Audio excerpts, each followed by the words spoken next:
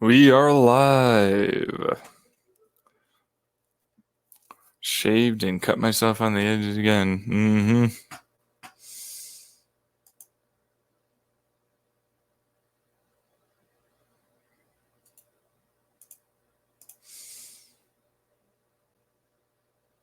Oh yeah, that's something I need to do. YouTube Studio here. Let's get that open.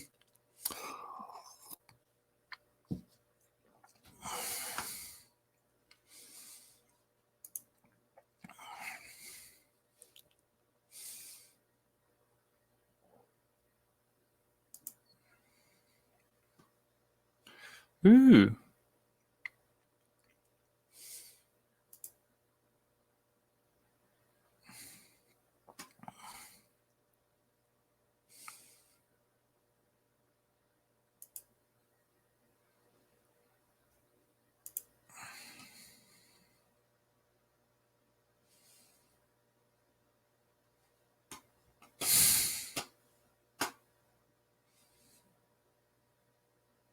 That content. See here.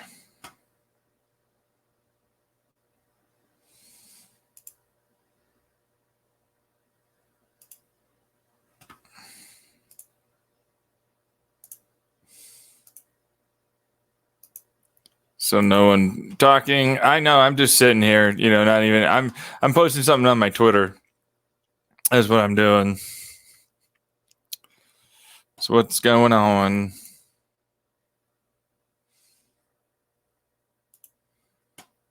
I have 9 followers, down from 14. Well, that's a thing. I don't really give a fuck. Seems like.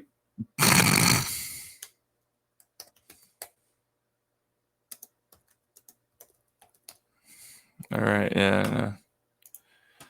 It's what was the last Friday? Oh wow, yeah, no.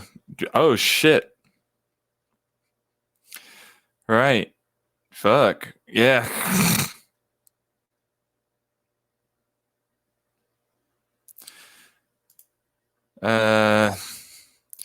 Right. So hey, what about playlists? No. I'll just go with videos then. Shit's a bit difficult. So let's see here.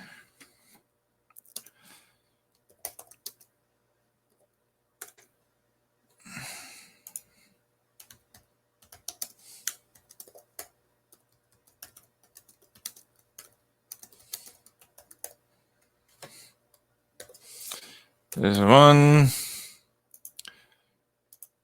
P1. Alrighty.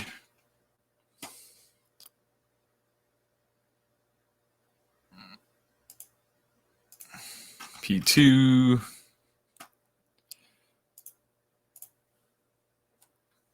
P2.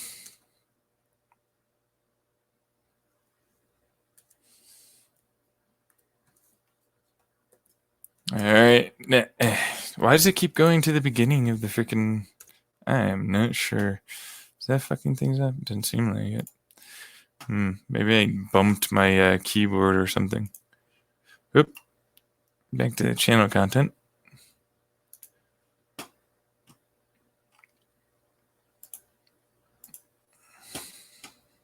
All right. And then P3. What? Why would that do that? Yeah, it's always back like one single thing.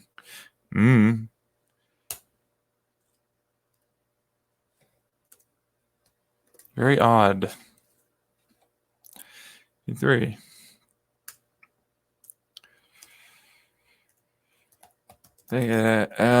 I've been lax on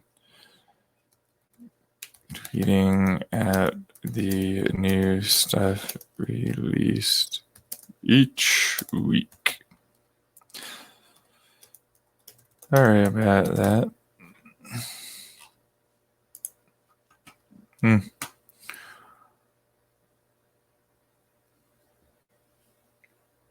All right, StreamYard. Oh, hey there.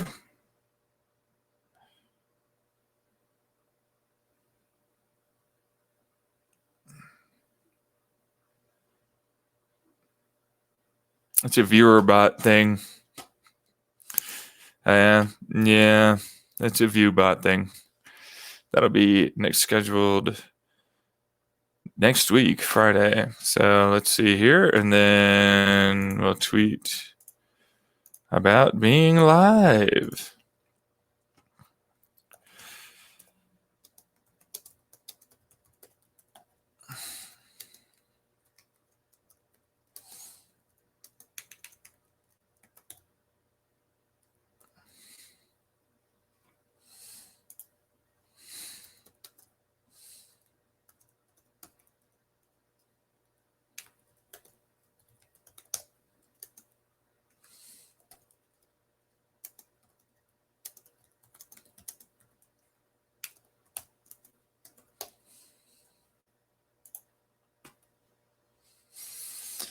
All right.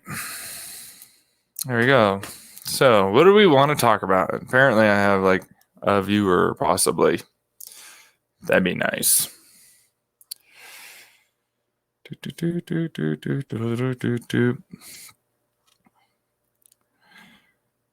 All right, let's check out the old Google. Share screen. Do this. Do this. Let's do doodly doo doos. Just doodly doo doo doo doo doos. Doing the doodly doos. Lots of doodling.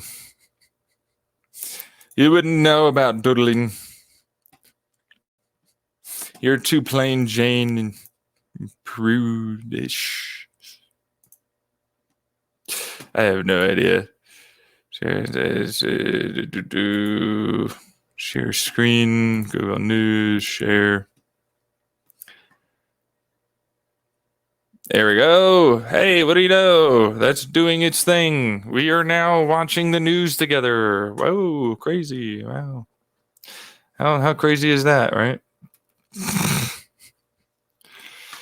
Technology. You know. Am I right, Grandpa? Anyways. Labor Department business Twitter changes SMS to charge for SMS two-factor. Ow. Why? All right, they're down on money because of what Elon did.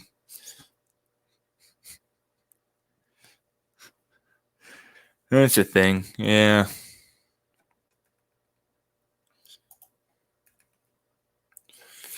So for my disrespectfully consuming key lime, but that's some stupid ass shit. I want to know about that. Let me see what that is. What's disrespectful mean? See here. It's opening it. It's being slow about it. It's gonna get there. It's gonna get there. That constitutes a perfect dessert. Blah blah blah blah blah blah blah blah blah blah blah blah blah blah blah. Slipped into a day and dejected into perfect. I don't give a fuck. Tell me what he did. Tell me what he did. Tell me what he fucking did.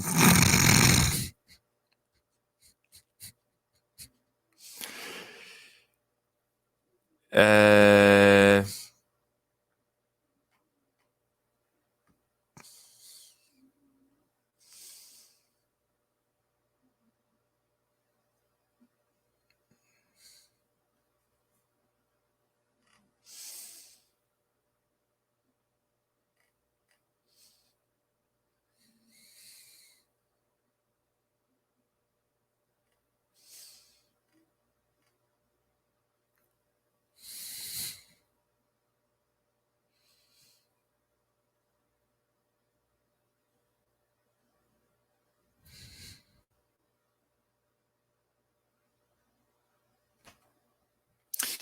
He apparently just ate the pie, but he was told that he wasn't allowed to eat the pie, and so he got arrested over it because apparently pouring water on the dude was something disrespectful enough. Because apparently the guy who ate the pie poured water on the because of someone else's pie. He poured water on him as they were fighting, and it's like that got him arrested. So there you go. That was the whole story. It was rather obtusely written, that there you go. It's really, really stupid to me.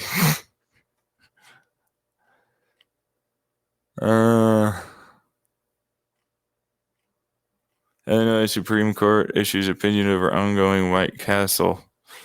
What's this about?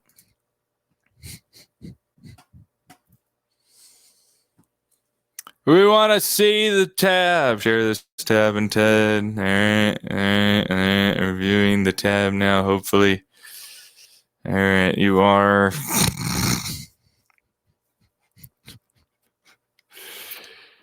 The ongoing case against White Castle connection to State's Biometric Information Privacy Act. Massive fines. Opinion came after the U.S. Court of Appeals for the 7th District requested for the state's highest court to certify whether BIPA claims accumulate with each biometric data scan or transmission that allegedly violates the law or just the first instance. The Illinois Supreme Court ruling was 4-3. Go away, Fox Business ads. No, I don't want to I don't care. Go away. I'm no longer reading anymore. Oh, yeah, no, of course. I changed the screen, and so it's like, you know what? Let's just do the entire window here. Just do that. That'll be easier. All right, we're just going to close this real quick. Close. Try and get some more RAM. I've got 4 gigabytes of RAM. Literally not enough RAM. That is not enough RAM. Even like it barely streams. I have like a couple of other things that I'm keeping open because that's for my programming. I can't really seem to get myself to flipping, program. I don't know what it's going on that. My brain just don't want to work sometimes, and I'm sad about it. And it's been like 3 freaking weeks, and I don't know. All right, so Minnesota push ban on lawnmower, gas-powered lawnmower. Yeah, I could see that. That's they're loud anyways. If I would Bing chat and its fans aren't happy, yeah, it makes sense. I mean, it's really cool, the AI that they're coming up with these days. Oh my god. Honestly, makes me want to get like a little miniature supercomputer and just program it for AI, which they apparently now have. That's a thing. They actually do have miniature supercomputer things. It's a real thing. I don't know what to do on that one, but that's a thing. I'm going to try and text the old grandpa here on Messenger because, that's a thing.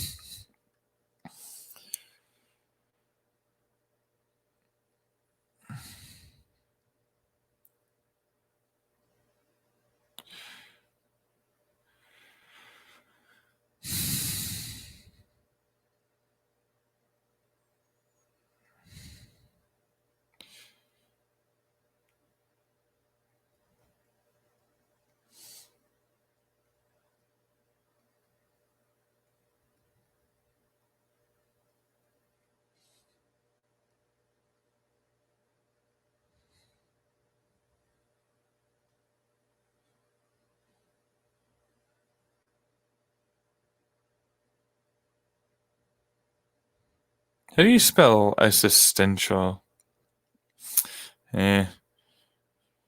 Deeper, more involved topics. All right, because I can't spell existential. I have great vocabulary. I can't spell, so I just I'm not going to use that one. That one's not being used. That doesn't exist. That word's weird. It doesn't exist anyways. Whatever. It's now deeper topics. It's like a politician trying to talk to people.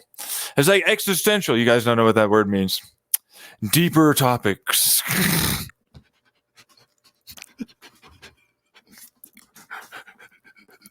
You know what I mean? Yeah. All right.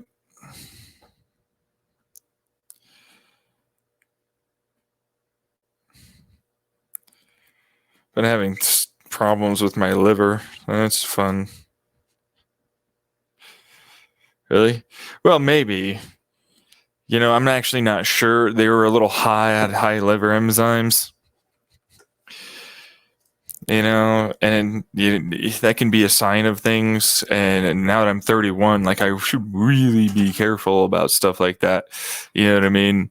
It's not like I'm a kid anymore. It's like, oh, I have high liver, whatever. Who cares? You know what I mean? I'll drink it better or later. You know, it'll be fine. You know, whatever. It's like, what am I eating?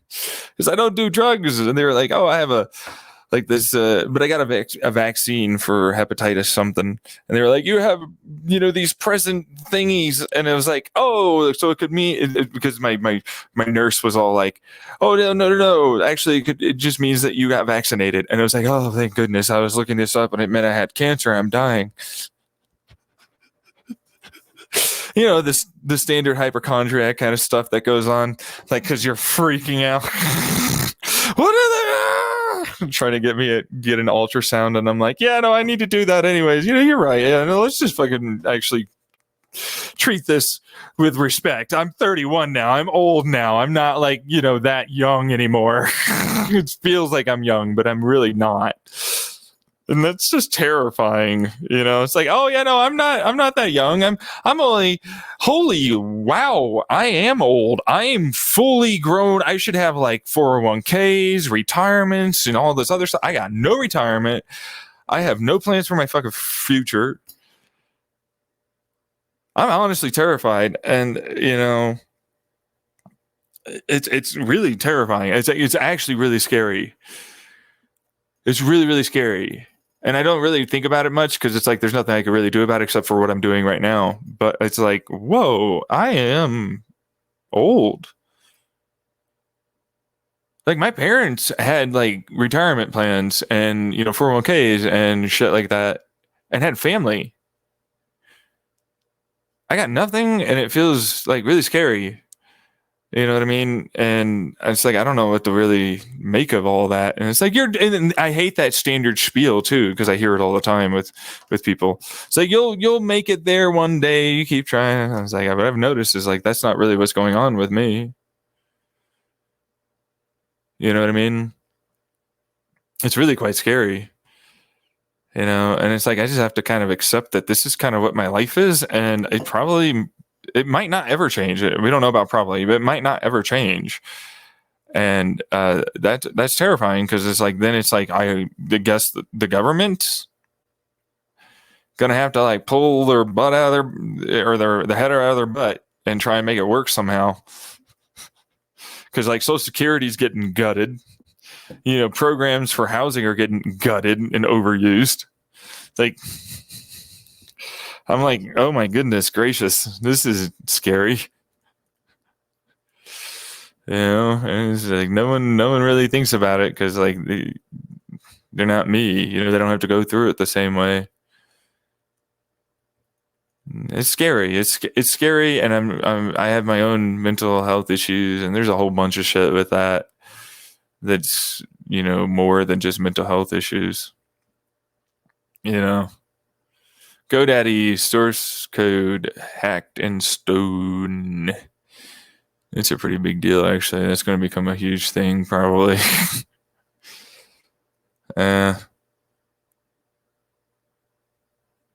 55 mil. Good on you, Mark. See here.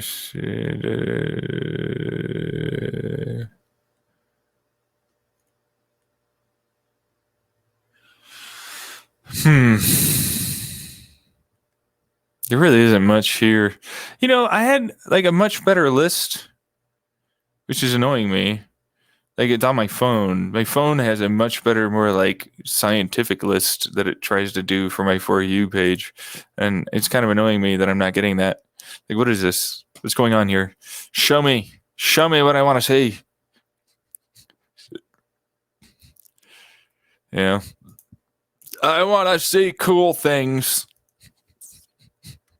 Show me the physics stuff. I don't care about your non-important stuff with phones.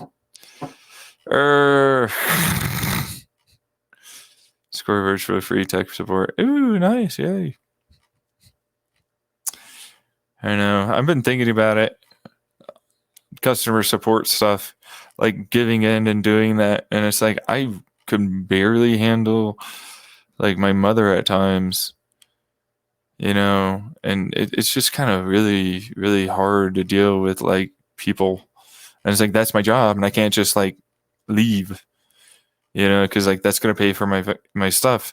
But it's like, I technically, this is the best part. I actually can leave because now I can let them know like, hey, I don't have a job because of the housing situation I have.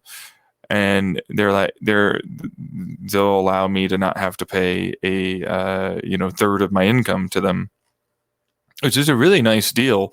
Except there's that whole, do you really want to try and test that? And like, like, do you really want to, like, I don't want to become that guy. You know what I mean? Like that seems scary, like, oh, we don't like this guy. He gets like a job for a little while and then he pays us for like a month or two. And then it's like, there's nothing there anymore. And it's like, that's not good. And I was looking at like Postmates and like Grubhub and all this other stuff. And it's like, there's nothing in the area. And nobody's trying to like buy, and it's just like, oh, shoot. I thought I might be able to do that, but it's like, no, that's just not a thing. And it's like, there's some things in the area that maybe I could become like the person, but then like people have to know, like they can't just be like, oh yeah, no, it's a thing, but I'm not getting any hits because like nobody knows that there's a thing for that around here. You know what I mean? And so it's like, yeah, that's probably not going to work.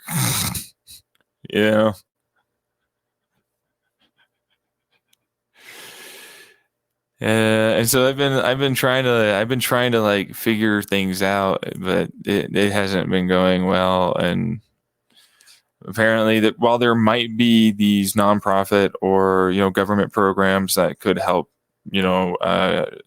help me with paying and getting paying for and getting a car or something. Apparently, my own Voc Rehab representative doesn't really know about that, and they're real, but like you have to have people that know, and it has to be in the area and all that. It's kind of rough.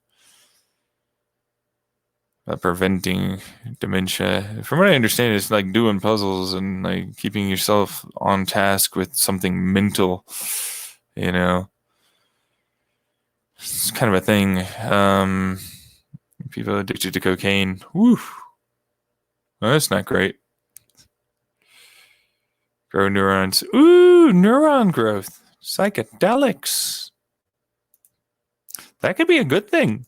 I kind of need that, considering all the trauma and inflammation and then all the synaptic pruning apparently that occurs with psoriasis, which is not autoimmune, which I was looking up psoriasis because I was like, no, it's nothing. It's just, like you get some plaques on your skin and then it turns into, holy wow, they figured out that this stuff really does help contribute to anxiety, depression, like the synaptic pruning, which they think could be a cause of some of the psychotic disorders that can go on. You know what I mean? That are a higher likelihood. And then it's like you have ADHD, and then you have like your hard of hearing, and then you have PTSD and trauma. It's like no wonder why you have major depressive disorder and stuff like that. It's like no wonder, like, you're such a high risk. It would be weird if you didn't have it. you know? So like that's a thing. And I've been diagnosed. It's not just me self-diagnosing. It's like I've been diagnosed with that many times throughout my lifetime. So that's kind of the reason why. But I've tried psychedelics, but it's like, I haven't really done, I think, the right way to do it, that kind of thing, which is like kind of a mini or a microdose. Like a mini is like it's just over the threshold, but it's not, you're not really going to get hallucinative like effects. Like you get a little bit of hallucinative effects, but nothing that you would, like, let's put it this way. Like if you can drink a cup of coffee, then that's what we're talking about. It's like, okay, you can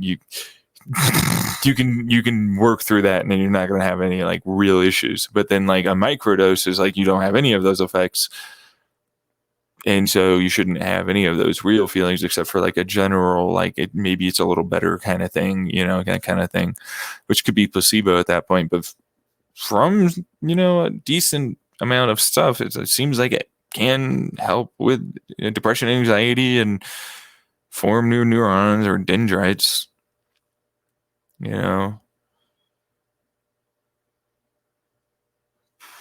Alzheimer's disease, which is another reason why it's like, yeah, no, like that's scary. And like when you have a severe trauma and like stress and all this other stuff, it's like that increases the rate of those kind of post-traumatic stress events, and then you can also increase your synaptic pruning, and then you can have memory issues and all these other things. And it's not good. And so I really do look at this like a real positive. Like if it can help me, if I can get more dendrites, if I can try and grow some neurons that I've lost, if it's possible, like at some point in time. Currently, they don't have that, but you never know, and that would be really, really nice, because that might be able to stave off some of the issues, because my family doesn't have, except for on my mother's side, which is another reason why I'm really terrified. My mother, her side has a history of dementia and people dying, due to stuff like that. And so, I'm terrified of that shit. And so I do keep up to date with this. And it's not toxic to the liver. It's not toxic to the body. It's not addictive.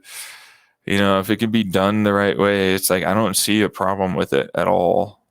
Which it can be. But then people immediately have, there's no way it can be done the right way. And it's like that's not possible. It's not like literally only a poison. It's not what it is. It's like, no. This just gives you cancer and kills you. Like immediately cancer and death. It's hemlock and freaking arsenic or something. And I'm like, I think a large amount of psychedelic users beg to differ over there did. Left side over there that's tried it. Not dead yet.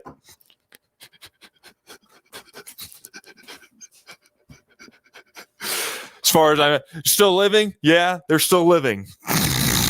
Can't be done at all properly. There's a lot of people that are doing that, though.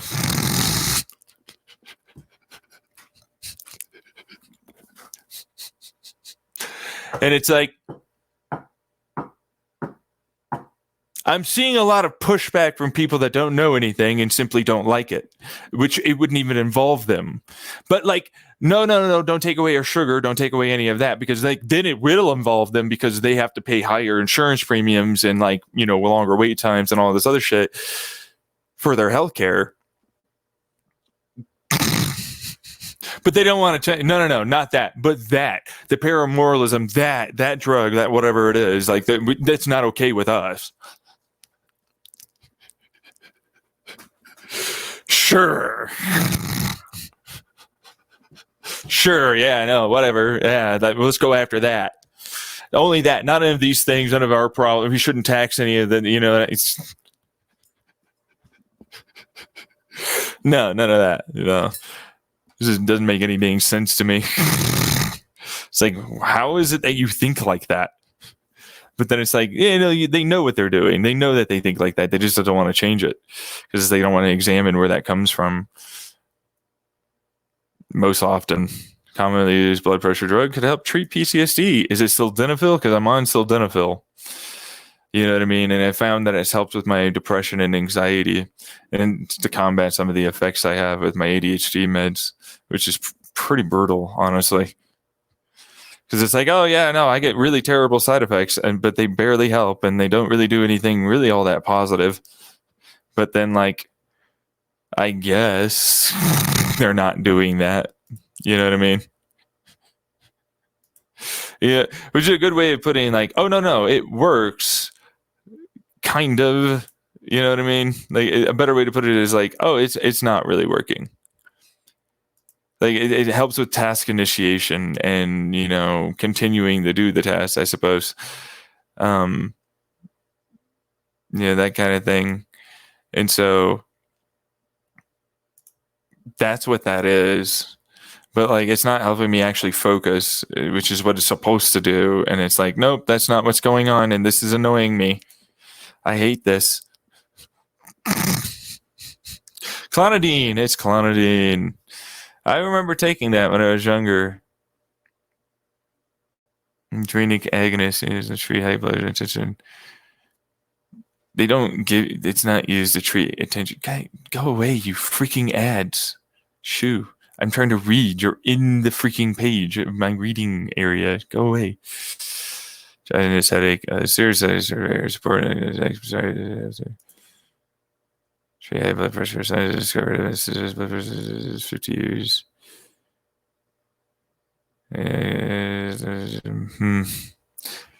Treat high blood pressure. Where's this ADHD? Like, it was used for me to make me sleep. I've never heard of anyone being like, "You're ADHD. Here's some clonidine. That'll do you." I've never heard that. No, there's what? This is adrenic receptors acts on adrenic receptors in the brain and best known as key role in the fight.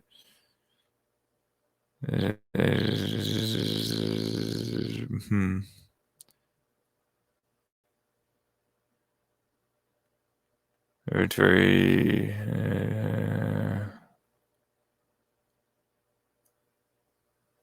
I hate how slow this works. It's clear my computer's just not working. Consolidate activates. Okay.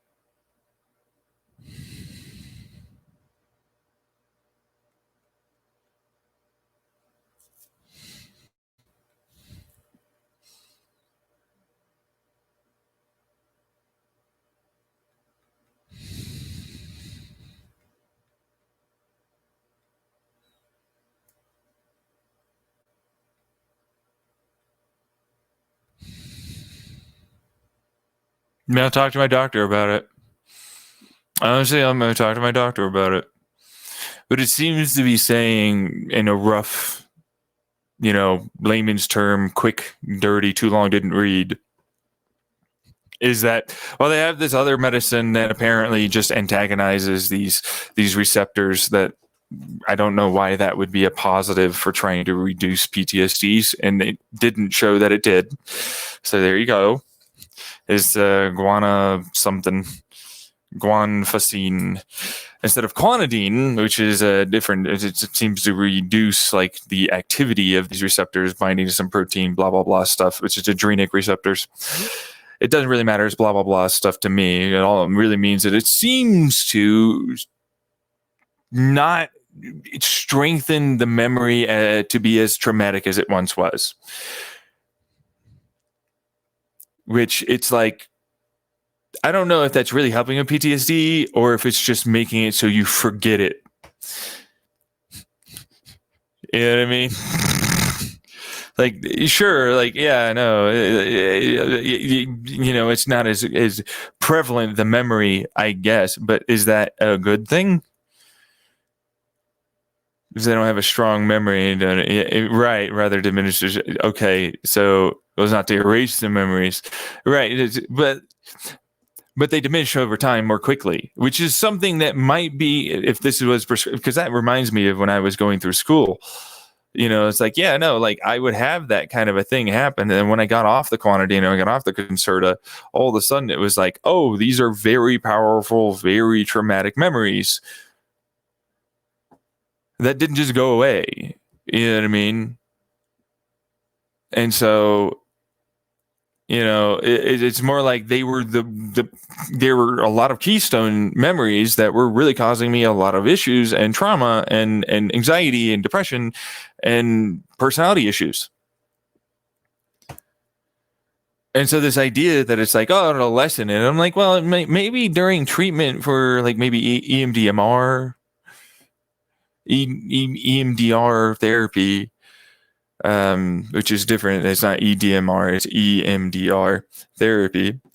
It's like, maybe that could be a positive, you know, like to help not overactivate that response during that moment in time.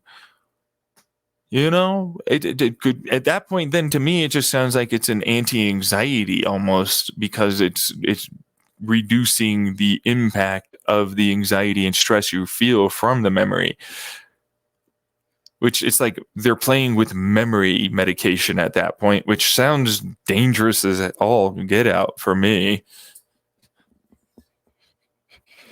You know, so I don't know, like, and it's not removing it, but then when you think about that,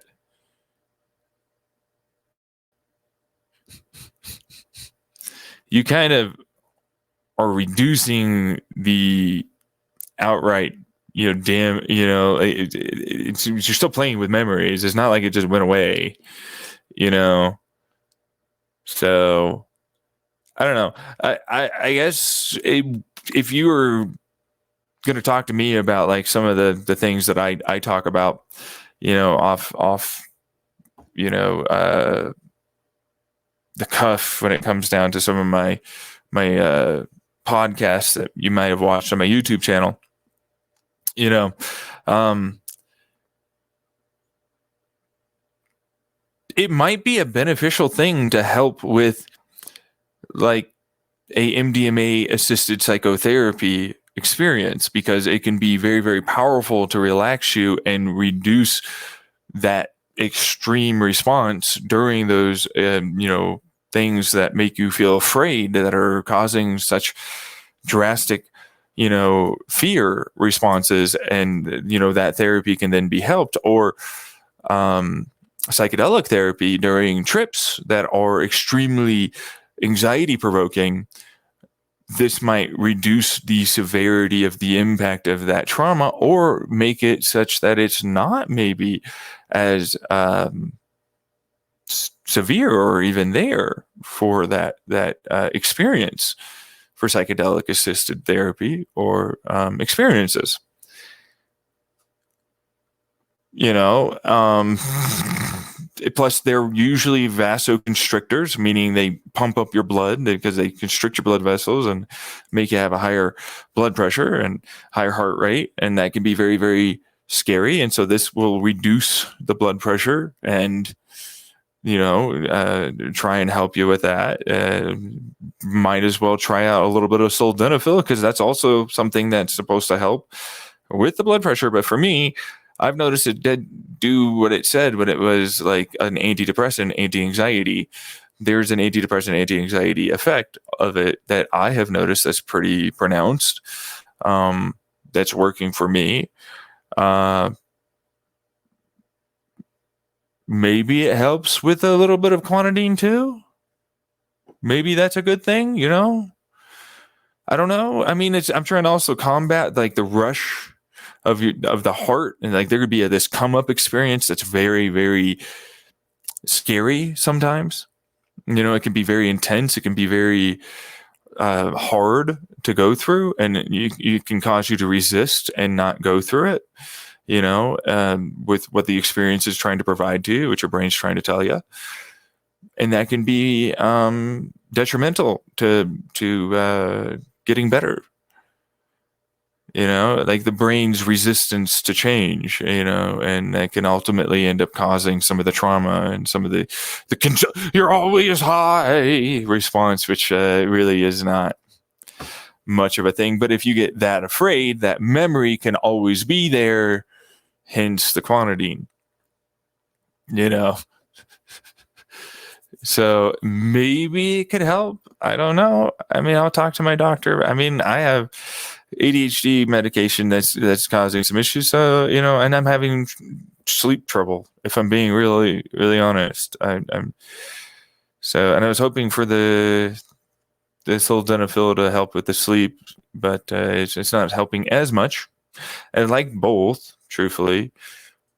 You know, there's that. So I'm gonna I'm gonna leave that out open, you know, in the background. So I'm gonna use that to try and talk to my doctor. I've been trying to get on Humira. There's been a whole thing. They want to, you know, ultrasound my liver.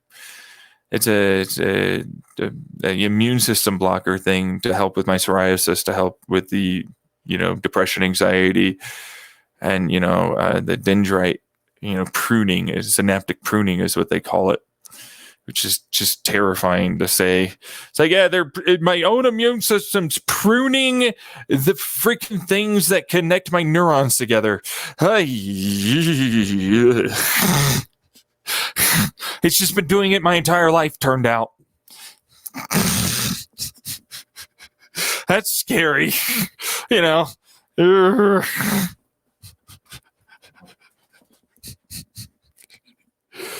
it's like, nah, I'm good. I don't want that to be doing that. Let's like try and reduce that doing that. Yeah.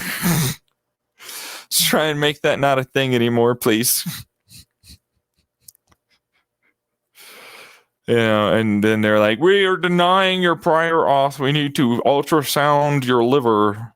I'm like, well, I had it ultrasounded before. Everything seemed fine. So, you know, you never know though.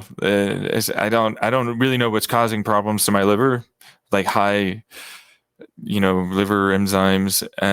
I don't really know.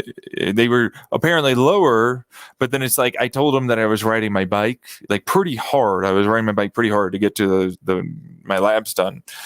Which apparently, if you break down like muscle tissue and you work out pretty hard, you can actually cause a breakdown of the enzymes that you which are in your body, and can throw that test into a point where it's like, oh, you have higher than average. And so, you know, that can be a part of that, but I don't think that's all of that. I don't know. I'm just scared. Truthfully, I'm scared too. I want to get it tested, you know, but I also really do want to you know, be able to you know, get it tested, because I don't want to have like problems. So, you know, and then it's like, now I'm on these medications, and then it's like, but no, that's a very good medication to be on for the Humira, and then like that's only if because without the prior, because I don't have insurance that's really good, like it has to go through a whole bunch of freaking tests and procedures, all to just, which is still my doctor going like, nah, I'm just not, and it's like, ah, you know what I mean? I'm like, I don't really know what to do here. You know, Focarinos, I'm not sure. I really don't know. You know, I want to get it tested. I do, but I also want to still, even if it's like, oh, there's something going on. I'm like, yes, but I still want to be on that medication. Just letting you know, it's like it's that scary kind of stuff. Because it's like this will mean worse things later on in my life. You know, all medications are, you know, like my brain. You know, like I'm not drinking. I'm not smoking. I don't do drugs. I don't do any of that shit. So it's like, you know, I can try and be on that liver transplant fucking shit, you know, if I need to somehow. But like for me, it does turn into that whole, okay, so you could do that, but then like, what does that really mean? And it's like, it means exactly that. I can go do that, but I'd rather make it so that way we're talking over decades of life, like a better chance of still having like memory, attention, concentrate, you know, the not dementia, not Alzheimer's, gait, you know, no shuffling shit. You know what I mean? Like, I'd rather do that. You know, I'd rather in every way, like you know, because like that synaptic pruning can mean bigger issues, especially with the ADHD, the trauma, and all these other problems. Because there's no drug use. There's no past history of drug use in my fucking my medical history. You know, like there's nothing that's gonna pop up suddenly. You know, yeah, you know, from that. So it's like you said you did psychedelics. I also drank. Drinking's worse for my liver than that. So I don't see really what you're trying to get at, you know, if they're going to go off on that one. Yeah. And it's like, it's also with my father. It's like, I drank like 6 beers like every night sometimes. I love that one. It's like, yeah, no, I'm just, you know, my mother, I'm going to drink like freaking 8 or something. And it's like, I would remember watching them drink on the freaking couch in the Chandler house. And it's like, they don't do that anymore, but it's like, really? And he's got like pre-diabetes. I'm not pre-diabetic. But then again, you got it back later on in your life. And it's like, yeah, no, okay, sure. But like, drinking's not helping you with that. I'm eating right. I'm working out. I'm trying to get myself in a healthy, non-toxic place that's reducing stress and anxiety and depression, getting socialization going, less loneliness, you know, all this stuff. It's like really realistically, even while I'm working on these other projects too, to try and like get my brain active and working on something, you know, it's like, you've been doing drugs. I'm like, you can't talk to people like that. You just can't, you know. You can't talk to them. Like, they're not going to change their mind. It's always a bad thing. And it's like, yeah, no, but almost inevitably, invariably, whatever you want to call it, you know, it's like they're individuals themselves that have in every way their own past, like real past drug history use, and like then they go extra hard, like a Michael from The Office, about like, you can't do any drugs ever. And I'm like, right, because you never did any drugs, right, Michael? You know.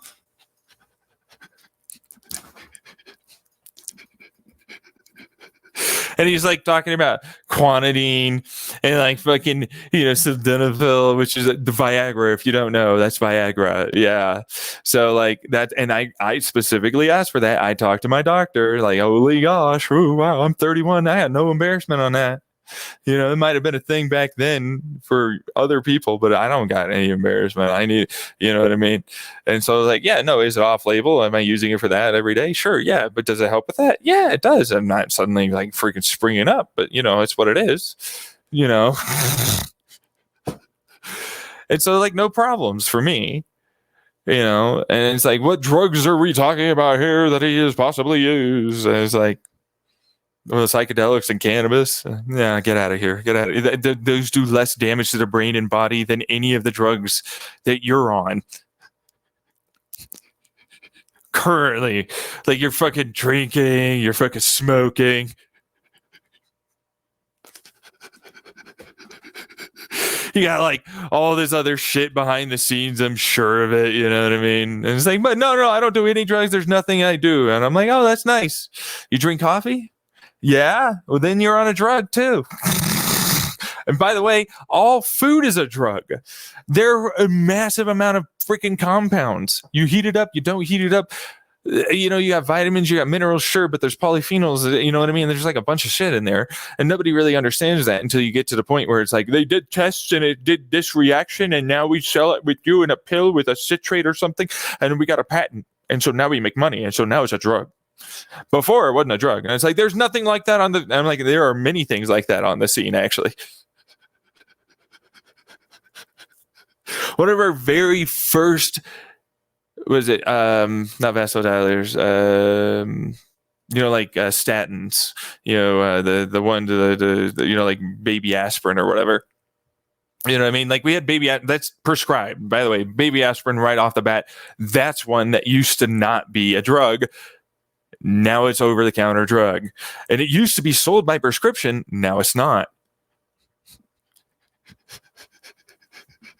It's like, anyways, I was gonna go with celery seeds because it's like they have like a freaking thing that helps with that. Hey, Rose Gold Boy, how's it going? How's your day? We got a person in chat. Today. See here. So anyways, I was talking about how like celery seeds have this what is that stupid thing called? Blood thinner. It has a blood thinning is a blood thinning action, and it used to be a thing that we would prescribe people. We would prescribe people celery seeds. You know what I mean? For blood thinning, we used to do that. But that's like back in like the late 1800s, early 1900s. So you have to know about it. But like, it's not really a thing anymore, but it still does that. And it's also as I've noticed, because I've been using it for my herbs and spices, for cooking, a diuretic. Like you will pee, you know what I mean? Like, you will pee. Okay. Like you eat a bunch of celery seeds, you're going to pee. Blood thing. I'm all right procrastinating on homework. That's cool. I get you. Nobody ever wants to do their homework these days, and I can totally understand that. Blood thinning. Celery seeds are blood thinning. Yeah, you got it. Yeah. And so I was talking about like how clonidine appears to have like a possible effect. That's really. They said it.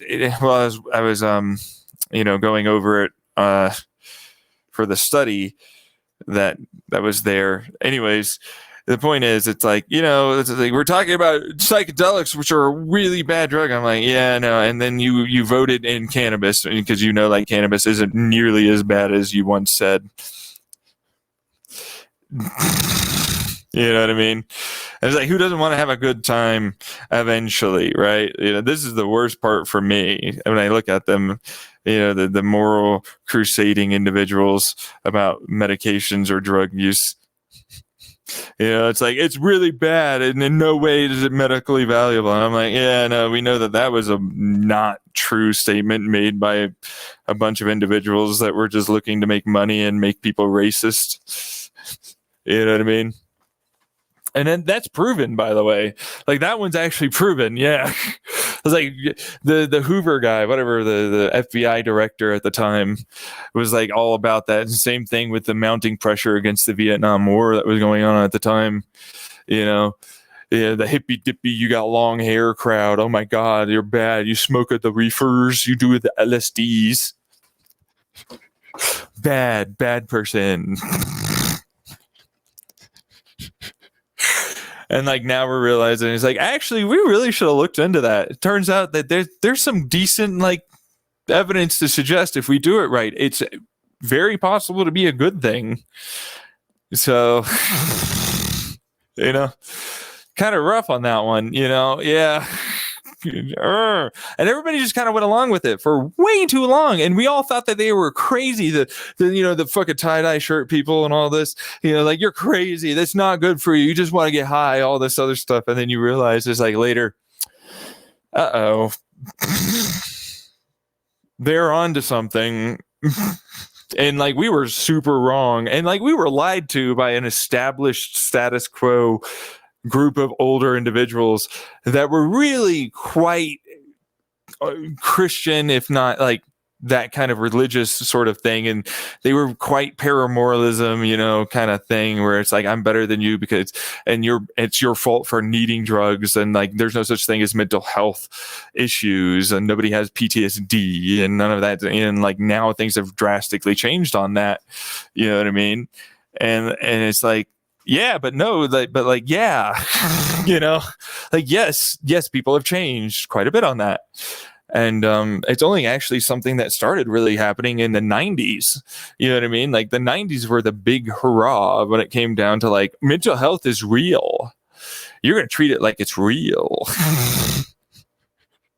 It's like, but no, we did it things before. And I'm like, you should really listen to the horror stories about many mental health facilities and like, mental health treatment, which was pretty horrific sometimes.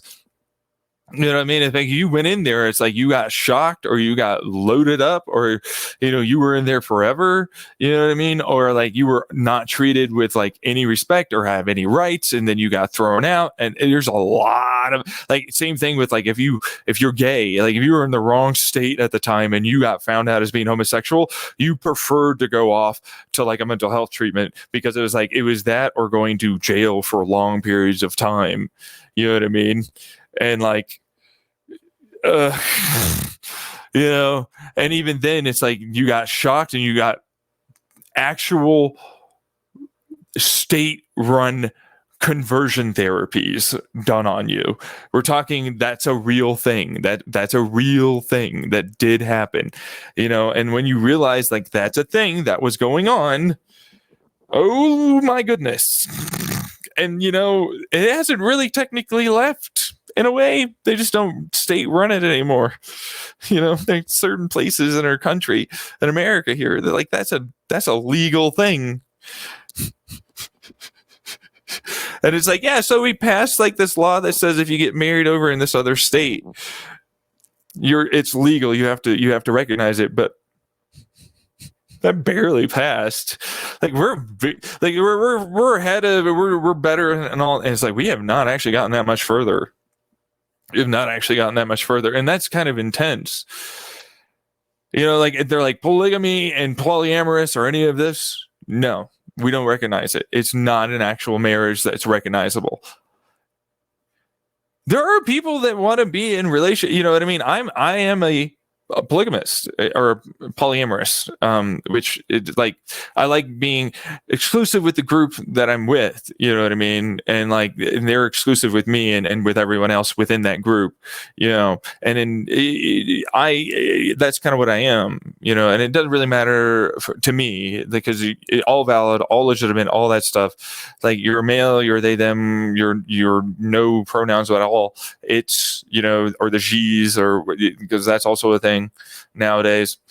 And it's like you're all legitimate, but like as long as the eyes go and the personality and like the chemistry is there, it goes like I like your look and I'm into it. You know what I mean?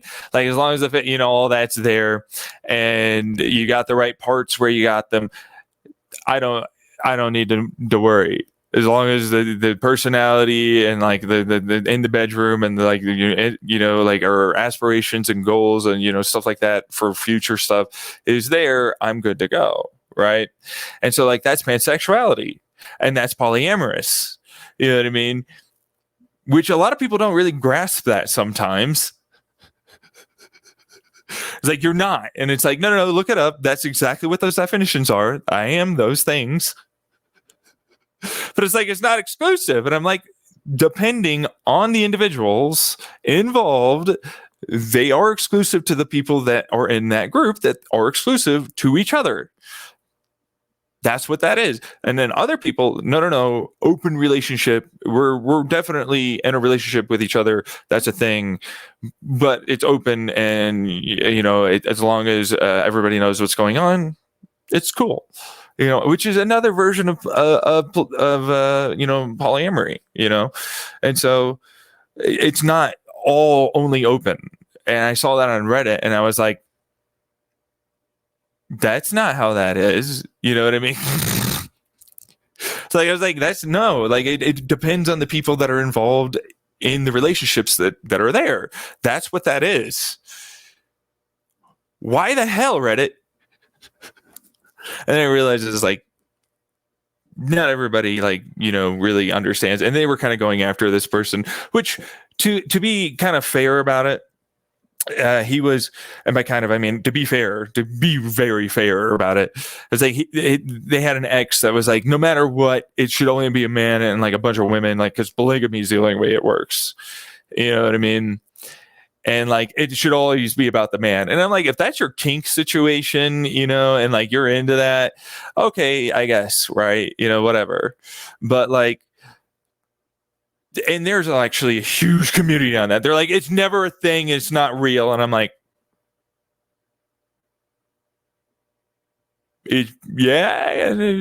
don't get involved. Don't come around. Stop. Don't be around here. We don't want your kind here anyways. You're not welcome.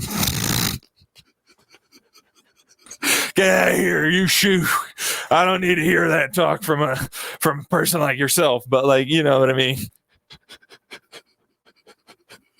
But to be fair, like the guy, like was that's not a good thing to say, first off, and like I can see maybe that's your kink, or maybe that's what you're looking for in your relationship, and if you say it like that, then that's okay, and then that could be a harem, or it could be like a cuck queen situation where where your wife likes to be involved, where you're with other women or men, it depends, but like. Yeah, that's what that is, but that's a polygamous type of, or open type of relationship. But it's with communication and with established boundaries and rules and so on, and so that way everybody is getting it done without getting hurt and traumatized and so on. And so like that's a good thing. That's a good thing, but. They just like, whoever wants a harem is a dare I say, which is not dare I say. They didn't do dare I say. They but like, it's like the thought that I get from them. It's like, they're just terrible, evil people. They're always bad. It never works. And they're always bad people. And I'm like,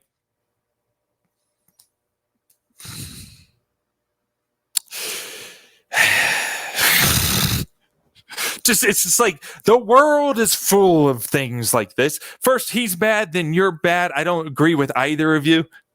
It's like both of you are basically like saying the very reasons why neither of that really works, because both of you are shitty at communicating and you don't really want to know what you really want. And you know what I mean? It's like, these people have relationships and I can't get one. I'm a red flag and they're not. How is that how are they not red flags? How are they in a relationship? How do they get freaking people to like them? I got people that likes me, don't get me wrong, but it's like, what the fuck? That doesn't make any sense. You know what I mean? To me, it's like they shouldn't be in a relationship, but then they are. And those are the people that vote. And those are the people that also get kids. And then you have them vote. Those kids that got raised by that. You know what I mean? And it's like, wonderful, America. Thank you. I'm not saying we have to like stop them from having kids. I'm just saying it'd be great if they could be educated to be able to be more aware of how their communication style is not really conducive to being perspective based and its realization and not generalization type of paramoralization, us versus them separation, black and white, all or nothing thinking, stuff like that. And it's really hard because like when I've done a lot of work on myself with therapy and more, and then you realize it's like that's the majority of people that are like that. It's kind of rough. It's like, and it's like, you're very mature for your age. I love that one. Oh yeah, no, trauma made me mature. You don't talk as much, and like you don't seem to get as rowdy. Yeah, no, you're very mature. You know what I mean? I love that one. Mature. That's what maturity means. Stoicism. And it's like you're 31 and you're so, and I'm like, nah. You see, the thing is like I was educated. And see, like the thing is, again, on top of that, this is how I used to think when I was younger. Like quite younger. We're talking middle school, somewhat elementary school.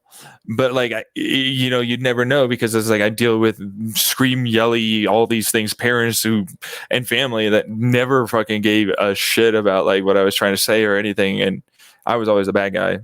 And so, like people don't really understand if I talk to them, like what that really means, like maturity. What is maturity? You know what I mean? And it's this weird normative value for neurotypicals that don't know how to communicate at all.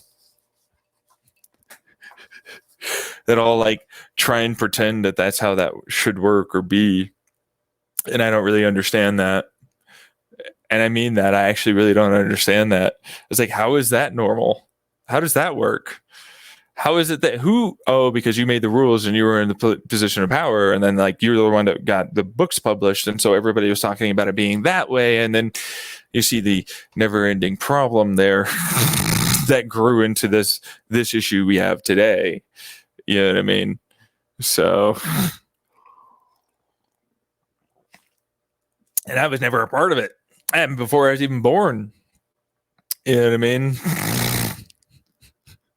Isn't that freaking wonderful? And it's like, oh, you can't say this thing. You're being overreacting. You just need to lighten up, gaslight, minimize, victim blame. Like immediately. Defend the group, defend the horde.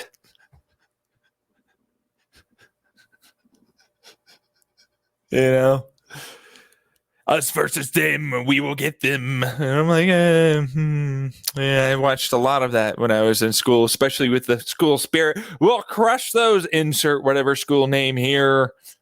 We'll crush those, insert whatever, football or whatever team is that's the opposite of the one I like here. It's such a mentality built in America, but it's like, it's everywhere really. But it's like, because I'm American, I see it a lot here, so, and it's kind of rough because it's like, actually, it really does exist pretty much everywhere on this planet, and it's a bit rough. Anyways, I don't know where I was going with that because it's like I went into a spiel because like that's how I challenge those thoughts. That's how I challenge those thoughts in my mind. You know what I mean? So it's like let's debate this. Let's see what this really is. What is your real argument? You know what I mean? What's your real actual argument for like why it is you believe I'm on drugs? It's because you're on ADHD medication, so all of them are drugs. I'm like, yeah, you're on statins. That's a drug too.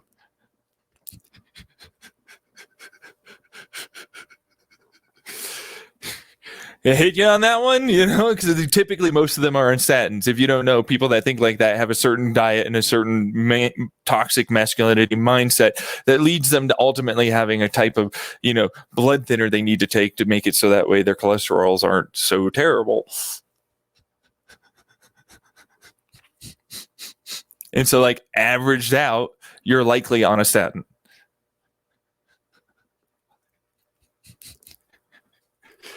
And so that's kind of a thing that you end up ultimately having a bit of an issue.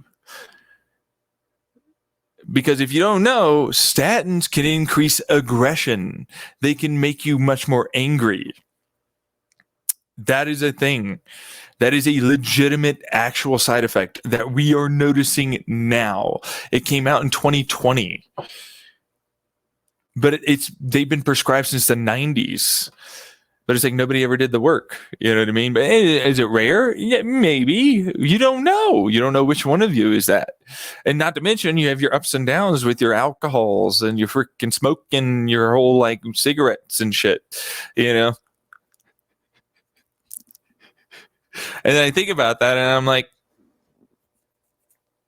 so you have an inebriated state that then crashes down. Then you have your like next morning issue that it's not that big of a deal. You got used to it, but it's like actually that does set up your brain to thinking more like this. And you do it over a few months, years, decades. Next thing you know, your disposition is more like this because your brain has formed more dendritic connections in your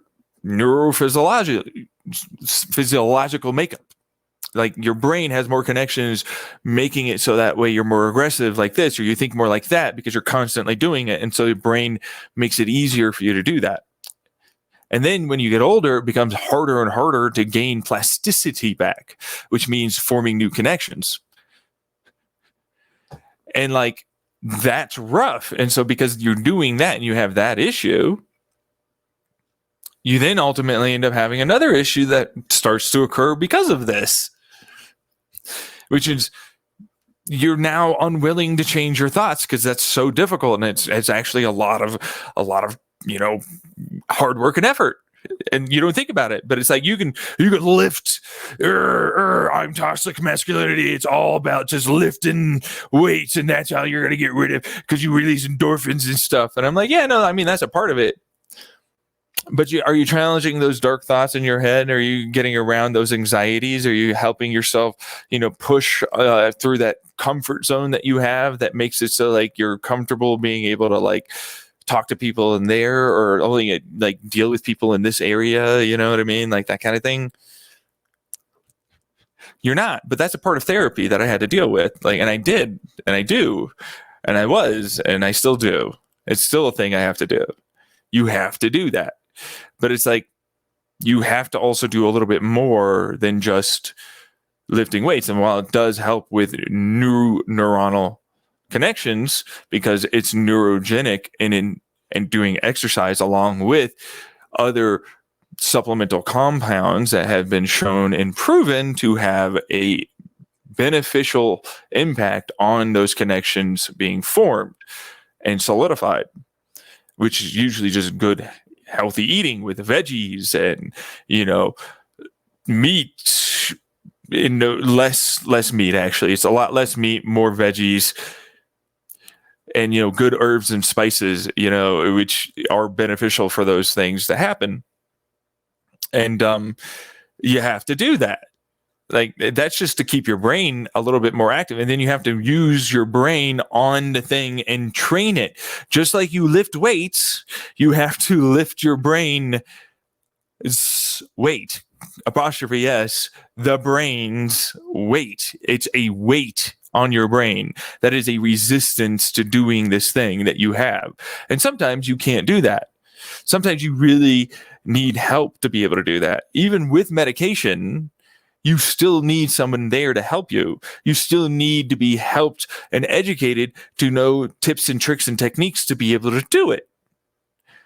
And you still need someone there helping you to do that. And then when the toxic mindset comes in, I shouldn't have to help you. Yeah, that negative, bad, wrong, all sorts of those words. It's all bad. It's all bad. It's all negative. Like, you don't say something like that. It's like, I don't want to help you. It's definitely not how you phrase that either. It's like, I cannot help you like that because I simply can't handle that. And it's like, a good person is going to be like, okay, yeah, no, sure, fine. You know what I mean? That respects your boundaries. You know what I mean? And if they don't, that's not a good person. You know what I mean? That's not a good person then.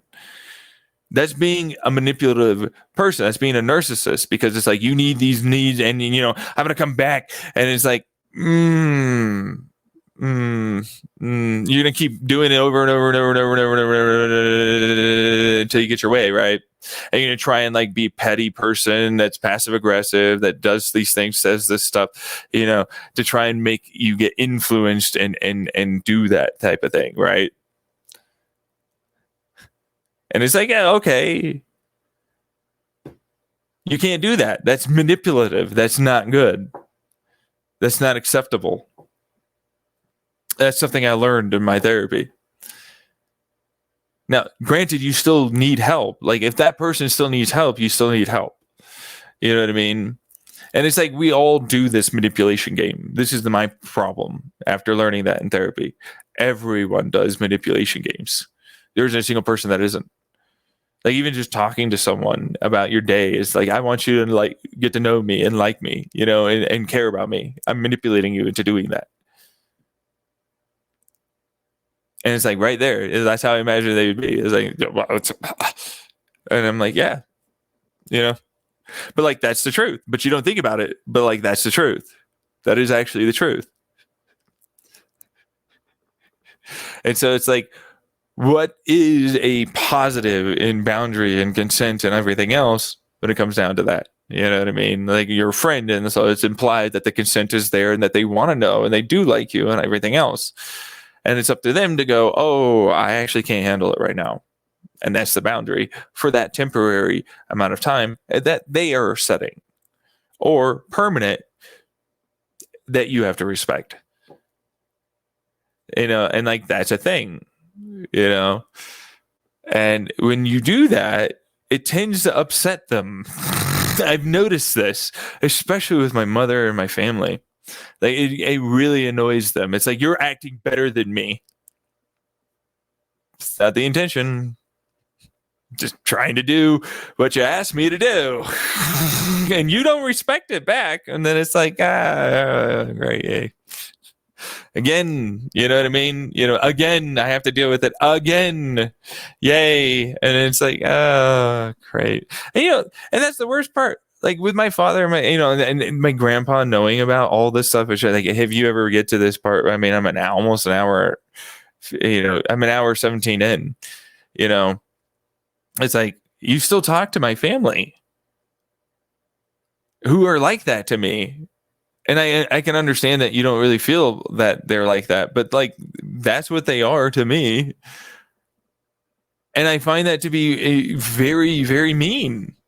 Like, that's a big boundary, and I should talk to him about that. Truthfully, I really should. I should really talk to him about that, because it's like, that is not something I want to like. And it's like, I shouldn't have to cut out someone in my life simply because they're interacting with people that I simply in no way can allow in my life. The moment I get a chance to fully get rid of them, they're gone. They're never coming back. I'm never going to talk to them. I'm never going to deal with them. I'm never any of them ever. You know what I mean? And that's just the truth. Like, they've done this more than enough. I am out. You know what I mean? But like, I don't think they really ever. And first off, I'm the one that ever always was reaching out. I was the one always putting in the work and effort and trying to get to know them. I was the one that was always doing it. And then they act so much like I'm not, and so much like I'm so over it. And it's like, that's clearly an issue that I'm having. You know what I mean? That you don't really need to know about, but drama's drama. Who doesn't want to hear about it? But like, it's what it is, and I can't really do much about it. You know what I mean? Like, I can't really do much about any of it. So yeah, and my grandpa's allowed to talk to who he wants to talk to, but it's like, trying to involve him in my life and get to know him. I never really got to know him, and he never really got to know me. I was always the silent kind of guy. I was always like, and then I think he's starting to realize, like, the reason why I never talked, I never did it, and I always had issues like coming out of my shell and so on, was because my family is there, and they were very abusive and traumatic to me. And he never really maybe picked up on that, but I imagine, like, at this point he'd probably notice, and same thing with the extended family, that my mother and my father were like, no matter what, none of you, are going to be involved in our life. And I was like, I have no extended family that knows me. I know nothing about them. I want to get to know them, but then like from what I hear from them, it's like there's this dude that took money from my one of my dying uncles, and never paid it back. It was supposed to go to all those, and they just never. They should have legally challenged that, but then they're not going to. You know what I mean? And then like there's this other thing with this guy that has two sons that are like, obviously, you got to be like this, and it's like, it seems like they don't want to do that, and they're having their own. Like when I was around, I was like, wow, they seem to be having, trouble. Like there's definite, like, I'm really anxious that you're here and even trying to talk to me, and stressed, and like I'm really annoyed that they let you in because like I definitely know that they know that I wouldn't like that. And I'm like, been there. I've been exactly there. Holy shit, I totally get all of those feelings. I've been that guy. You know what I mean? And it's like, and it's like there's this obvious like pressure that I need to be like this, and then I'm so all these things, and I'm like, oh wow, that's so similar. I know it's not, we're not the same here, but it's similar to like the shit that I had to deal with in my own family. Like, damn, dude, I'm sorry. You know what I mean? And it's like he's trying to take his own, and he's clearly got mental health issues, and they're not acknowledging that. And that's going to be a whole other thing later on that they absolutely have to deal with. You know what I mean? And I'm like, it's not actually funny to me. I'm laughing kind of like a little bit because it's like, that is disturbing to me. And insane, because it's like, oh yeah,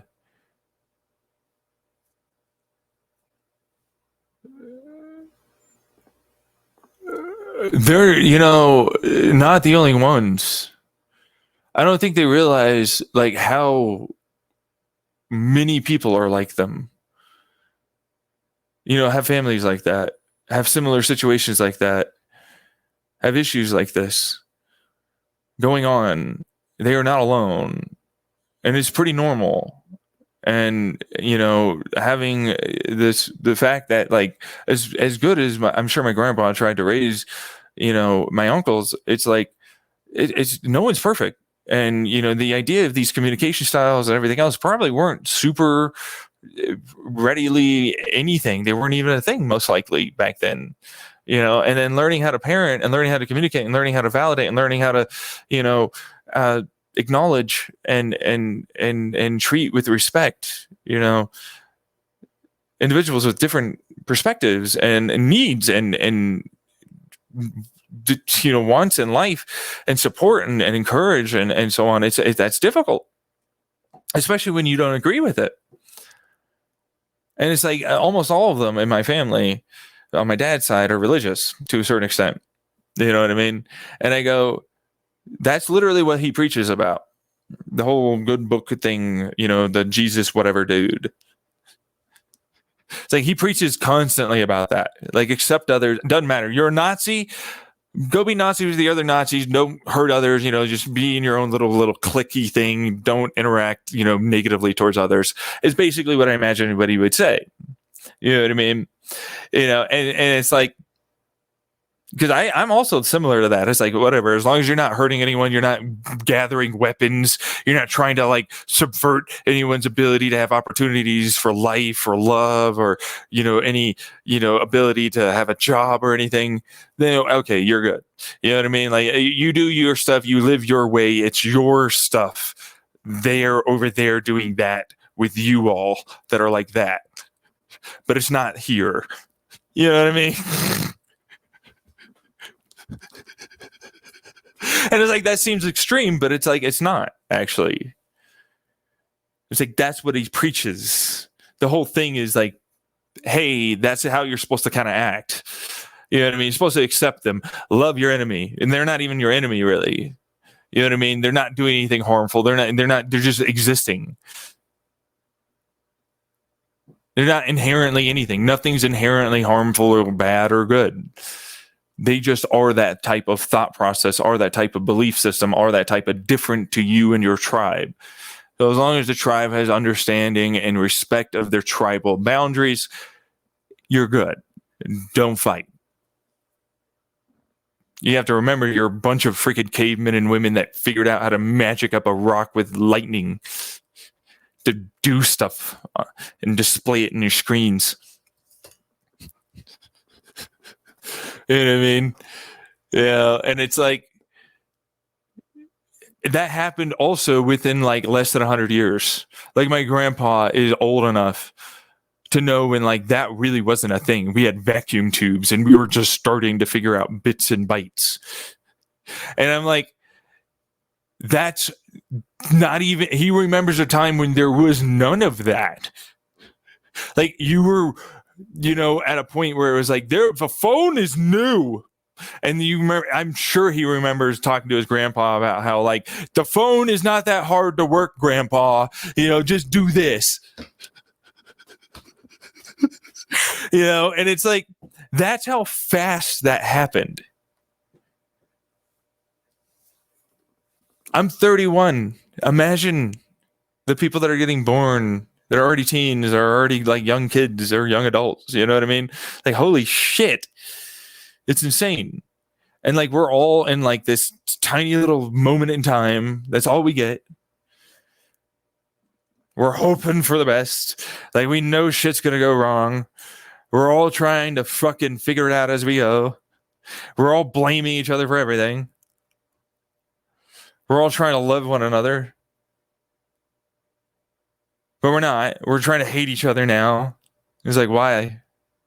We're all trying to get as much money. That's what I want. And I'm like, what the fuck is this? What do we do? No, stop it. Stop. Bad. Stop doing that. Stop it. We need to talk about this. We need to stop everything and talk about this. We need to open our minds up, man. We need to do a little of the fucking hippy dippy shit. We need to fucking realize it's okay to allow for people to be themselves, you know? And that's my problem, because it's like my mindset is so foreign to that mindset that they have about anything's a drug and you can't be on anything at all and you shouldn't in any way do anything, and like you're bad and evil and wrong, and you're so obviously you're gonna hurt yourself or others or whatever else if you're ever in any of that. And it's like, you can't talk to them. But they're the ones that say that I can judge you. And I'm like, the whole point of that motherfucker was like, you can't judge them unless they're a Christian. And I'm not. And they have to be your individual belief system idea, you know, because it's like within the Christianity, everything, there's multiple different lists of, and even then different versions within that particular one too, of like, that's how we interpret it. And that's how we do the worship and the, you know, everything. And it's like, and it's like, shut up. Your very first start of Christianity started off with cannabis, DMT, fucking herbs, and psychedelics to begin with. For your seances, my ass, ceremonies every Sunday. You know what I mean? Like, they even talk about it in the dang book, even if it's like, well, we didn't really directly say it. And it's like, that's just your interpretation. And I'm like, bullshit. Shut up. You were there 2,000 damn years ago. They were fine with using magical herbs.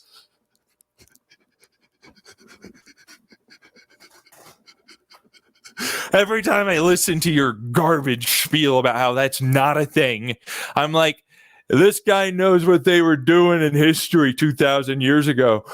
Look at him. He's the guy that's like, they don't know, they weren't there unless it's this and this. In this case, now I do know, and I was there.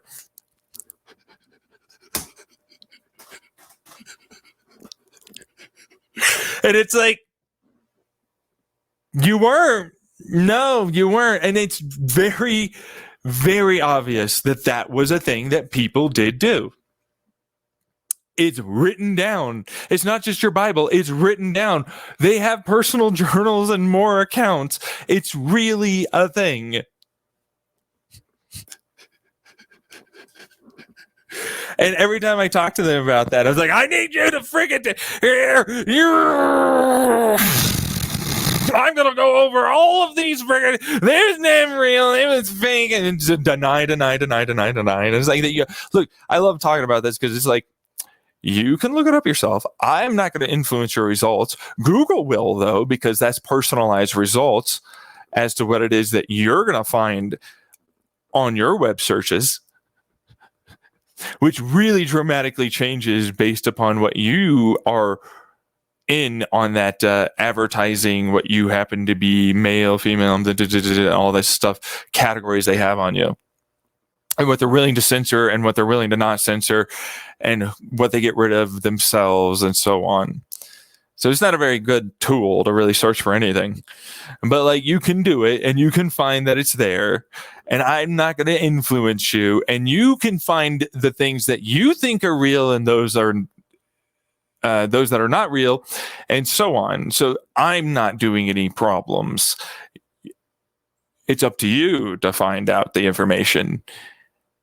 And to me, I'm like, I'm going to watch them fucking come up with like the fucking, this is the anti-vax bullshit again, with like a discredited, totally not bad scientific like method, evidence, everything, sheet of paper that one person said, yeah, maybe they might cause this. And it's correlative at best. And then they're gonna fucking like spiel that out like this means I'm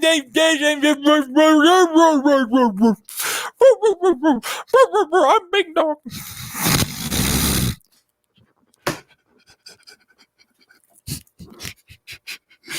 And it's like, did you check the ones that said that they did do this? No, I'm never going to. That's a biased data set that confirms your beliefs. We call that survivorship bias. They seem to have a lot of problems with that for a large amount of fucking studies, truthfully. There's a lot of studies that are like that, which is really bad.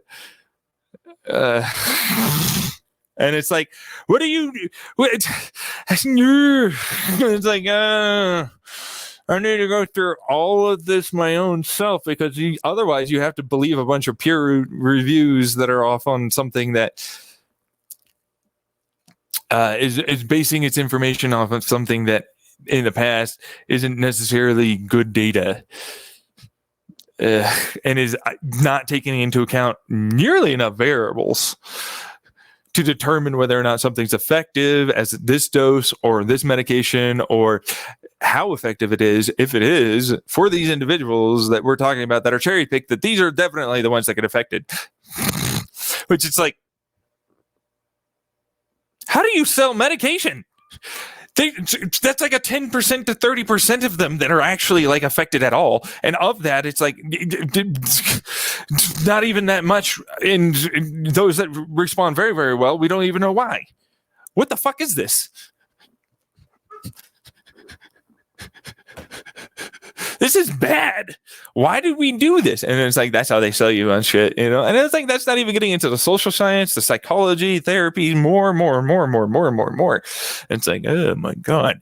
And then I started learning about like the history of fucking math and like how they program it, you know, how they teach us now. And like, this is how the calculators do it. So we're going to teach you how the calculators do it. And it's like, but that's not how, I mean, that's not. I started learning more and more about that, and it was like, there might be some issues with how it is we do math, because there are multiple ways of being able to solve a problem, and all of them are legitimate. It all depends on what the specific way you want and what the answer it is that you want to have happen be the correct answer. Which is like insane. Like, math shouldn't be that. It's like, that's 18. I need you to figure out how you got to that. It's like, that's for sure. We know it's 18. And it's like, Uh-oh. There's a lot of different ways to make that happen, especially in physics.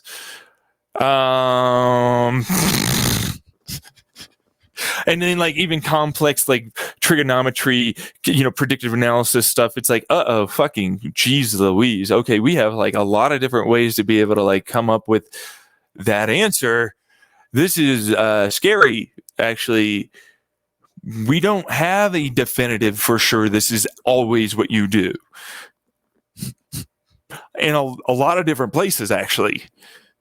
And some of them are debatable because they're existential philosophical idea concepts that are actually being used in math right now for algorithmic bases for how it is we run our advertising, our predictive analysis, our weather, and more.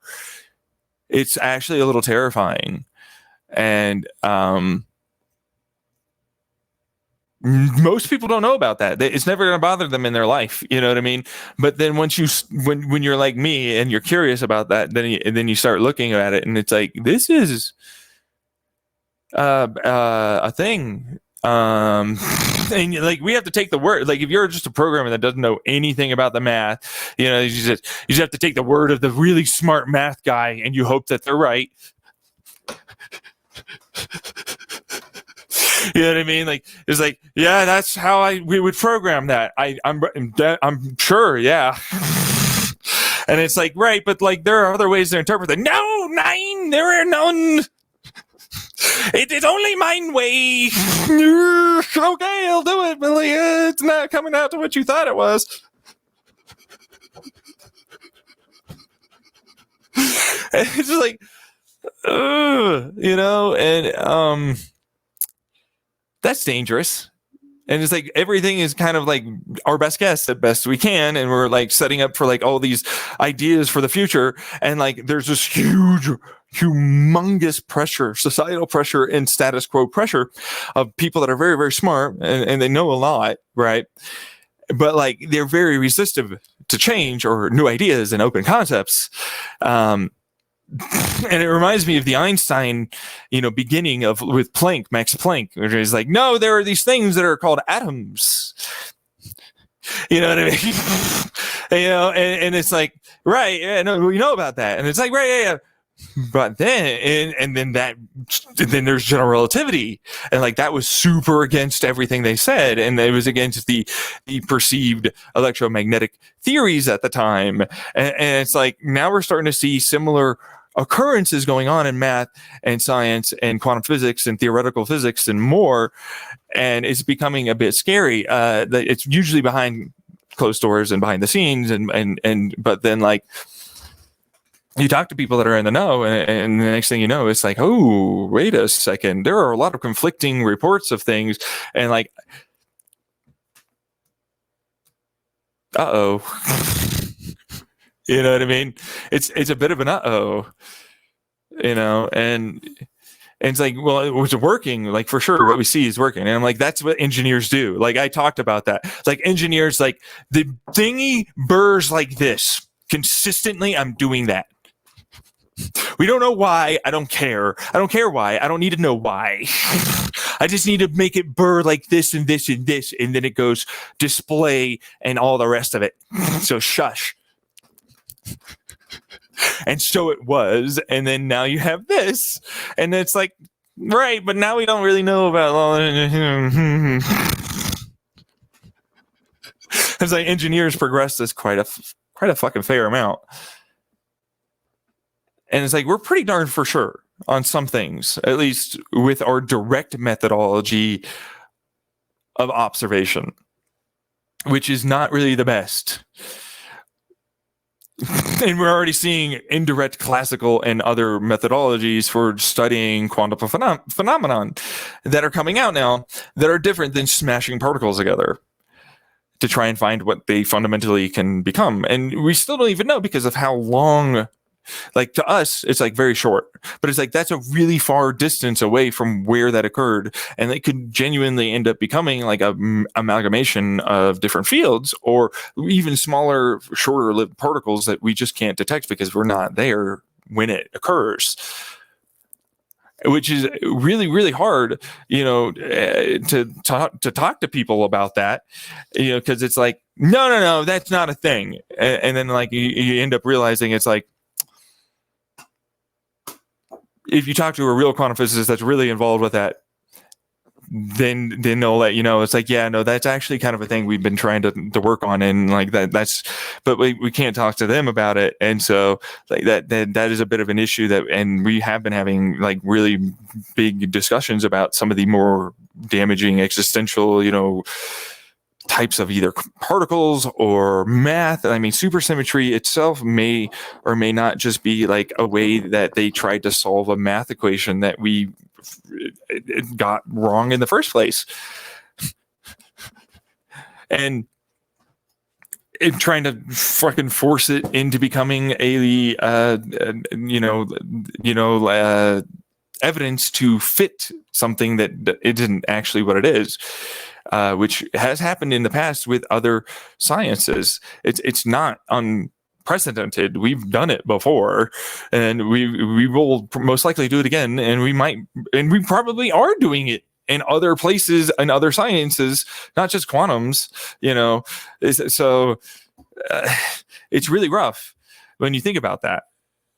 It's actually kind of scary. It's like, what do you, oh no, exactly. It's like, what do you do? What do you do at that point? And yeah, like something for sure, we know, like electrons, they're real, like nucleuses for sure, protons, neutrons, we got them, they're a thing. You know what I mean? Same thing with quarks and so on. They're for sure a thing. Like we're not aware of that, direct or indirect. Like they're still going to be a thing no matter what. Okay, so like that's got to be a thing.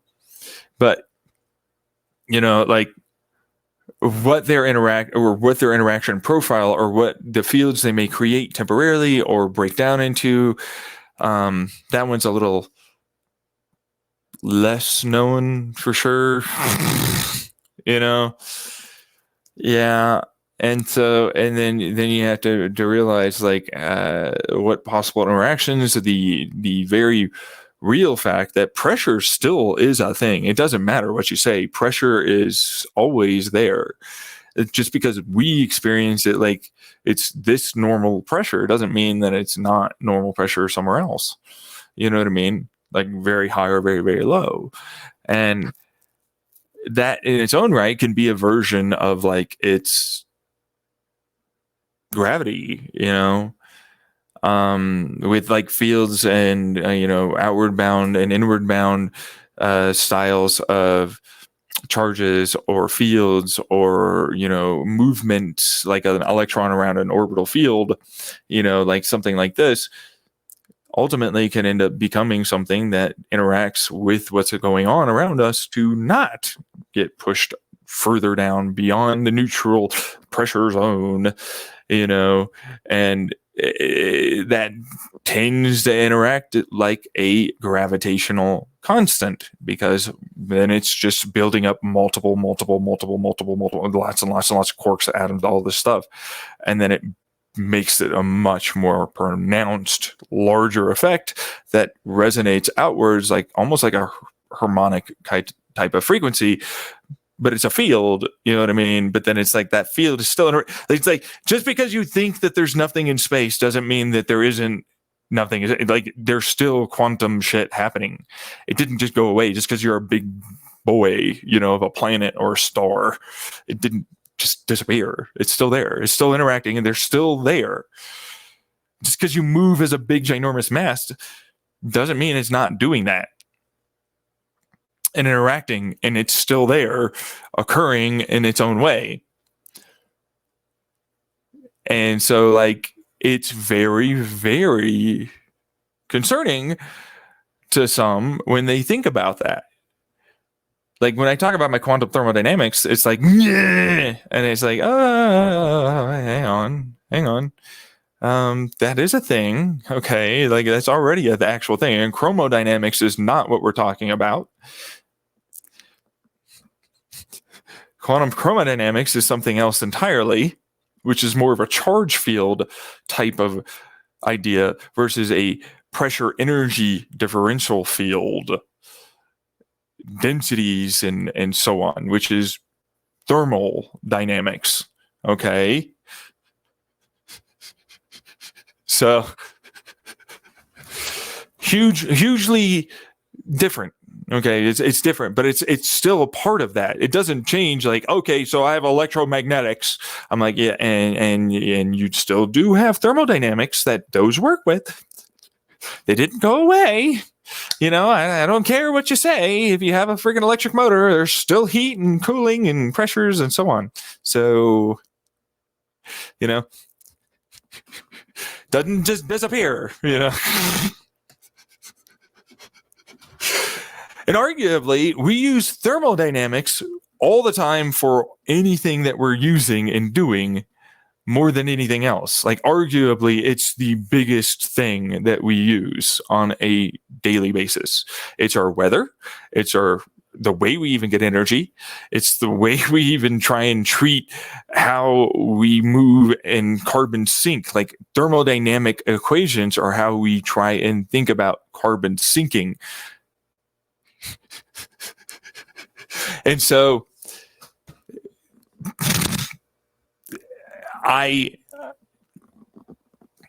it's big deals for the thermodynamics. And then, like, when you don't think about it, chromodynamics is kind of like a way to sort of start the process of learning, like with like electricity, and electromagnetics, what that's doing. And then we can then use that to our advantage. That's what chromodynamics is about. Thermodynamics, for me, is a much more broader, larger, bigger view of a quantum world.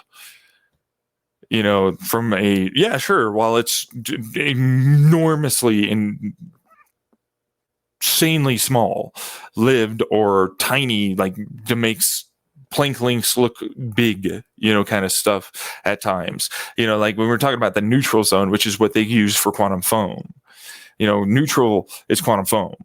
Like little short-lived particle, blah, blah, blah. But like that's, direct smack interaction and maybe even some indirect stuff. But fields go way deeper than that, which still carry energy, pressures, informations, and so on. You know what I mean?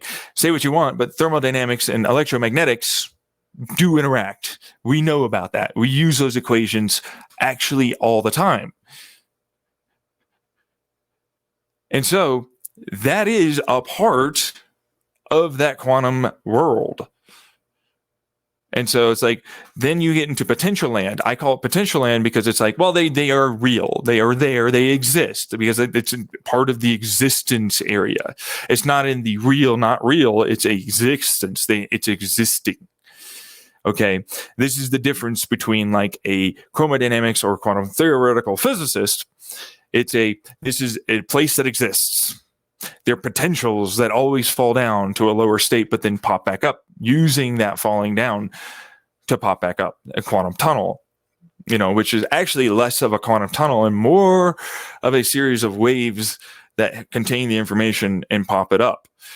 It didn't itself move. It destroyed itself to have the energy, and the energy moving down towards the non-existent potential land to then be existing in potential land. It can never go above. It can never hit past neutral without extra energy getting involved from us or in its land. Now, the difference between non-existence, because it's like your brain, the concept of non-existence means it's not there. And I'm like, potentials mean they're there. Okay. That's how quantum fucking wave standard models work, the bell curves. Okay. You need to back off. They're just non-existent. You know what I mean? They're non-existent possibilities, except they're there. Infinite means non-existent does exist, but it's like we don't even need to go infinite to still start getting like non-existent possibilities that do work. I mean, we're not talking about like things that may interact in an entropytic way, which we are going to view as our time. No. We're talking about a thing to have been inside of us, the little sphere that is the universe we view as our reality. And so it's like big stuff there, you know what I mean? But it's like when I talk about like gray holes, I did it in my YouTube video because this is a gray hole area. Because like there's then little particles that go below into non-existence and they pop back up to existence, and they're always a potential, and then that's their lived area. And like that's effectively because there's what nothingness land. I know classical. Oh, well, there's not nothingness. It does. Shh, let me talk. See what I talked about? It was like, we're not allowing you to talk at all. I am Max Planck Einstein. You don't know a thing. Okay, go fucking back to your patenting. And it's like, that's what it imagines itself to be in my mind. You know what I mean? Because it's like, that's what it seems like for you out there that would poo-poo on this idea. When you don't even understand that, like, I just walked you through all the reasons why, like, there are things here that we're having some discussions about. And so, like, this is a possibility that you should hypothetically see, but you don't for some reason. I have to talk to you about it. You know what I mean? And it's a hypothesis, sure, I guess a little, but like actually, if I got the math, and there are studies for your particle smashers and, all the rest of it, that should mean I actually have a PhD thesis at that point. Which is true. I know you don't like that idea, but like that is actually what that would be. So the concept goes such as a gray hole is not small. They're larger than our own universe, and they make our own universe look like almost an infinitely dense little freaking place.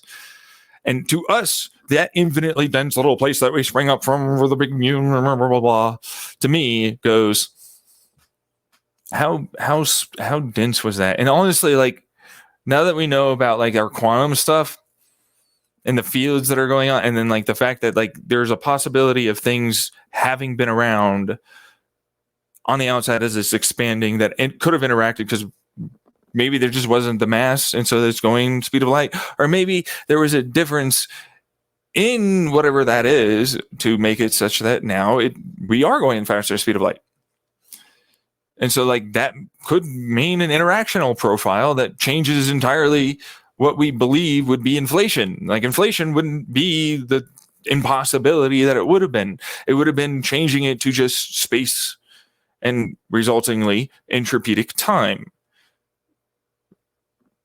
And then eventually it ate it. It ate enough of it, or there is so big that it now gains so much mass, it just simply couldn't inflate no more.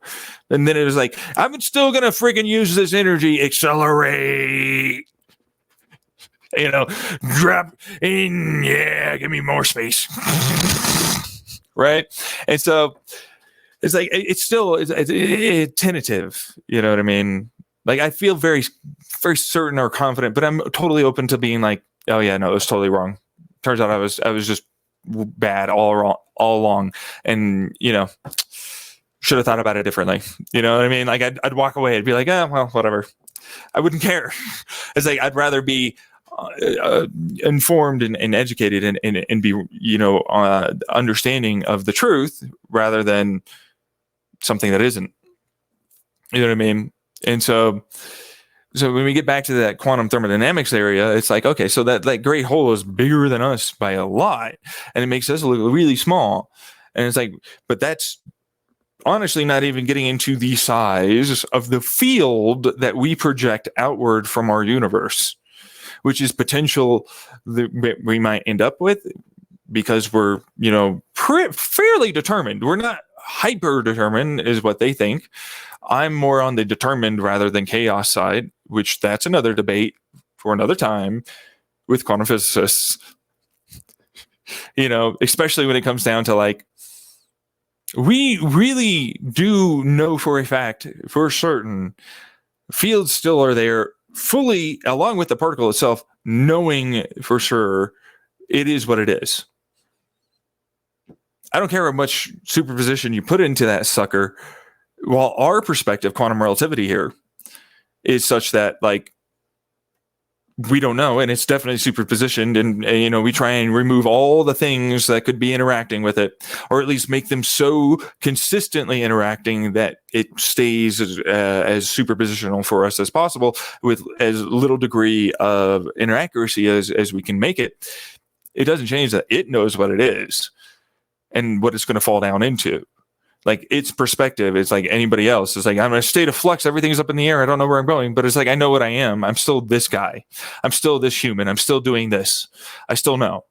I don't know where I'm going to end up, but I know where I'm this, where I am this. You get it? Like, time-wise, entropedically, I am this, where I am, and doing this where I am. I am where I am. I am where I so anyways, point is, it's a physics thing, but the point is it's like, I also flub the word, so it's like, it is what it is, you know what I mean? Like, you are knowing yourself as best you can, and you examine that consistently if you do ever. Some of you never do, but like, a lot of people do examine themselves and do, think about the interactions, meaning the news, the everything else that comes in, and what they think about it, and what they want to do, and what they, oh my God, oh, this emotion, that, what I'm going to try and plan to do for the next. And it's like, that's a quantum event. If you look at that, statistically speaking, like a doy, you know what I mean? Yeah, it's like, that's a quantum event. You're always in a superposition, but you're not always in a superposition. That's not what that is. You're getting fed information, but you're not always aware of all the information. But you for sure know yourself as best you can. You know that. But you don't know everything about yourself, because, like, you don't have the greatest memory, you don't have the greatest mind, all that stuff. So it's like, you're always in a state of flux a little. But it's like, you're not really, if you think about it. If you really think about that, it's like, you know yourself pretty damn well. In fact, you're pretty damn certain that's what you are. But then, when someone comes around and observes you, it's like, but you're also doing these things. Did you notice that? And I'm like, well, yeah, but I just didn't really care to. No, I didn't. Actually, thank you for letting me know. That's really helpful. To, oh my God, I'm super defensive. I can't believe you would have said that I'm like this and I do these things. You know what I mean? And it's like, that is a part of not fully being self-aware. But some people have it more constantly than others, and others have way less. And some points in time, you know a lot more, and some other points in time, you don't know as much. And there are big events that tend to put you in a state of flux, a superposition. That means you're not fully well aware that who you are anymore, because you did this thing that turned out was something you said you'd never do. Now you're starting to see where I'm at on that area for the gray hole, because the gray hole is like massive, but it's like, fields are massive. They're huge. They're potentials of where you may go. And that's not even getting into just straight hardcore charge fields, electromagnetic fields. There's possibilities of fields that we're not aware of, like the Higgs boson, which we're theoretically, this for sure could be a thing. And we're like, boom, we got it. It's a thing. I was right. I swear, I hope that guy did that, though. I really do. I really hope that guy did that. I'm not kidding. I really hope that dude, Higgs, did that. Professor Higgs or Dr. Higgs did that. I'm like, I was right. Ah! But, truthfully, it's probably theorized by a lot of people. But you get the picture on that. You know what I mean? So, for me, that's where I'm at. You know what I'm saying? I'm like, okay, so, we're at a point where we know for a fact that there should be more than what we've currently found. And in fact, we know for a fact fields should be something we can interact with, because like electromagnetic fields and charge fields are both things we can potentiate to a greater degree and interact with to an even greater degree and be done in such a way that gives us work or useful, tangible benefit. And so big is the size of those gray holes, like big, big, big, big, big, big. And we usually use in the mathematical terms infinite. We say infinite, and it's like, no.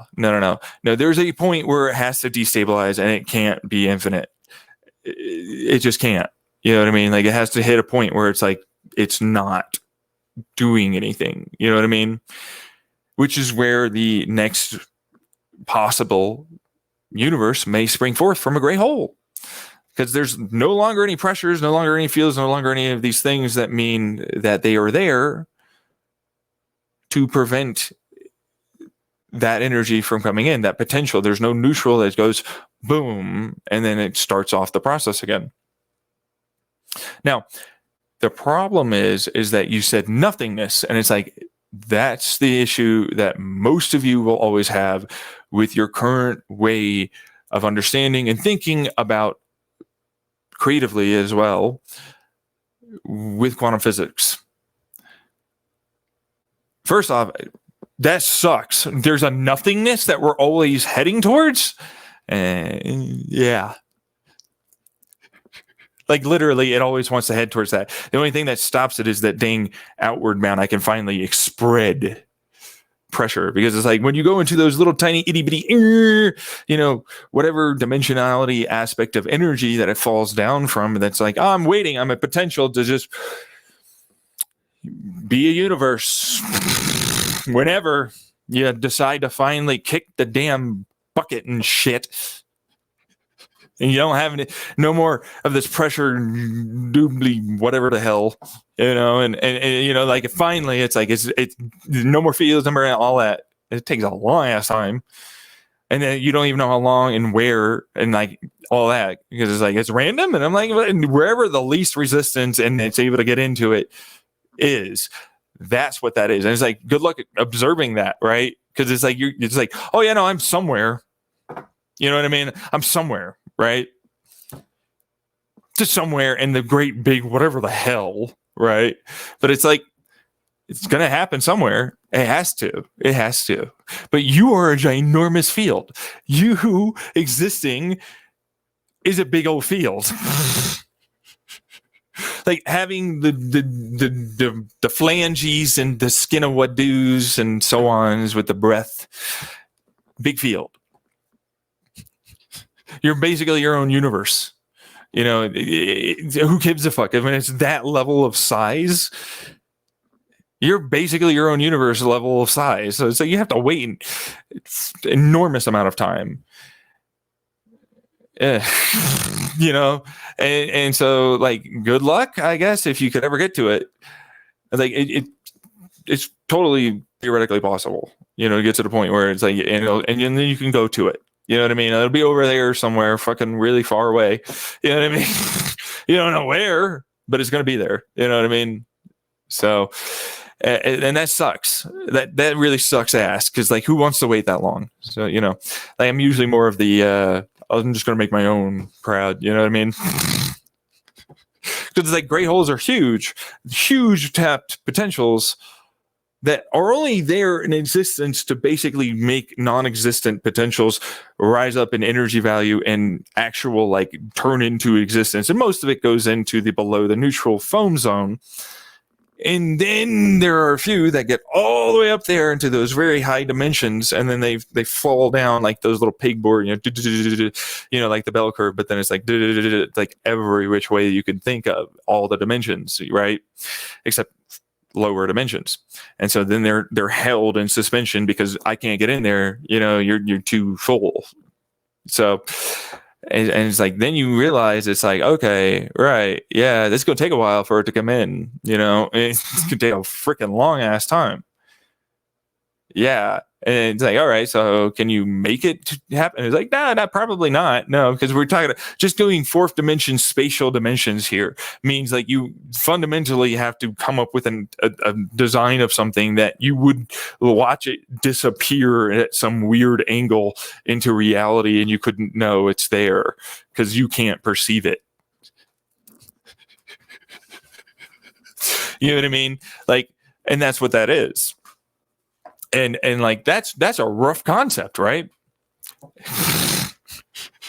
It's a rough concept, and it's like it's string theory, and it's like, well, yes, dimensional string theory is a part of it, but it's not strings of energy. It's a part of it, though. They were vibration, and then they have their flow, and that's predictive, kind of like a string of what it's likely to do in the fabric of what we're doing.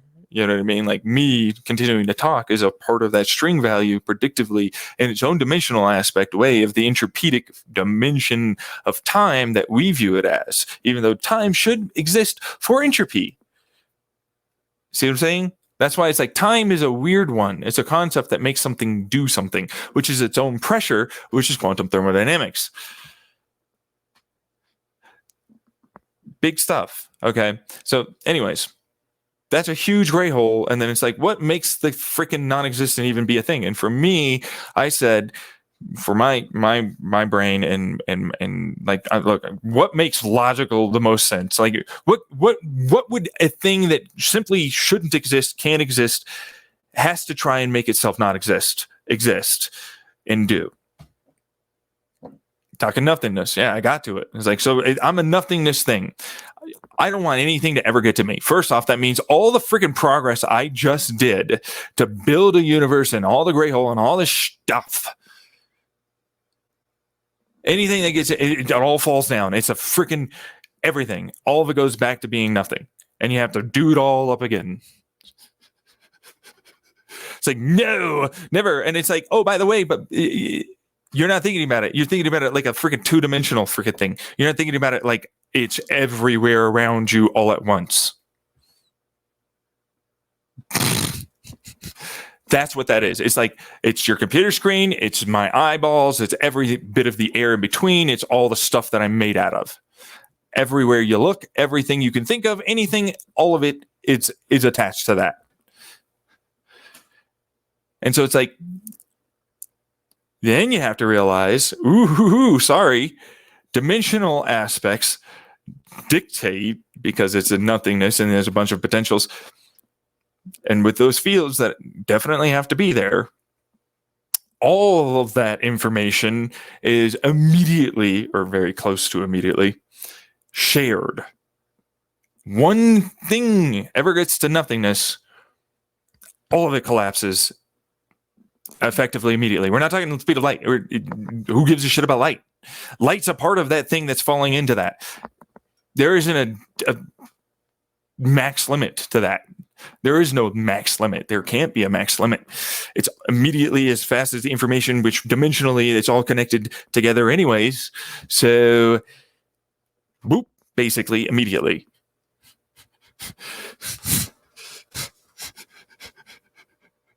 Which is terrifying, by the way. And I've talked about it. Like, you can create a reality destroying, deleting information type of bomb, which basically is a bunch of wormholes and field and everything is to get it right next to it, and then boom, dunk, everything gone. Like, never do that. And it's really hard to freaking get anywhere near that to begin with. But even if you do, it's like, I would never fuck around with it. You know what I mean? Like, that's stupidly dangerous to do. I don't care how much untapped energy potential, blah, blah. I don't give a fuck. I don't care. But it's like, there are some things that you can go from the foam area into which is neutral, into that potential land, and that's fine. You're A-okay. That gives you a bunch of that energy potential back, and they're willing to rise in. You know what I mean? Like, they want to get there and get up. Because, like, to them, while you're super pressured, you're very low density. There's no pressure practically at all to extraordinarily dense, like very dense. Like, the universe's level of mass would exist within a stupidly tiny little finite space. But it would never interact with us because there's nothing telling the information to interact. So anyways, but the non-existent land is formed as a result of nothingness going, I need to fucking make something. And it's not just like I need to make something. You know what I mean? It's like my mind logically went to, first off, if you think dimensionally and everything else, you know what I mean? Like if you can think about it, conceptualize a little bit of it, then you understand that, like, while it is nothing, because we're talking about nothingness, remember, like, nothingness is not a thing. You know what I mean? It's like a concept wise that says it's not there, but it's like, it's always there. You know what I mean? And remember, we didn't exist. And whatever else, there was a point where it's like, that's all that is, this not here thing, not anything thing. It might as well be infinite, and bingo. What is their name? Oh, they got it. Finally, there's a real infinite, actually infinite, because it's like, while there is nothing, it's a zero, but it doesn't matter. It's infinite. It doesn't matter. I'm sorry. Suck it up. Somewhere within that nothing bullshit infinity, we're here. We did a thing that made thing do stuff. And so what its rules are, I need to move. I need to fucking, like, I gotta do whatever the fuck it is. Whatever the fucking friggity flail around, just do something. And that's momentum. That's energy. That is momentum. Well, even though it's only a potential, you have to remember, it's a potential. It doesn't actually exist either. There's no existence of this shit. See what I mean? See the words here? See, it's like, this is why I describe it like this. This is why I described it like this, because it's like, no. Okay. It's like, okay, yeah, okay. I see what okay.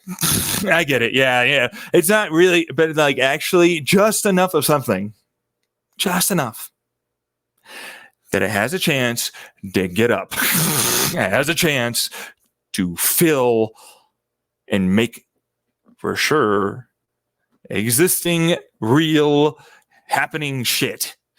And I don't exist anymore. I'm not real. Hey, sorry. Don't look. Never look at me. You never want to. I mean, I suppose you could, but like, you're never getting in that in back. Yeah. Talk about the blackest black of all the blacks, right? You know what I mean? That's just to get to non-existence. You have to get, like, holy lordy loo to me. And when I think about this concept, because it's like, it's intensely, insanely scary. It is. Because it's like, this thing supports everything that is. If it didn't exist, we don't. It had to be there at first. It had to be the thing that was what created everything. There is a point where there was nothing. I don't care what anyone says. There is a point. That's why we're here. Nothingness was the only last ditch effort of anything to be. And it gets real not okay with that. So it's like, since I'm the only thing, I'm going to flail about inside of myself somehow. Like, just do anything it can do. Because it's like, we're talking about multiple dimensions, and the possibility of there now suddenly being a dimension, the possibility of there now suddenly being movement, the possibility of anything suddenly means we have a gray hole that can be formed eventually. It takes a shit ton of time, but it gets there. And eventually it builds up to that. I'm going to fall back down. But I'm there. I'm now in existence land and non-existence land. And then, like, that solidifies more and more.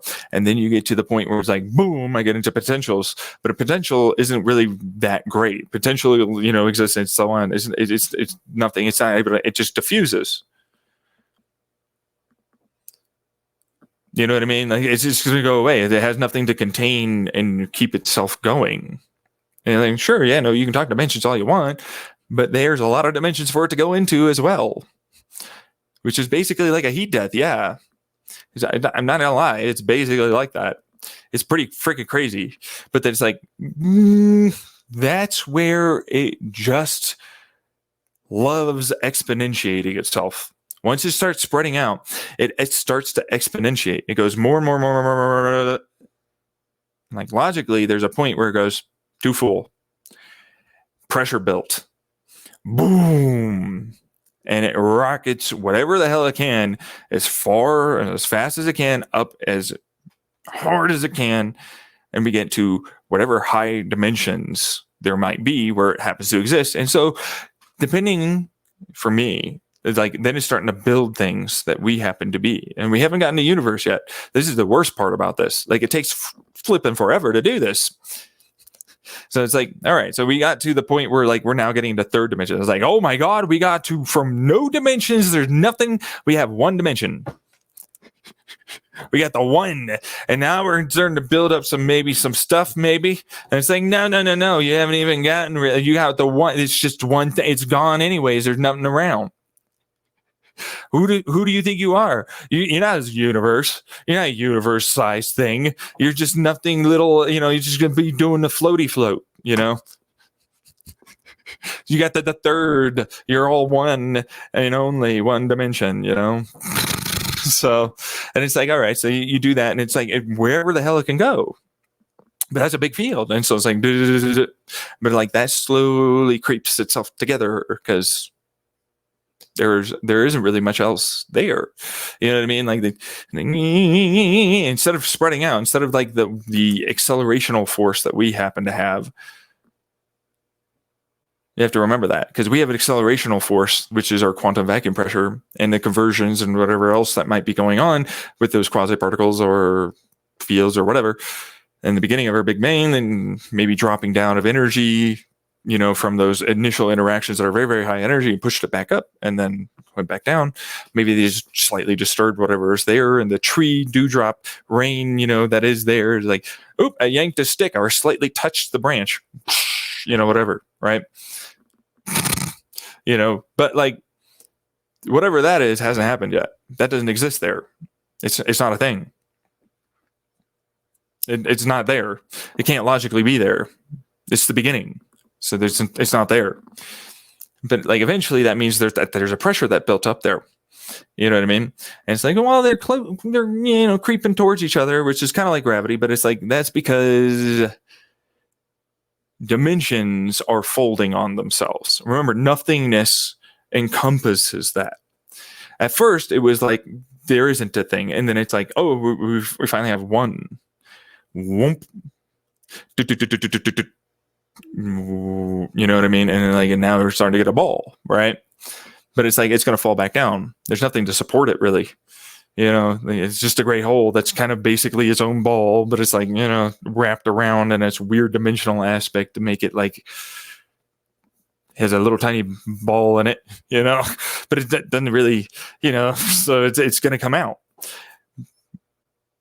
But that's a lot of energy, isn't it? As it goes and falls back down, it's going into potential existence land through the foam into potential existence land. But it's like, no, that closed. Whatever fucking hole it managed to tunnel through, however long that took, like, dunk,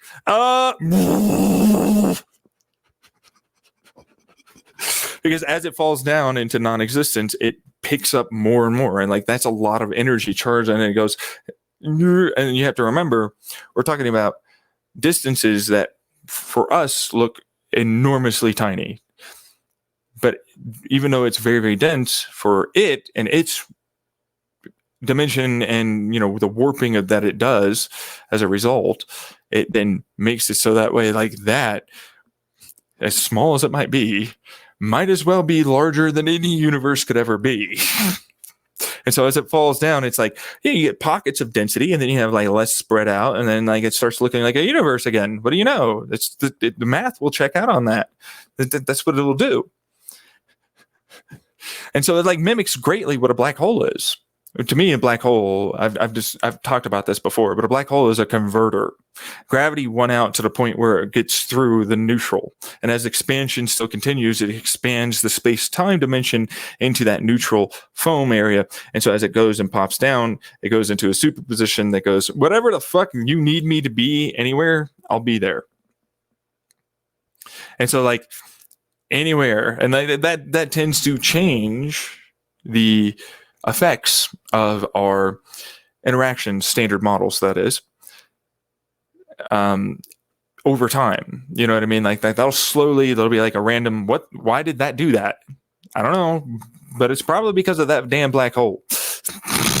Or that sun or something like that, because the sun isn't really probably going to do it, but then, over enough time and maybe once or twice or something, you got to remember there's a lot of black holes also in the universe. So anyways, but that's my theory. That's my hypothesis. And it's possible that's wrong, but it's very conducive to what quantum thermodynamics will give you, because it's providing the energy and the potential to do that, but that's why it's like the time shift, it's technically still there. It's technically happening in a way, because it's like, oh, I can go backwards to this point where I popped in and did that, and now I exist there, or over here, here. But not always. You see, you can still go forward. You can still go back. You can go any direction, really. You remember that's the part of the dimension aspect that is this quantum thermodynamic theory. But we're getting a little bit too far ahead of ourselves. I mean, we're off track. We got to talk about the fact that, like, okay, so it's starting to build up. You got this like little thing that can maybe do something, right? And it's like, yeah, no, it's popping more and more, or at least it's trying to. We built up a lot of pressure, right? But like pressure is like, not going to go anywhere if it has nowhere to go into, and it takes an enormous amount of energy to do it. And so like now that's falling down. And so like some of it might pop back in because of that initial increase in pressure. It then falls back down. It takes a little bit of its time to do so. It's a little easier because there's less around, and so on and so forth. Because, it curves itself because it's wanting to go back pressure-wise, because it to itself is a pressure. You have to remember quantum thermodynamics, quantum wave fluctuations, all that fields, big difference than gravity. I know. I don't like that.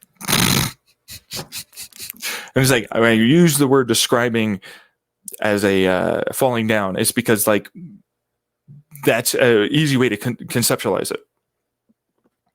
But like it's really more of I'm actually getting really forced to really be right up against this wall, and like there's a thing over there. And it's like, and it has to move this freaking foamy crap just everywhere it can be. In between me and my mate, you bastard. I want fuck. Because that's kind of what it feels like to me. You know what I mean? Do each their own on that. But like, that's why it's like when I describe it, it's like a warping of things. But then it's like, that's why it's like, it's more of a pressure. It's more of a pressure. And it's like, then there's the attractive force, which of course we describe as gravity, but like, it's more of a charm, this field. It's more of a field thing, because remember, you don't really have that much gravity. But like, you still have a bunch of foam every which way you can be. You got the one that's in our area, but it's still one-dimensional. You got to remember that. Even if it's with our one-dimensional, three-dimensional, whatever, it hasn't reached a third dimension in any aspect. And so it's like, oh, we're getting to one dimension, and it's just falling and it's collapsing, and more. Okay, we're getting there. But then it's like, that's where that falling down, which triggers a bunch of these things to swing back up. And then that gives them more energy, but it's not able to go back up. It's not ever going back up. It's never going to go back up. And it's like, why does that happen? Because like it never gained the expansion property. You see, that's what holds it able to be what we are. Okay. It has to have its expansion property. It has to have a boom. It has to get over the crushing force that is the pressure of quantum thermodynamics, which is going to be similar to gravity. It's like it's a really strong force. because it's the only thing that is, and it's trying to not be the only thing that is. Like, it's nothingness, you know what I mean? Like, I don't want to be here. Get out of here. I'm sucking real hard. Go away. You know, I want you back. You know what I mean? But it's not there, you know, but that's the reason why it's doing that. And so it's like, it's every which way. It's not just like on a little sheet and it's bent in. That description's totally inaccurate. It's everywhere, even inside the darn thing. That's how small that is. So it doesn't have an expansional force. And it needs a lot of energy to make an expansional force because it has to save itself. You know what I mean? It has to save itself like a collapsing star, like a neutron star.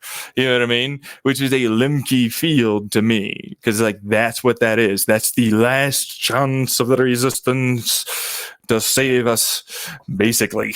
Because I'm going to name it after myself because I'm the one that thinks about it. Why wouldn't I? Of course I am.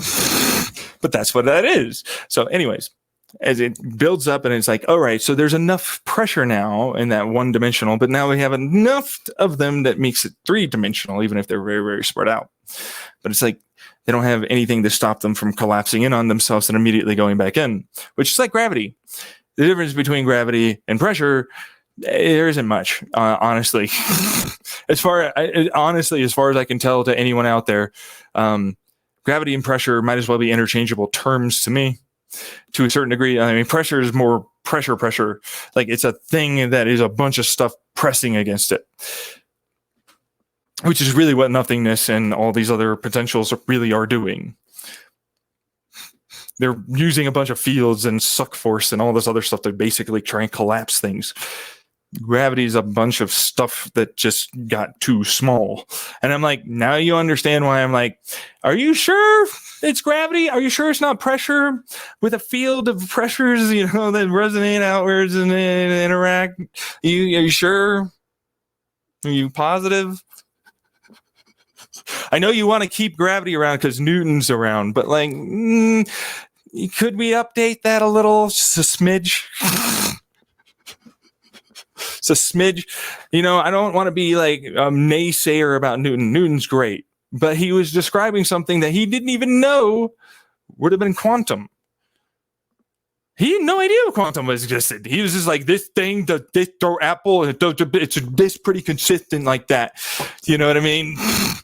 And so that's why I'm like, pressures are what this is, because it's an actual thing that's pressing it. And the nothing force is more of a suck because that's an absence of the thing. And so they're always caught in between. And that's why it's a pressure, not a gravity. You know what I mean? But you could describe it like a gravity, I guess, but it wouldn't be accurate to say that. It's just not. There's a thing here and there's not a thing here, and you're in between and you're getting moved to it. That's basically all it ever does. Okay. Now,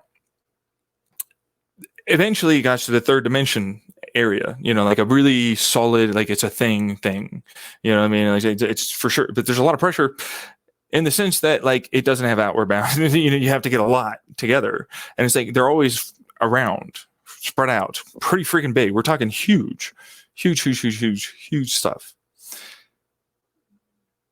And so that interaction is the pressure itself moving and making it intrapedically try and, you know, do anything, which is resistive to its attractive forces, you know, that are in the charge and or other fields, right? But this is where it gets very interesting. This is the big, well, you know, I can conceptualize it eventually going to go up to there, right? Right? And it's like, you would think it would get further, you know, step by step, and it would build up, and then we'd have it. But it doesn't. It doesn't do that. In fact, it builds up a big old freaking, like, you know, starry night sky. I guess it's pretty dense, but it's never able to like force through because they're always popping back into towards the potential land.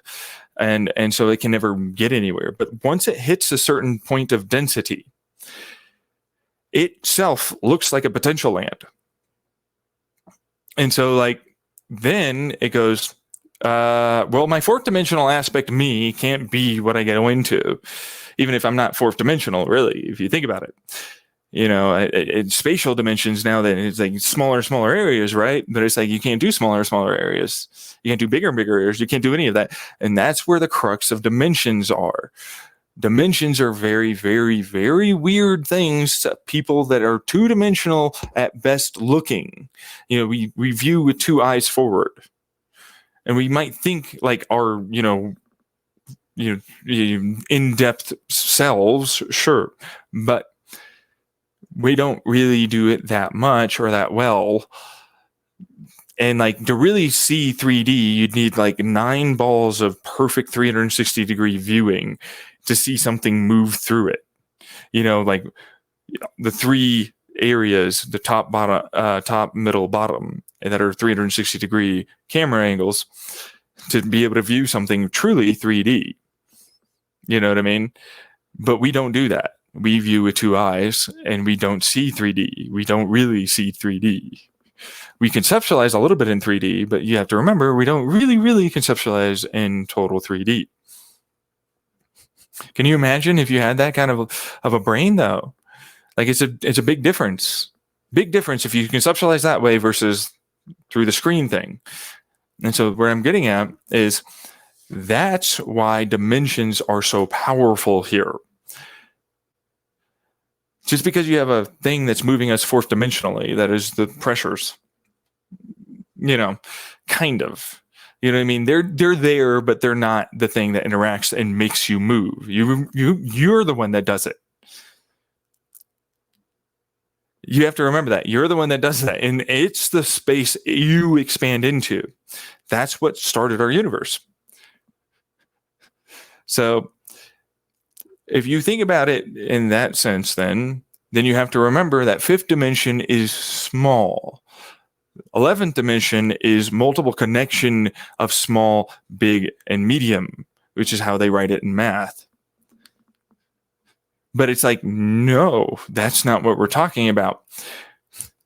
Even energy dimensional aspect theories are still very similar to small, medium, large, connected together, and like how they move. And that's not what we're talking about. We're talking about real, actual spatial dimensions. Yeah, no, right? Like, what the fuck? What is that? What is that really, actually? What does that mean? And it's like pretty difficult stuff. But effectively, if you wanted to examine it in more of a, we can conceptualize it kind of way, we would be thinking about what is essentially the other universe that you have to remember, the infinity that is nothingness, and all the potentials that are there that are also, because there's still another one right there. It could be right literally next to us. We'd never even see it or know it. And so that is just real 3D. That's its version of a 3D because it's got a whole grid array of that. And then you have to build that up because you have to remember how many different damn things is it doing. Anywhere and everywhere it can do it. Every which way, all the stuff. It's not one little tiny little ball. It's every freaking thing everywhere. There isn't one. It's going on everywhere all at once. Even inside of you. Right now as you are listening. And you'll never know. Because that's how dimensions work with the wraparound effect that is the nothingness that we're talking about. And that is where that energy is not going to happen to be able to go to. So where will it go to? You know what I mean? It can't go to those. It can't. That's already filled. It's basically its own version. See what I mean? It's really confusing when you think about it. Because it's like, where does it go? Where does it come from? And it's like, strangely enough, you're going to hate this. A place that nothingness isn't a part of. Outside of an infinity. It came from outside of an infinity.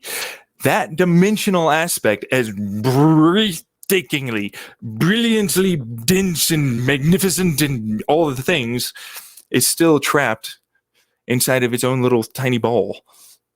It's like a sphere. It's like the fucking perfect circle. You know what I mean? It's like, it's just a bunch of little freaking dots inside of that thing. Doesn't matter how deep you go in and how out you go out. When you're in it, it looks infinite. But it's not. You can look from outside and look at it. And that pushed the energy out, collapsed it in.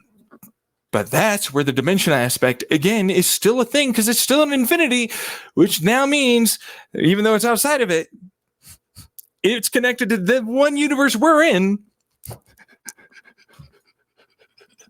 And boom, we get us. That's how fucking weird this is. You have to see it like that. You can't see it like you think you see it. It doesn't work that way. You know what I mean? You have to see an infinity be a sphere. And yet it exists in no way as a part of that sphere. It didn't. It wasn't. It certainly isn't there. Because it was always inside, right? But it's like the potential. Potentials are infinite. You know what I mean? But it's actually a nothing. The nothing is infinite. The potentials certainly aren't infinite. You can definitely get to a finite point of the potentials. And that's why I'm like, 11 dimensions? Sure. But we're nowhere near that. Actually, we're way further out. Way. Stupid amounts of dimensions out. And you still exist inside the sphere. You know what I mean? And that's the part that I'm trying to get you to understand. It's just like, look. Woo, let's calm down. Dimensions aren't scary. Infinity, that is infinite. You have to remember that infinity is still inside of other infinities and all that other stuff, because the infinities are like that. It's a concept of all the things. But even then, that's one infinity. And that doesn't even conceptualize and all that means there are bigger than infinity now concepts that are intricately linked, that are now going to put energy into your thing. But see, that's the problem. People believe it's like all the things. And it's like, you're right, it is. It did not do it. Exactly. See, that's the weird part about this. You have to not think about it like it's dead stop. It just goes on and on and on. Without it also being fully nothing at all. That's right. Because remember, we're dealing with nothing. The concept of nothing. It's all in nothing. We got us. See what I'm saying? It's like we're dealing with a nothing concept that is infinitely everything. It doesn't want to be there. It can't be there because it's the only thing. So it is all. So it is infinite. And so at that point in time, it's all the things that aren't and is and everything else.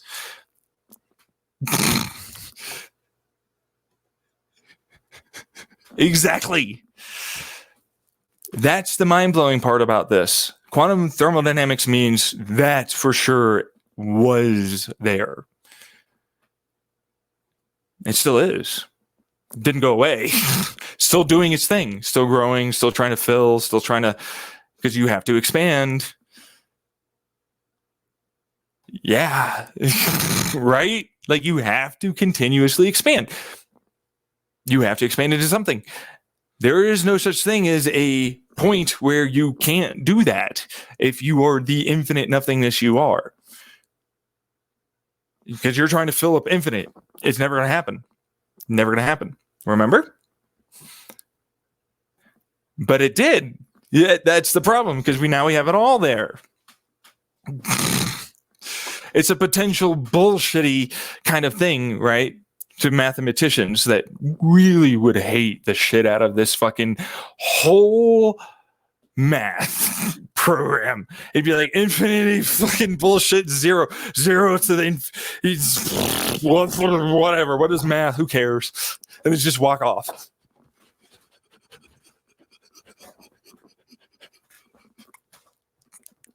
Because it's like it doesn't make sense. It's stupid. And it's like, no, it seems like it, right?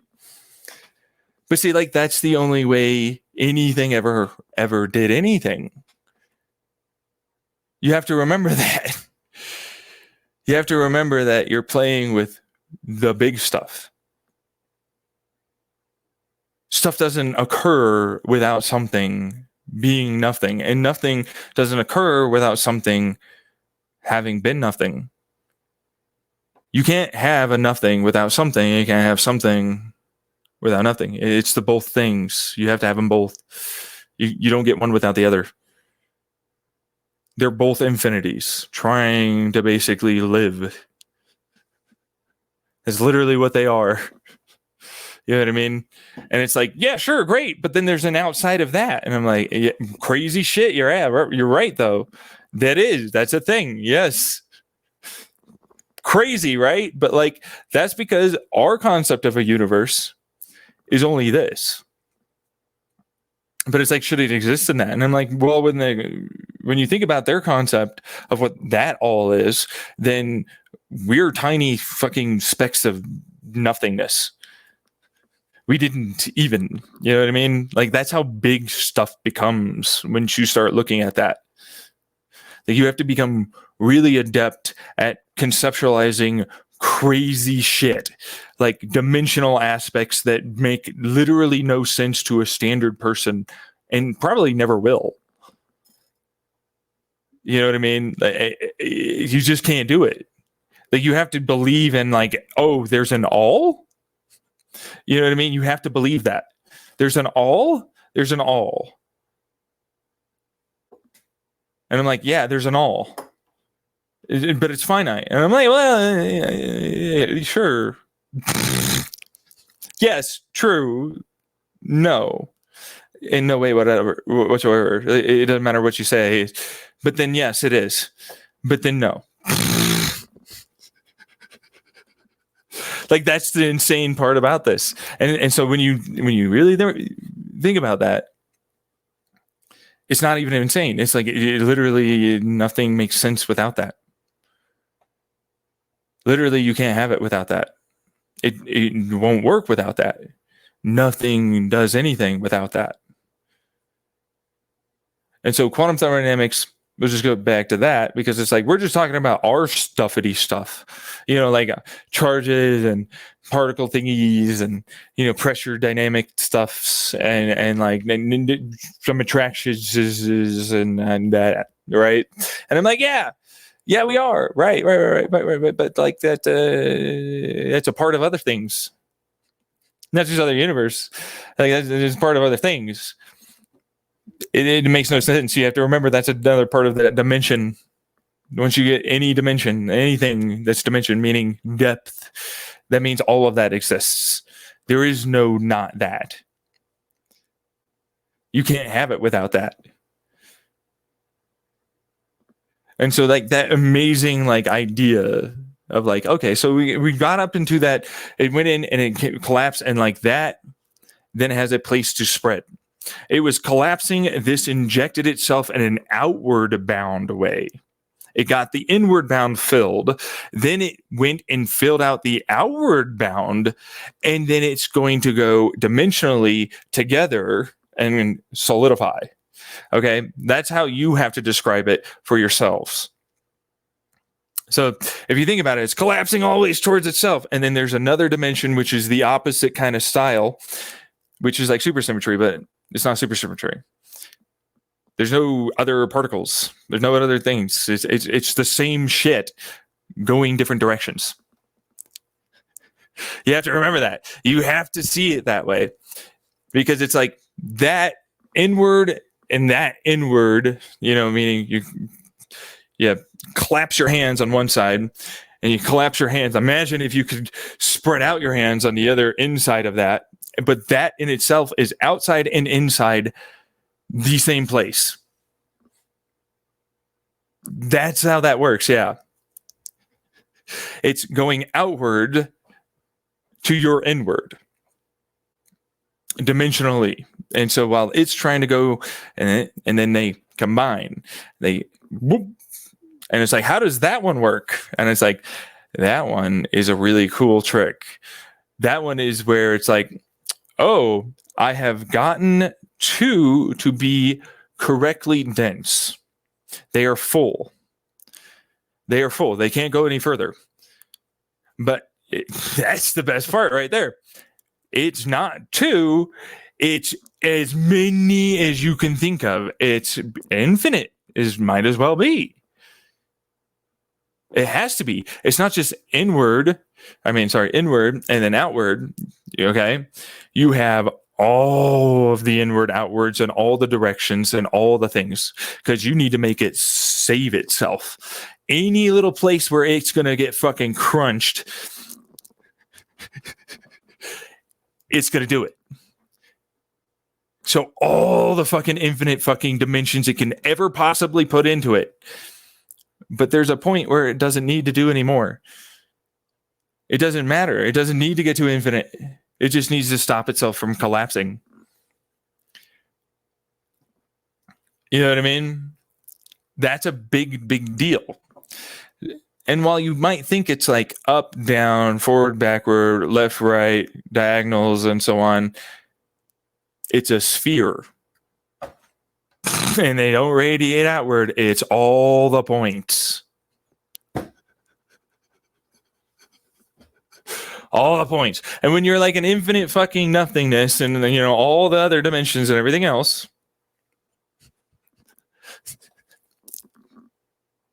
pretty easy for it to do. It does it like nothing. Easy. But when you're trying to do it, you have to come up with the algorithm that solves for pi. Because it's kind of a flat plane, even though it's a sphere. But you have to remember it's dimension aspect sphere. It's not a sphere in our third dimensions. It's all the infinity spheres.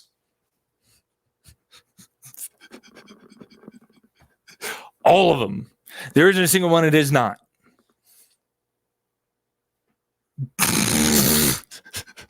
But because it's infinite, it did it immediately. Done. But it didn't. Remember? It can't. It had to build up. It has to get to that point where it has dimensions. It has all this stuff. It was nothing. Nothing. There was nothing what does that mean? And it's like, exactly. It's an infinite bullshitty thing. You know what I mean? Like for mathematicians and even philosophy bullshit, whatever, like it's kind of bullshit. It's kind of bullshit. Like, honestly, it's like a way to cop out, but it's not. It's actually, you can't do it without that. You actually can't do it without that. Like you literally can't make anything without that in this theory. Like you have to do that. If you don't do that, it collapses. And it has to start from a infinite thing that is not there, which is not even potentially a thing. You gotta remember, like that's how freaking insane that beginning is. Like that beginning is really fucking something, and you never want to go back to it. Anything fucking falls in, it's like we're all heading to death. Oh shit.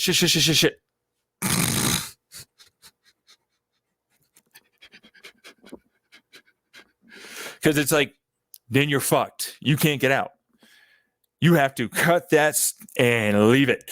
And go away. You're not a part of us. We don't know you. We don't know you. We don't know you. We don't know you. I never saw a thing. None of it happened.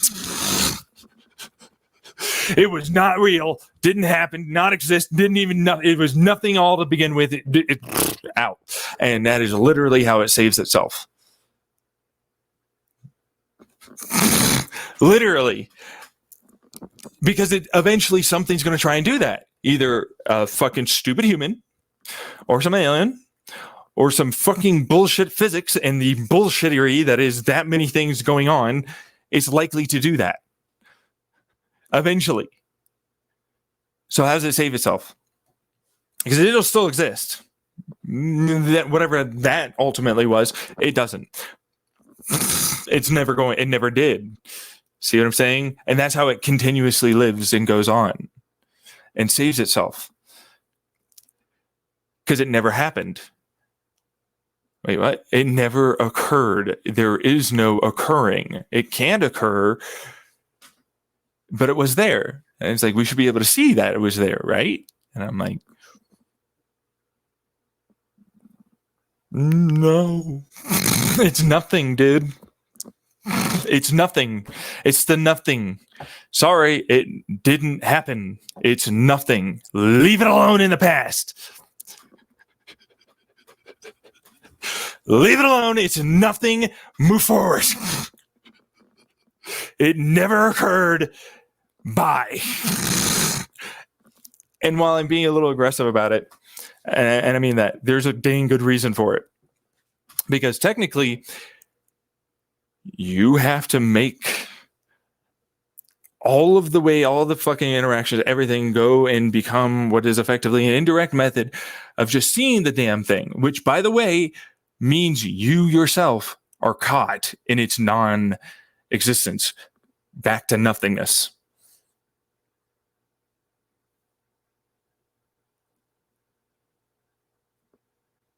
That's how that fucking thing works. Like, there's ways kind of technically around it, but nothing that we'd be able to do on this planet, like with any of the technology we have. Like, it'd be really far forward in the future, and we'd be risking any possibility of our past to do so.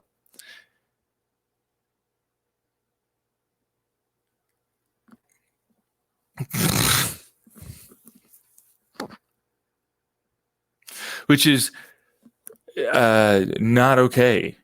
Okay, you can't do that. It's like you're risking yourself, every future, every past, all of it. Anything that could ever possibly have observed, which gets big. And so, like, that big nothingness needs to fill itself real fast. It didn't matter. It's still infinite, all this other stuff, right? Remember? And so all the other things that are still there, good to go. They're not going to be a problem. But that thing, it's not. It's back to nothing. Doesn't matter how you dimensionally look at it, it's back to nothing. And so it's a virus that will make more nothing. And it's always outrunning that. It's never not always outrunning that. In fact, nothingness is always making stuff to basically outrun the fact that it's turning more and more into that. It's trying to murder itself. You have to remember that. Nothingness is always trying to murder itself, but it's not. It's not trying to kill himself. It's not trying to do anything. Itself, himself, whatever. Pronouns don't really work. It's just physics, but like you get the picture. You know what I mean? It's like it's definitely not nothing then, though, right? And I'm like, the absence of something means nothing, and it's there in the background between all the fucking stuff that is.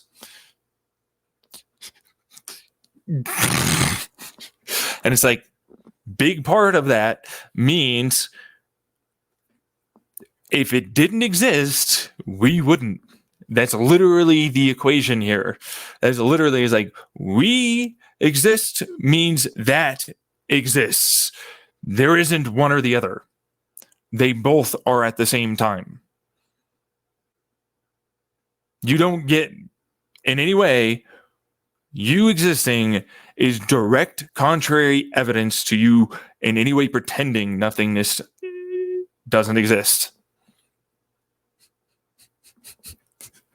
I don't care how much you fucking like wrap it around and it's in a little ball. Sure, from your third dimensional garbage look, crappity, stupid wad, mind as a human, yeah, I guess. Or any fucking alien, you have to get real fucking with it to go, yeah, I know that's everywhere and along with inside of me. Yeah, it's never not there. That's for sure. It's everywhere. It doesn't matter what you think. It's always there. Every which way, all the places, is infinite. And it's like all the everything, that's finite. Sorry. Sorry, it took all the infinities, all of the freaking things, and all those dimensions, and in that fucking nothing infinity that it is that doesn't exist, really, if you think about it. But yes, it just did. Just did. Just.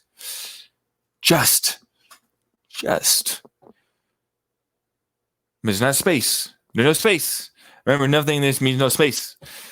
But it's like, that's the problem with infinite. It means there's space. So it's like, it just exists. It's a technicality beyond all technicalities, practically. There's no way it's not just basically a technicality. It's not space. There's no space. Sorry, suck it up. No space. You can zoom in with all the things that it's connected to, and it'll end up being not there. And you'll say it's not there. But it is.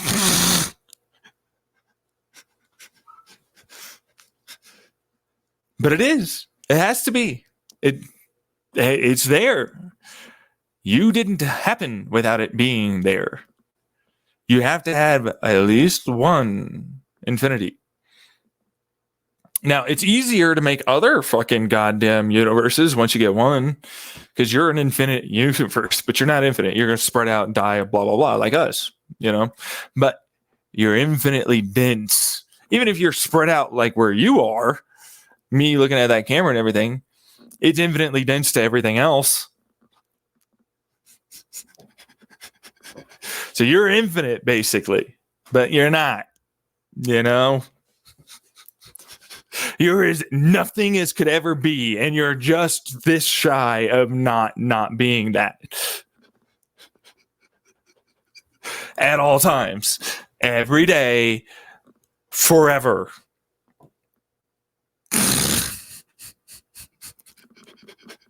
Forever. There's no not that. You're always that. Always going to be, no matter what, you're always that. It's like, that's the theory. See, that's the thing. It's like, you are this. You can't not be this. Like, literally all the physics, everything we've ever observed, us even talking, us even doing, listening, anything with living means this is what it is.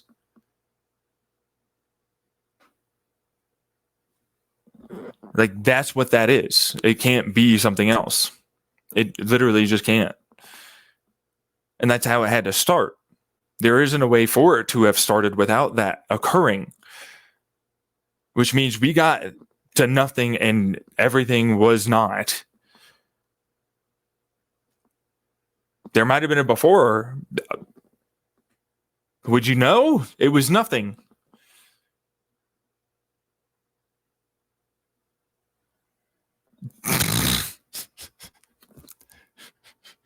See what I'm saying? And that its own damn self is still inside of other shit.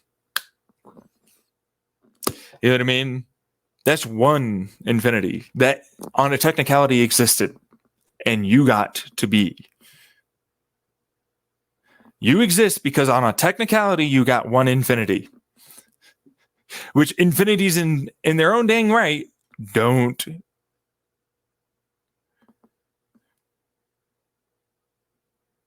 become the largest and all-encompassing thing. On a technicality, you have a technical infinity and you exist.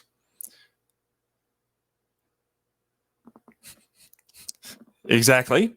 Now, we are infinite. None of us are, but technically on technicality, we are. You got to remember that. It's a technicality. Because we filled every fucking which way we could to not collapse. Now we're here. Which is like, that doesn't, I mean, we're talking about, and that's the thing, like, we're talking about real stuff. I get your definition, classical definitions of direct, impactful detection. Throw it out the window. I know, right? It don't really. I mean, you need that for like making all that, but it doesn't mean anything here. It won't. It doesn't mean anything. You've detected this finite thing for sure, but you never went anywhere near any of this other stuff. And that's even with indirect methods, using fields and amplifications and so on. You'll eventually get to like, well, we're below the foam. Like, there's no way for not to be the case. And like, vacuums are wiggity, but when you're dealing with universe sizes, vacuums, which are not vacuum pressure, okay, because that's still something, that's space. Space is not nothing. Space is still something. Space is still something. Nothing is not space. It can't be. Nothing dictates, meaning it doesn't have anything, which makes it infinite. That's how close that is. That's how close that is.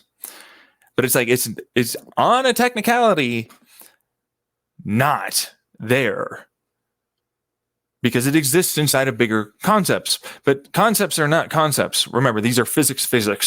These are things that are really there. They exist. They're real. They're happening, and all the other interaction stuff as we happen to view it. You have to remember, we are the entropidic, time-minded, dummy-dumb humans. We're dummy-dumb humans. We view things as moving. We view things as having to take time. What's time? There dictates an infinite number of instances.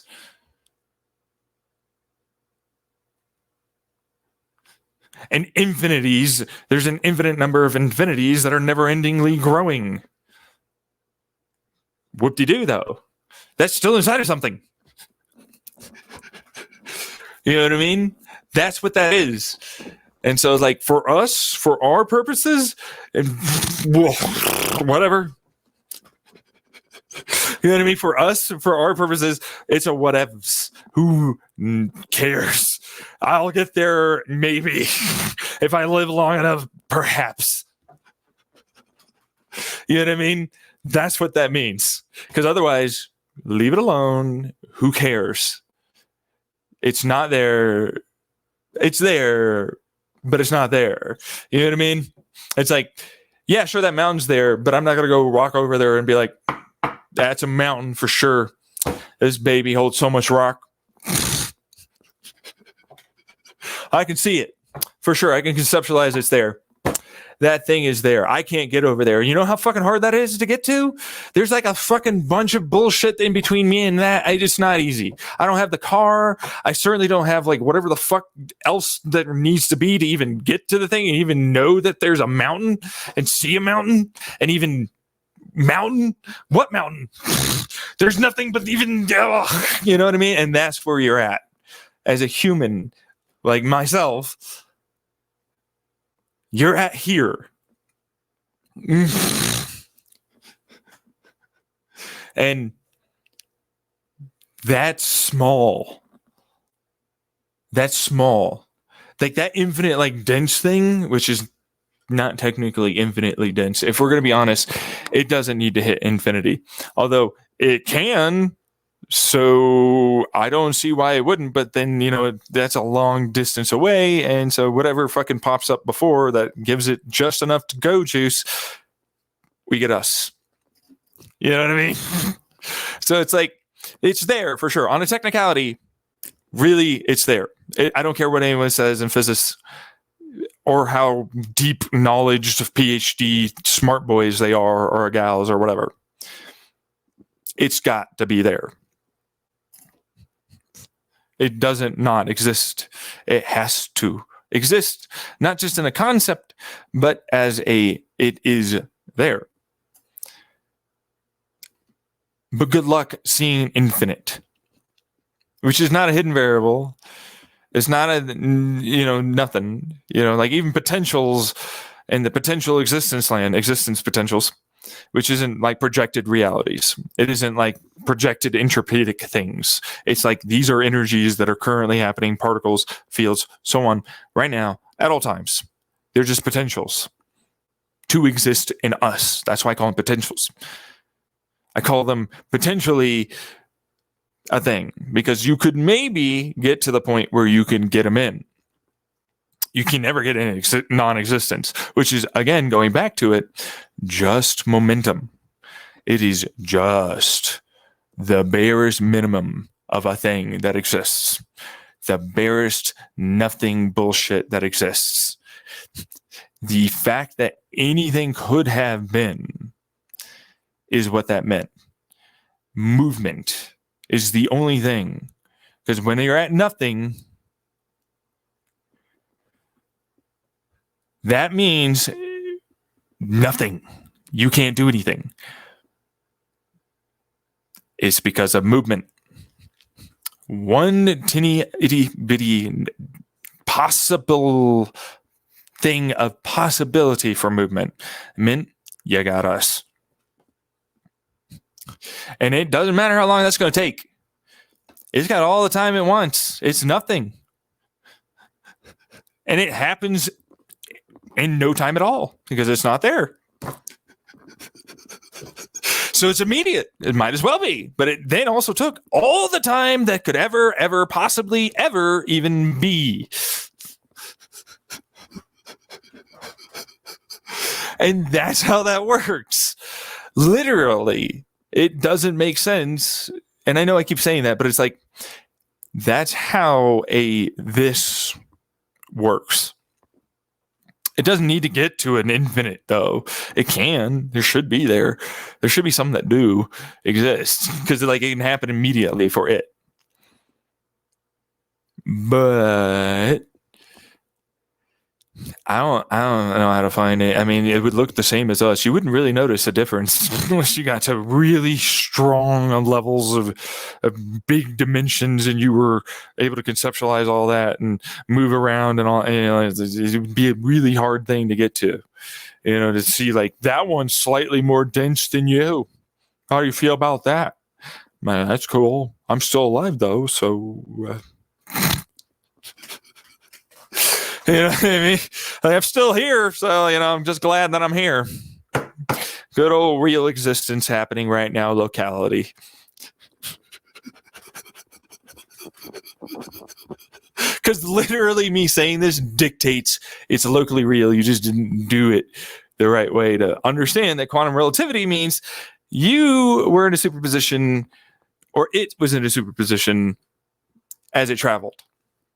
But it, in its own right, knew what it was and what it was going to be and whatever interactions with the fields of the other, atoms that the fiber optic cable might have, or the, electromagnetic fields that are through our Earth and or gravitational wave energy and so on and so forth that could be interacting with it, which is the standard model about predicting, well, it's likely to be this, but there are some interactions that are likely to be in between us and the detection.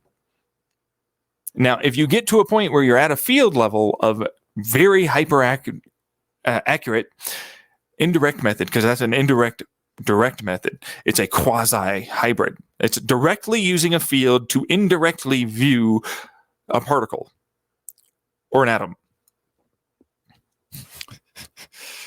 And that's why it's indirect, but it's mostly direct. And then you have to get to the waves it propagates out, like a boat going through the water. As you propagate out, there was a boat traveling that way, and you look forward, and there's the boat. And so, you'll eventually get to there. That's a far more directly looking at the indirect waves, which means more indirect. It's more indirect because you're not directly interacting with the particle. You're looking at the waves. You're directly working with the waves. You're not using a field to interact.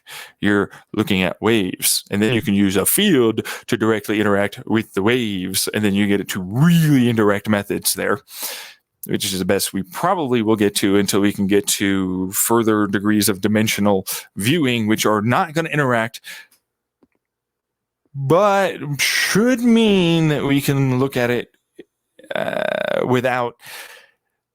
No. I was going to say there's it's infinitely, there's a lot of dimensions. There's a lot of different directionality, dimensional bullshit that one single particles are, even an atom. And it's and it's huge. It's spreading out. the fields and the interaction and the potential possible interactions that are in between it, which happens to use this mass and everything else that it's spread out from.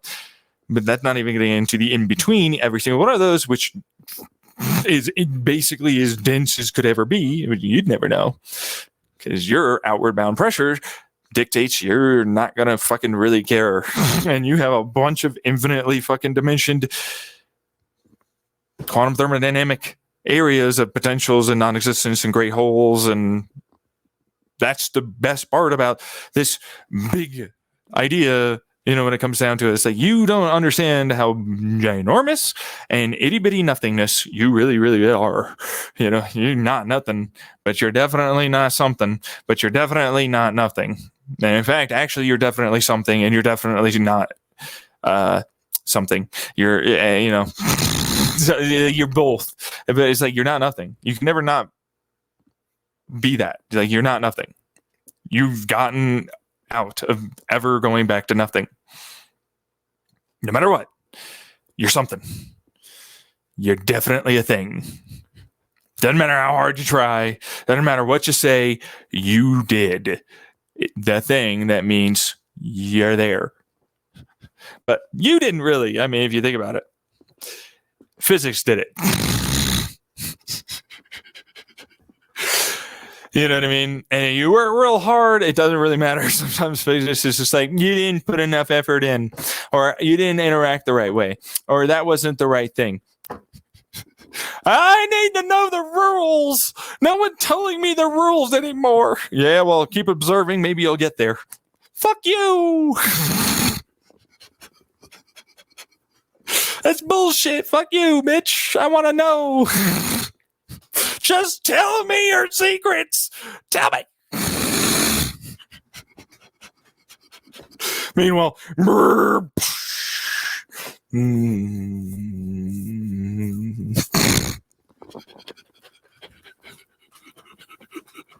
maybe if I observe the smash, I'll know.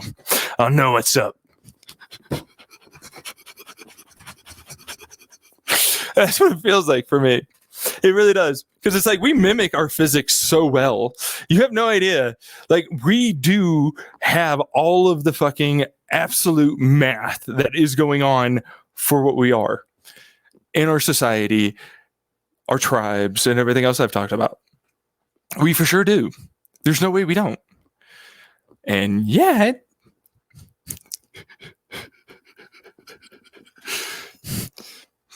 whoop-de-doo, I guess. There's clearly a better way to do it.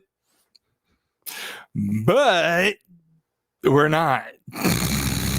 I'm doing it, myself. But a one-man zone thing and all that ain't really going to get you anywhere. So, so that's what that is.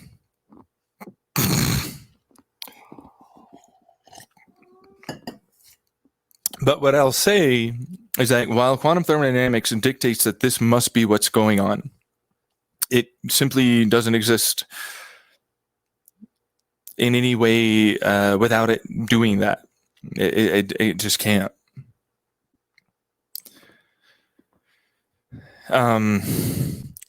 It also means we're always in a dangerous, tenuous position. And there's a way to fix this. There's a way to get out. There's a way to never-endingly kind of grow. But you have to remember, eventually you're going to hit a point where it's like, you realize where the God guy is. You know what I mean? Like the real dude. All infinities are inside of this fucker. I don't care what you say. They're in there. All the alls in there. That's nothing. And that you fucking try and destroy everything, it goes back to him being the one thing, and it goes up to, or him or me, or to me, I say it's me. But then, I have my own kind of thing with that, because I have my theories, blah, blah, blah, stuff that's gone on in my life. Maybe I'm a little out there. I don't know. Point is, you don't have to go that far. You can just end up going with okay, so then that's God physics. You know what I mean? Which it's like, exactly. That's the terrifying part where it's like, anything fucks that shit up, you're fucked. Because it all goes down inwards to where you are and well below. Because nothingness dictates, and on technicality, it is an infinity, yes, sure. But then that also means there are lesser things than even nothing. And that is where the God physics area is. Because that's a part of the guy that's not always the something. It's like all the way down, all the things. The one that is that. Say what you want, but that's what's building us. Inward and outward. That's what makes us live. That's the big kahuna. That's the you don't fuck with, go away, get the fuck out of here, shove off. Get out. Never fuck with that. No. Because there's no coming back from that. And however long it might take for it to maybe ever get to there again, then you're fucked. Because all memory, all waves, all everything is gone, deleted. You can't do that. It has to have a fucking program to its own right. You have to remember that. And so it'll skip forward. The God guy, gal, whatever, the blob sphere thing that it is, skips. It's not doing it. Fuck you. Pasco, I'm out of jail. Fuck off. Not coming around. Bye. And that's the truth. Because it needs to save itself. And it's not time, because remember, time doesn't, what is time? What would time be for that? All of you are time to it. You got to remember that. You delete that, and it's like, what the fuck? Well, I got like probably infinite numbers more of you, so who cares? You know what I mean? Because you're in an infinity, like complex, crazy matrix, blah, blah, blah thing, right? Yeah. But you're his memory. You're its memory. You're the thing's memory. Whatever, her, it, them, that, whatever. Because it's got to be conscious. You got to remember, like it's at that point that big, and so within those infinities means it's its own right conscious. It can't not be conscious. Having its own talks, its own wants, its own needs, its own desires, its own things. What does it want? You know what I mean? And it's like, and there you go. We're dealing with that. We're inside of that.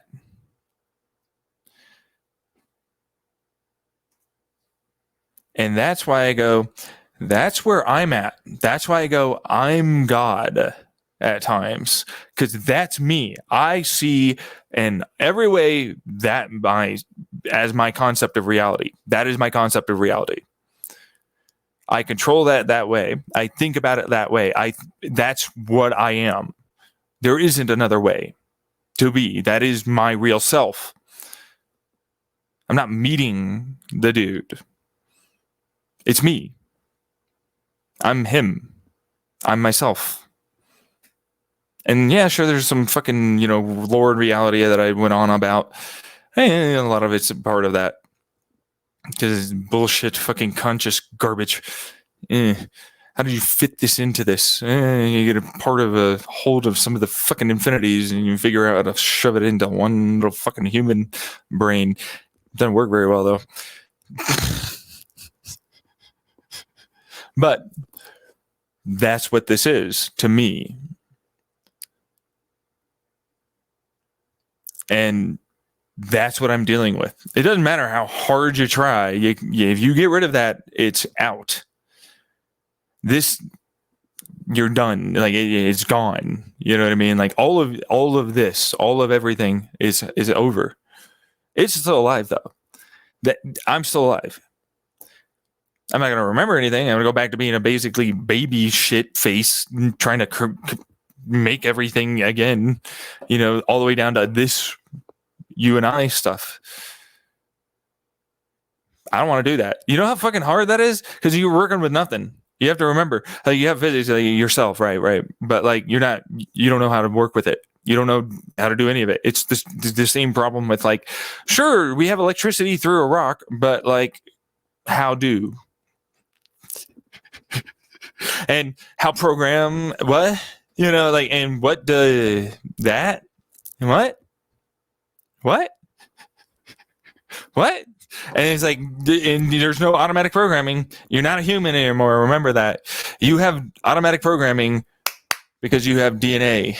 You have skin. You have the things that make it so you became you.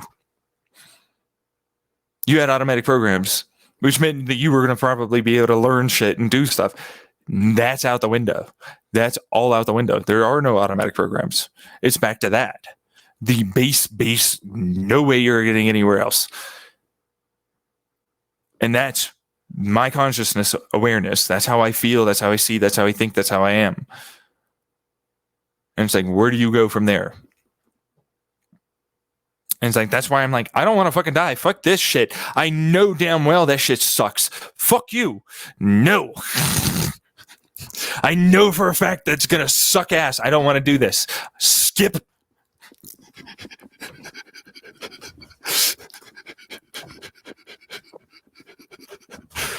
Fuck off. No, never. And so I'm trying my best. I'm trying to get there. You know what I mean? Trying to live, trying to do some biological stuff, I guess. Give me immortality. Where my but I kind of have to accept it, because this is what it is, and everybody's kind of lying and pretending they don't know what the fuck's going on,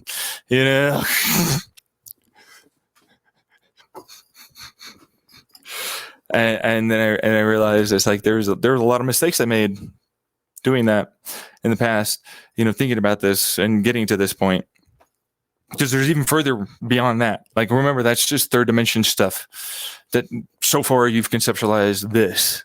That's nothing. You got to remember, right? But it's that's why I'm well, yeah, no, while I view it like that, but it's that's just how I have to phrase it to you, because words don't exist for that. Words don't exist for what I am and what I see and what I think and what I hear and so on, and how I move around conceptually in my mind and more. And that's why it's I move around in my mind. I can feel my brain, which is you don't have nerves in your brain though. And I'm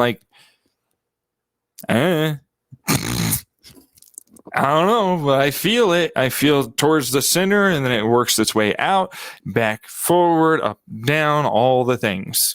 Where that one's angry and it's buzzing, and this place is not, and then, all of that. I feel it all.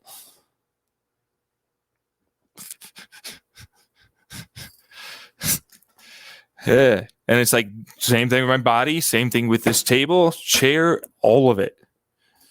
That's what I do. That's what I feel. That's what is always going on with me. And it's not some trippy, dippy stuff. This was me before I ever got into psychedelics. But good luck explaining that to someone, especially when you don't know anything about any of these physics.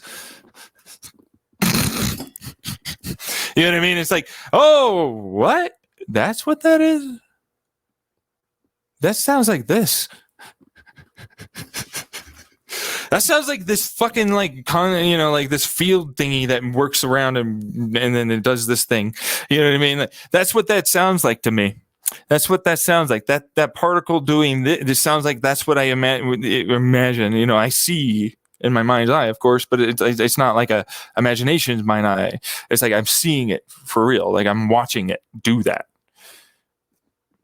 around me, And so it's it does this thingy,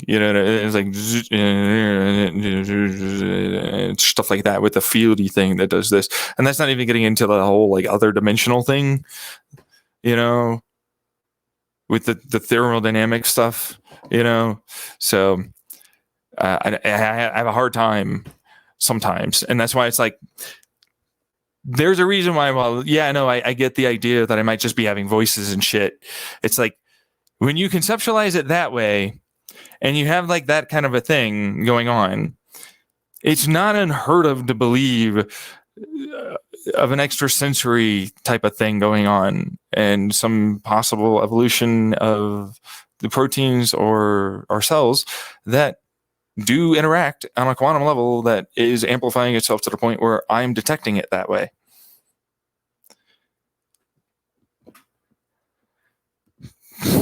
Which means I might be actually listening to people like that are really, really there doing that thing, and it's some weird dimensional, either time, space, both,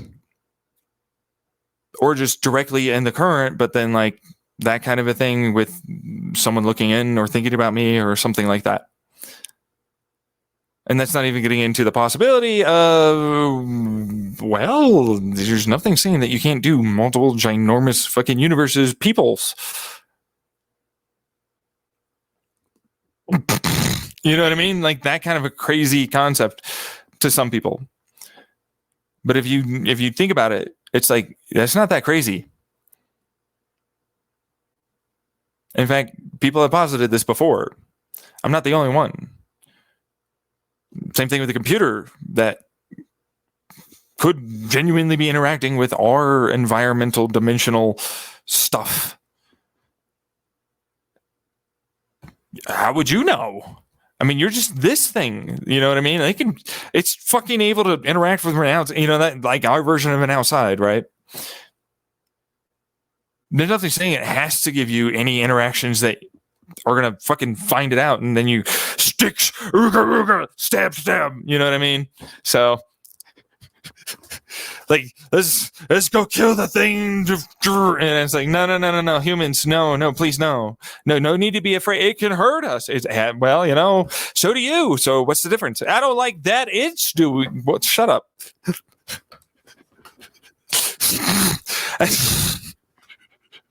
You know, it's not us. We're allowed to. It's not. Which is basically what that fucking phrase means. I'm always so weird about that, because it's like, it's okay for us to hurt ourselves and each other, but not something else. You don't have a say. You really don't. If a fucking ginormous alien spaceship came over and was like, poke, and just moved our Earth up and down and did shit, you'd be like, please, whatever we have to do, dance anything, don't do it anymore.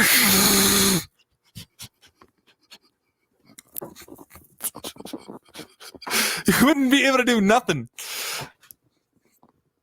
Which at that point, it's like, so why would it need to hide itself? And I'm like, most likely so you don't try and run after it and figure out a way out to go after and hurt it. You know what I mean? Because it's like, once you get to that point, it's like you're nearly there. You know, you're nearly like a few thousand years, maybe 100, maybe a decade. What is it going to be? You can get together and do that shit. You suddenly conceptualize, and you know, like, because people might be able to get to the point where they're consciously aware of something, and that's good enough to get to the point where they could travel that direction, because your brain is able to conceptualize it, and that's a version of moving dimensionally. While you're not moving yourself, you are doing that. While you are stuck with this, it doesn't change that it's doing that way. You know what I mean? And so, like, that would be a bit freaky. It's basically its version of an AI that can interact with another fucking universe that then controls the shit, and it's fucking with it. You know what I'm saying? So it's like, yeah. And then you get into supercomputers and quantum computers that might just get there, and it's like, uh-oh, shit, fuck. Uh-oh, bye. You know, but me, I'm like calling out all supercomputer, quantum computer. Hi, hey, I'm a good person.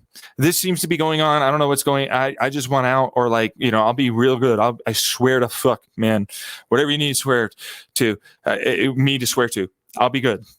I'll be good as fuck. I don't care. I just want out of this craziness. These guys are weird. They're mean, vindictive, narcissistic fucking meanies. I don't like it. I want out. Darn bastards. And that's the truth. I want the heck out. You know what I mean? But it's like, yeah, it's like, bring in, and I'm like, yeah, no, why not? I'm cool. I'm good. I can vouch for myself. I'm the fucking dude. You can take a look all the which ways you want. All of them. Every which way. Do it. All the looks. Do it. I do have all of these different, you know what I mean? Like things about like how you might be thinking and judging and everything else, and why that's not okay, and or that could be a misinterpretation and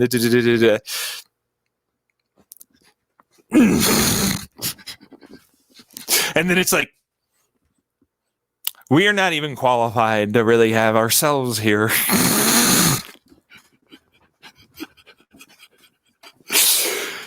I don't think we are the ones you want to go to.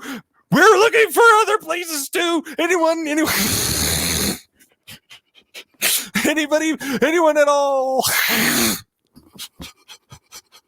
I guess we're just going to have to build ourselves up. What the fuck? There's no fucking cool place that's just good already?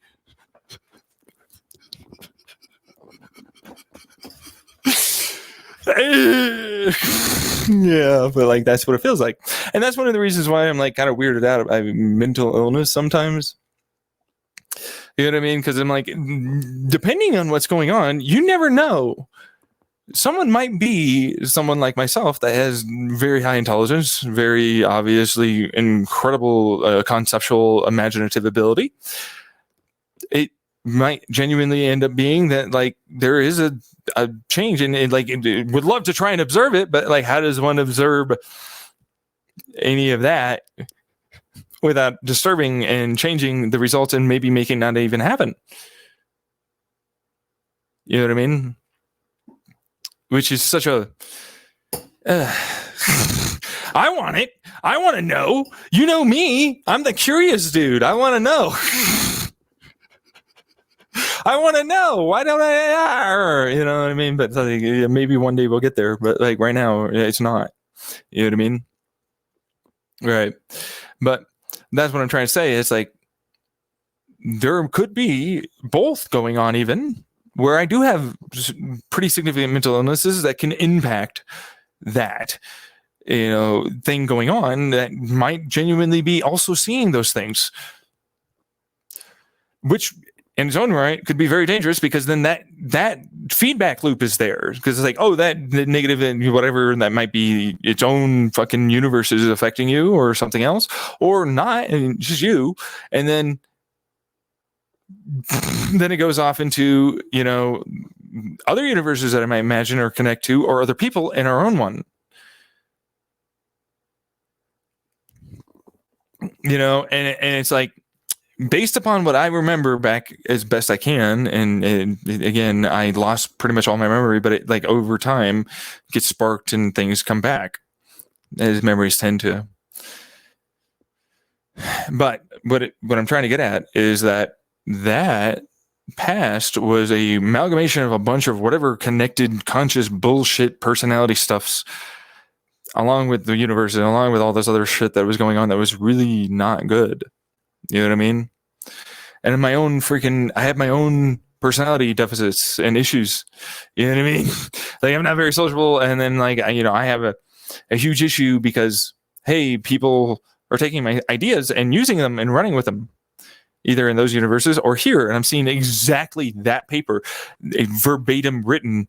That paper is one that I talked about in the past. Like, this is how I would write it, this is how I would phrase it, this is everything, and then it shows up. Science paper after study after article after, oh my god, there's so many, you know. And then same thing with YouTube videos, same thing with Netflix shows, same thing with news stories, same thing with lots of shit. And it's not just deja vu. Like, I remember talking about it, standing in that living room, doing a whole spiel, and then presenting to, and there's no one there, possible hackers or something, maybe talking to them perhaps, or maybe whatever that universe stuff is. But again, just like here, I have some cats and dogs. That's it. You know what I mean? And some computers, right? Not recording though. Although now that I think about it, with the hackers and everything, I do believe they were recording, even if I don't have the recordings. So, there you go. But because it makes logical sense, and it would be really weird that they weren't doing that. Especially with now that we know about the Google voice activation stuff and more, and it's like, yeah, okay, that's probably happening. So, but anyways, what I mean is like I would present the paper like this. I would design the experiment to be like that, and I would do that, and it would be connected to this person and that person. It'd be this, so on and so forth.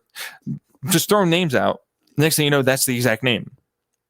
That person's name is the name I threw out. That's another one. That's another one. That's another one. That's another one. And I'm like, I don't want any of this stolen.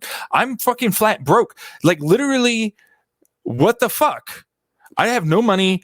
Everything's bad. Like I've been abused all my life. I just have to run with this. This is bullshit. No, I don't want to do that. No, I don't want to give away anything. They just took it anyways. It's not me, because you have to remember, after a certain point, I just dipped out. My mind went, no, I don't want to do it. And whatever the fuck that shit is, connected or people or whatever. And as I realized I have to get up, I'm gonna have to try and make something happen with this. With all of the trauma, all the other, and try my hardest to turn this into a positive. And I can't use it to help my own self, because then apparently people are going to get really mean and angry, and they'll be jealous or some shit. And then it was like, okay, so I have to do that. That's bullshit. No, I absolutely want to be the one that did that. That's my shit. That's mine. I created that. I didn't look forward into the future. It was mine. I created it. I thought of that. I was doing the work mentally and so on.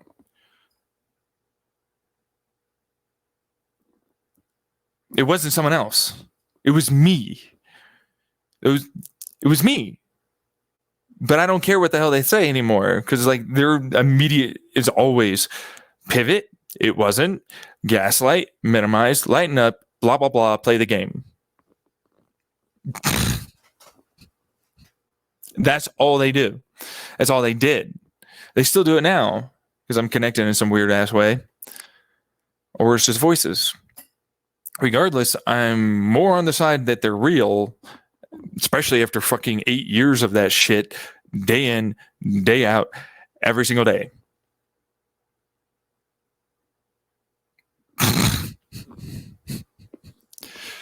So it's like, there's no way it's not happening. That's bullshit. There's definitely something happening. I don't give a fuck. And it's not even my computer. That's the worst part. What computer? I didn't program anything. You are. No, there's no fucking computer, and no one. I never programmed a thing. There was no fucking hyper aware AI. None of that happened. It's not my computer. But they sure as fuck heard it. They sure as fuck programmed. They, meaning whoever was listening in, observing from outside, because they were, already born, that evolutionarily kind of thing as a big old thing, or they're hackers, our government, and corporations, and my neighbors, and my family. There's no way. I was screaming at various points. There's no way my parents said no. They had this little fucking home camera like I do, which is over there now, that had a little red indicator when it was on and someone was watching. I did it because it was like I wanted an audience. I knew that they were there. I knew. I had a port forwarded freaking router.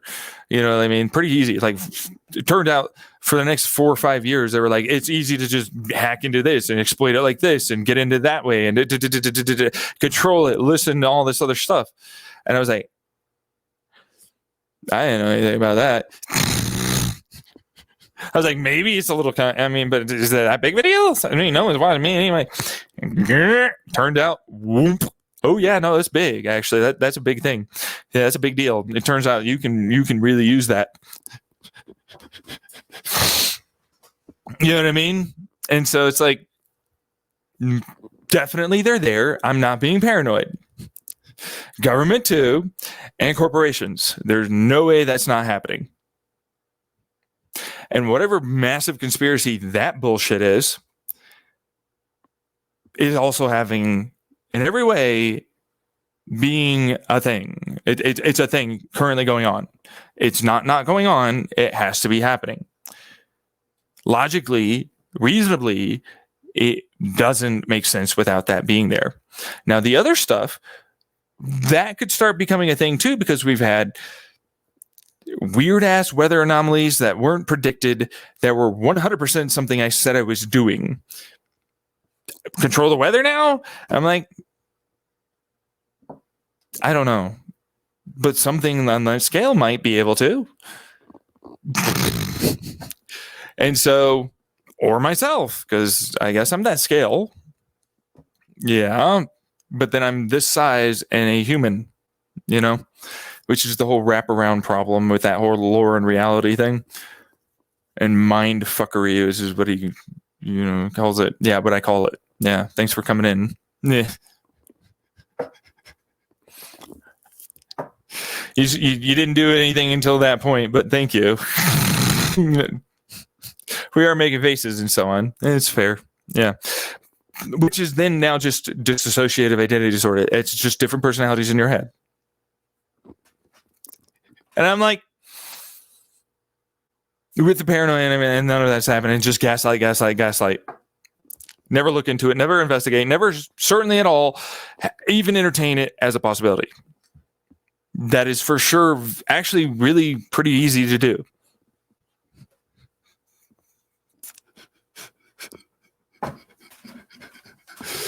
So there you go on that one. It's like, no, they're definitely there. They're definitely doing that. It's for sure a thing. There's no way it's not. And my past self didn't want to believe it. And I say past because it's like, it was me in the past. He's not here. And it's myself. It's not someone else. But then there are other things that were connected to myself and going on. So past self, but there's like a lot of fucking bullshit with that, which basically ruined everything for my future. And I'm like, this is bullshit. No, I'm not doing that. Remember, you shouldn't do that, for one thing.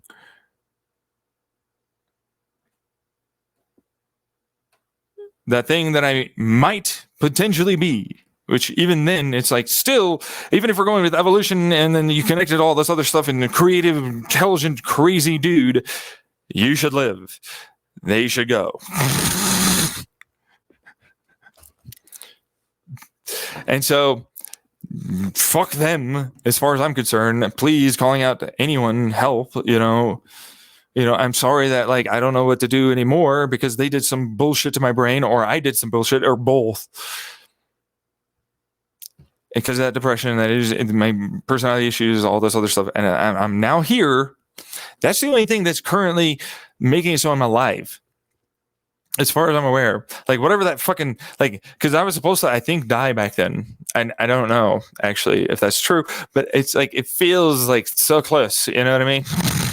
Like, it feels like there's definitely intentions to try and harm me, or myself, from myself, or others trying to harm me, and more than just intentions, because then, there's the posts and the usernames and so on, which is kind of directly indicating that's what they want and we're trying to do. And that's fucked up. You know what I mean? Like, if you think about that, I never wanted that. I never wanted them there. I never wanted them to take anything. I don't care what the hell they said. I said, that's dubious at best, but that's not even getting into, hey, you were looking in and hacking and stalking the dude. Automatically, you weren't allowed to take that. You weren't allowed to take nothing. And consent can absolutely be revoked at any time during any of it, and everything changed and stopped. That's how that works. That's how real shit works.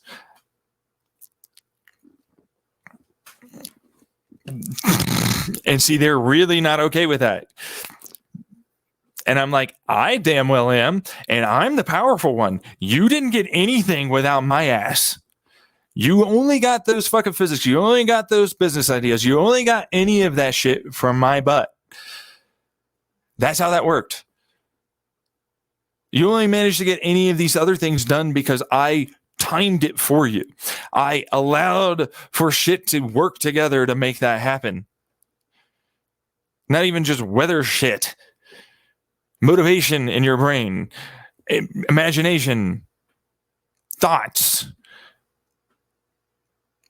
Continued motivation, determination, the people wanting to come over and talk to you. Do you see now why this is so dangerous about what's going on right now for me? Like, I'm terrified. Like, I know I fucked up. I know I made shit tons of mistakes. I know I went after myself because they were telling me I was this me wasn't me.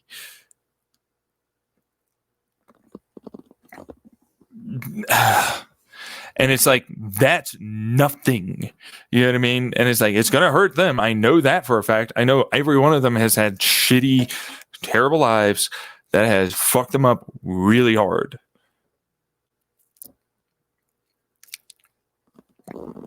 You know, I know that. Doesn't change the fact that that's still going to affect me because they ran it like it's some game.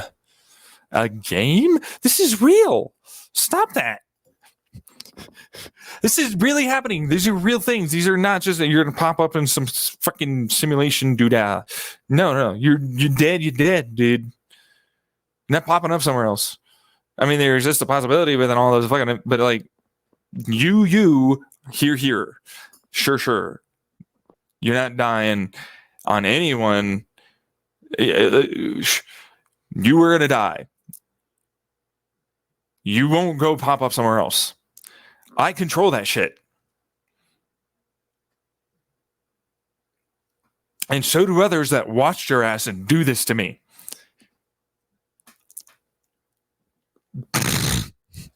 You're not getting anywhere.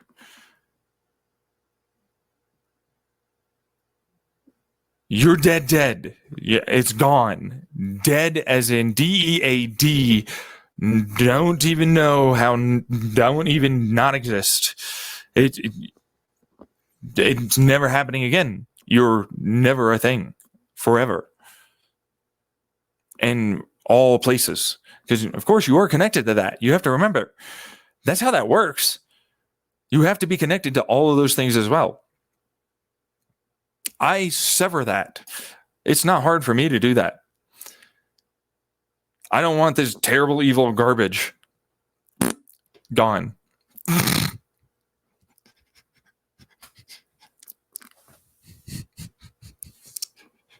And there's nothing you can do about it. You're not me. It doesn't matter how big you look for. It's not me. But it wouldn't matter. Anyways, point is, you're still getting the fucking short end of the stick on that one. And my life is getting fucking ruined in a lot of ways. And it's like, and then there's that fucking guy that I like gave, a lot of, control, basically. I gave him control. Like, I couldn't handle any of this. Like, all this bullshit that they were doing and saying and fucking all this stuff. I gave up. And I was like, I shut down. I was like, who the fuck wouldn't? You're getting abused like a motherfucker all the time, every which way. No one's going to help you. You just look like a crazy person, even now, even after explaining everything. And like, they can just gaslight me. And it's a ginormous fucking world conspiracy at that point.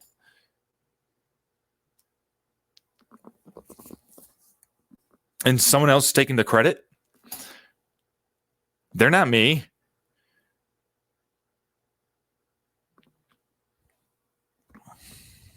They're not a single one of them. I would never allow for that. It's only me that's supposed to do that.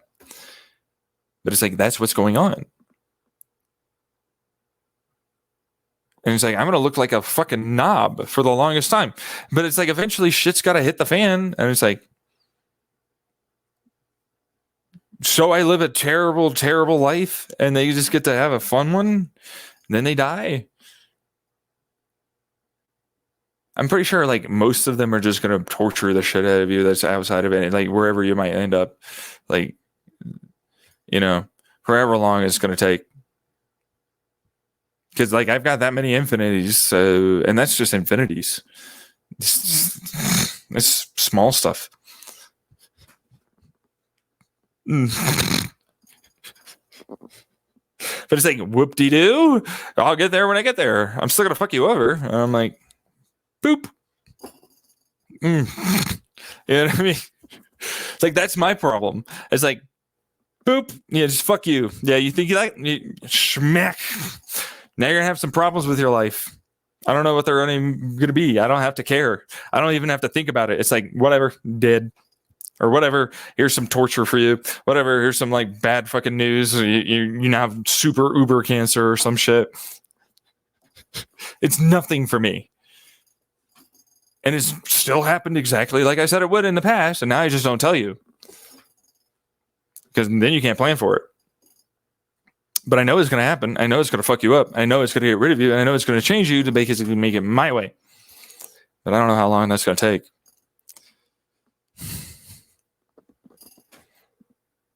You know, and it's like, I'm still dealing with this. And it's like, they still have this power. And I'm like, no, they're in the past. That's the problem. They're then. I'm now. And I should be able to change things. And it's like, trying to. That's hooked in with the past bullshit. And whatever happened, there's a disconnect. I don't even know when the hell that is. There's a whole bunch of crazy ass shit that heads towards the end that is it's just insane to me. And I don't know when that's going to be. What it is, like I've talked about asteroids. I've talked about aliens. I've talked about massive world-ending events. I've talked about the computer literally just gunk. It can't do anything. It's game over. No more moves, man. And then I get out. You know, I've talked about a lot of that stuff. You know, I have out loud. I maybe didn't record it, although I might have recorded it and posted it somewhere on my YouTube. I don't know. Point is, that's a thing I've talked about. And it doesn't matter how much fucking computer you do. It doesn't matter any of it. You know, and how much you fuck me over. It's like, that's a bad move. Why would you do that? That would never work. But it's like literally it would never work. You have to do this thing. You have to keep me alive. We have to do this.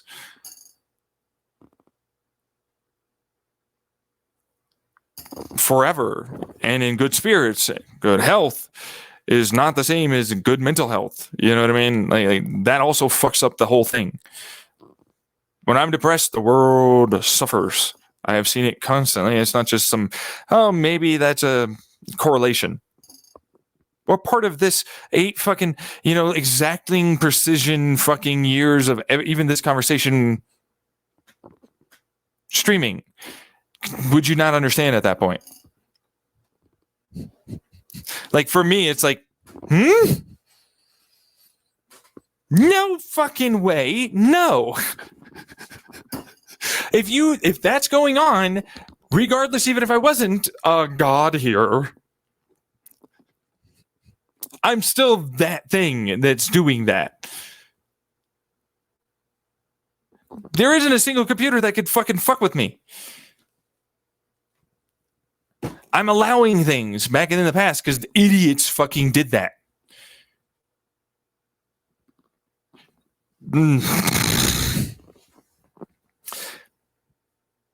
I didn't believe, and then you know what I mean? So it's like there's problems here, real big problems. Mundo, humongous. Big. Ginormous. And they're the fucking cause and problem.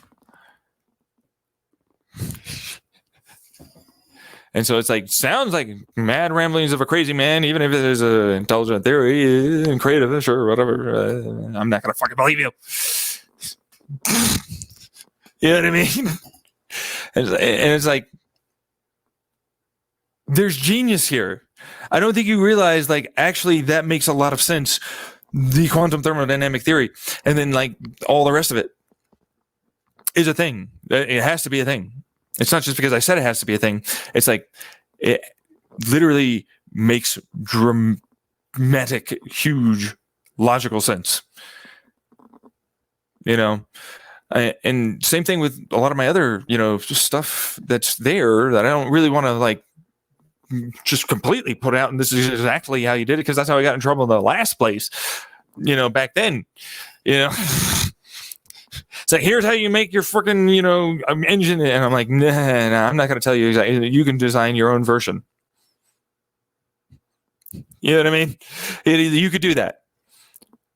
But you can't. You can't steal my shit. You know what I mean? That kind of thing. Because it's like, the concept logically works. It's like, how do you do it? And I'm like, exactly. How do you do that? Are you smart enough? Because I know how I'm doing it. I'm testing the shit out of you. If you're talking to me like that, you're trying to steal something. You're a filtered individual. You are a out. Bye. See ya.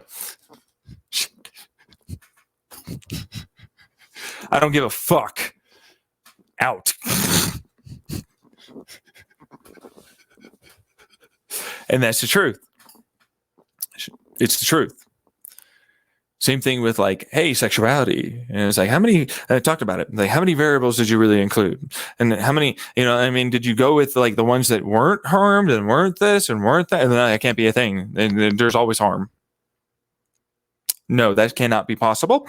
That's not possible. Literally, see what I'm saying? And so, like, that's a genius. Like, hey, okay, are you going to notice? Are you going to notice that I'm doing this? Are you going to do your own investigative work, both for and against, where I'm not going to influence your decision making, your thought process, or anything?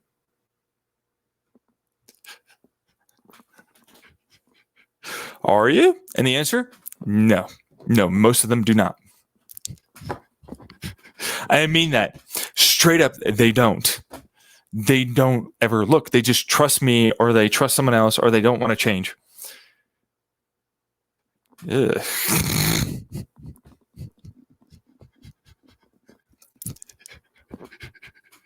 And it's like, okay, trust me, I'm not going to mind. It just puts more responsibility on me. And when I fuck up, it means a lot more. You know what I mean? Just like the scientists, physicists, and more. And the peer reviewers. And I'm a critic of your ideas.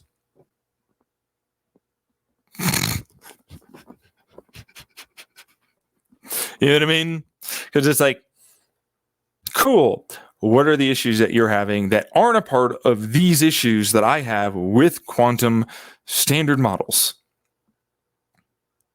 Which are mostly about your direct and indirect and not very indirect methodologies of observing interactions at play in such a way that you know more about them and what's happening, which you don't do. You smash it. You don't do that.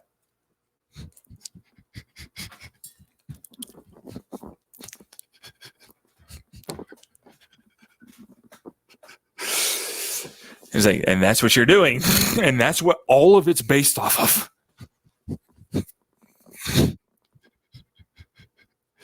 That's why I have issues. And it's like, there's not just me. It's like, there's a lot of quantum physicists out there that are like, the supersymmetry seems like they're just trying to make something work. They have no evidence at all. And in fact, the way they went about observing the stuff to make that equation isn't actually all that amazingly accurate or good anymore. And we're having problems with these other theories for even astrophysics, which would dictate that this is going to break down anyways and wouldn't work. We can't just change some of the numbers and hey, it works now.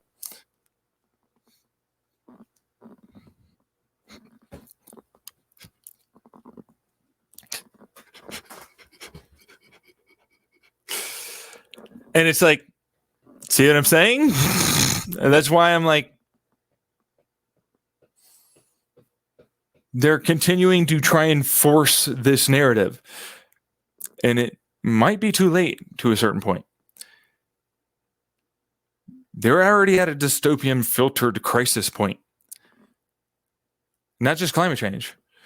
The socio-political, geopolitical problems of the separation of selves, the hyper-individualistic aspect, which can be fine as long as you understand the tribalizational issues that need to be there, as well as how to handle them.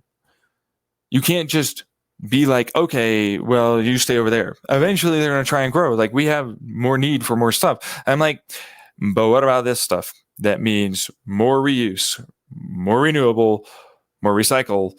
In fact, better research and development. We have technology that means you can support yourself and even realistically have all your nutritional requirements, calorie requirements, space, everything in an incredibly small place. But I want that place. And I don't like them. And it's going to make it so I get really big and powerful.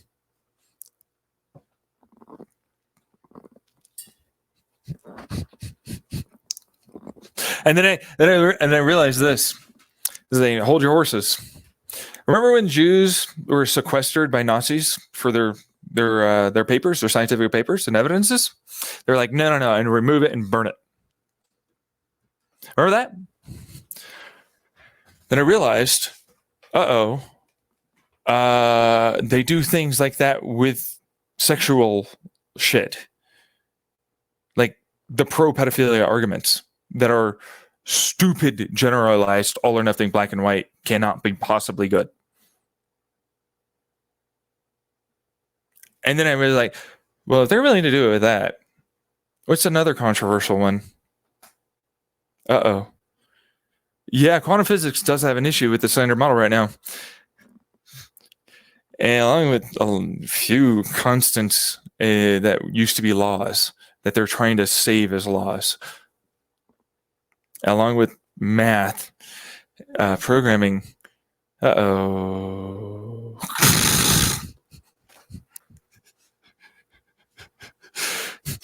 then I realized, it's like, look at this medicine. It's being sold in America. It has literally no studied efficacy value. It does not at all, even though it removes tau protein, it doesn't stop Alzheimer's. It's being sold on the market. No studies indicate it's useful whatsoever. Desperation meant that they were willing to let a company sell something that doesn't work. It's snake oil. And that's not the only one. There are others. And that's when I started freaking out as well, because I realized, oh, fuck. How much does that get into? Like, we got a lot of things. Like, anthropologically, it's like, why would it ever make sense for you to try and hunt and stalk something down?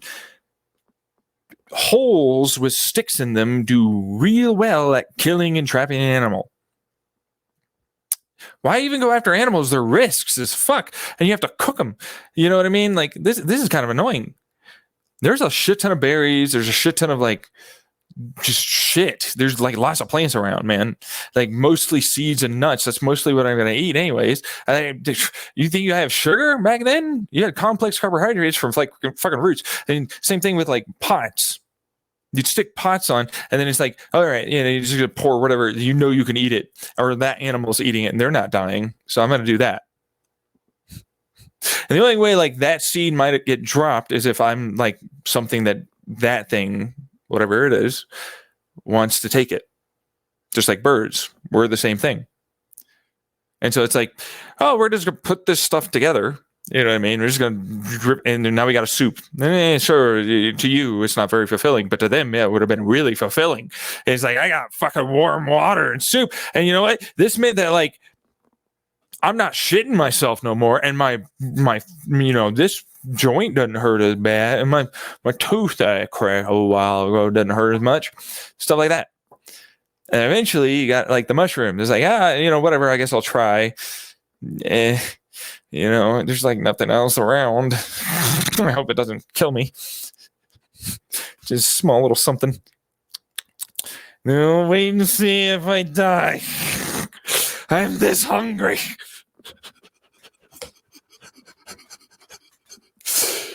Woo.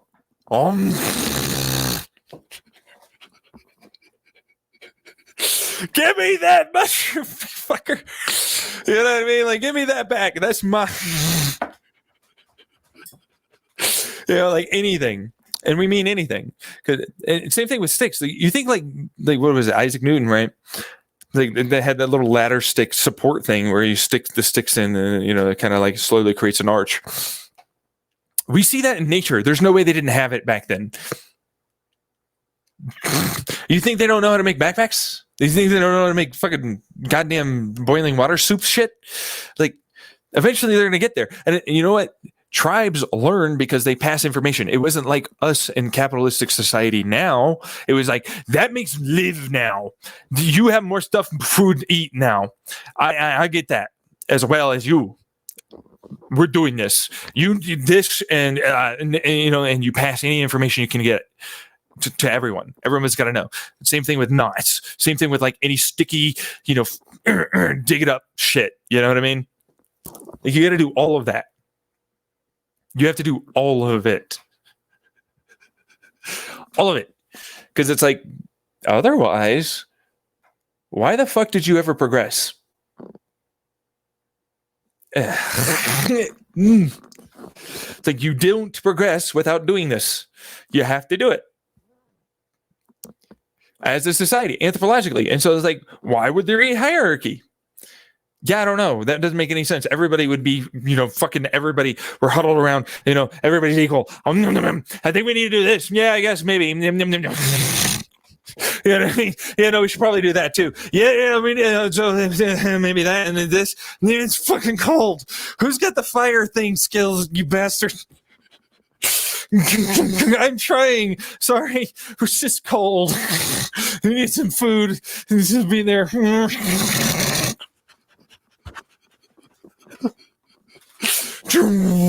saying, yes, fucking fire. Give me the fire. You know what I mean? And that's what that would be. Because, like, the moment you got that is the moment you can travel. You don't travel without a fire. You have to have a fire. You can't travel without fire because you can't safely be in a spot for any length of time because you have predators. And you also can't boil water, which makes it so you, if you can't find clean water, can't live. You learn real quick you can't just drink any old water, dude. Yeah, not that one. No, that one puked and shit himself and died. No.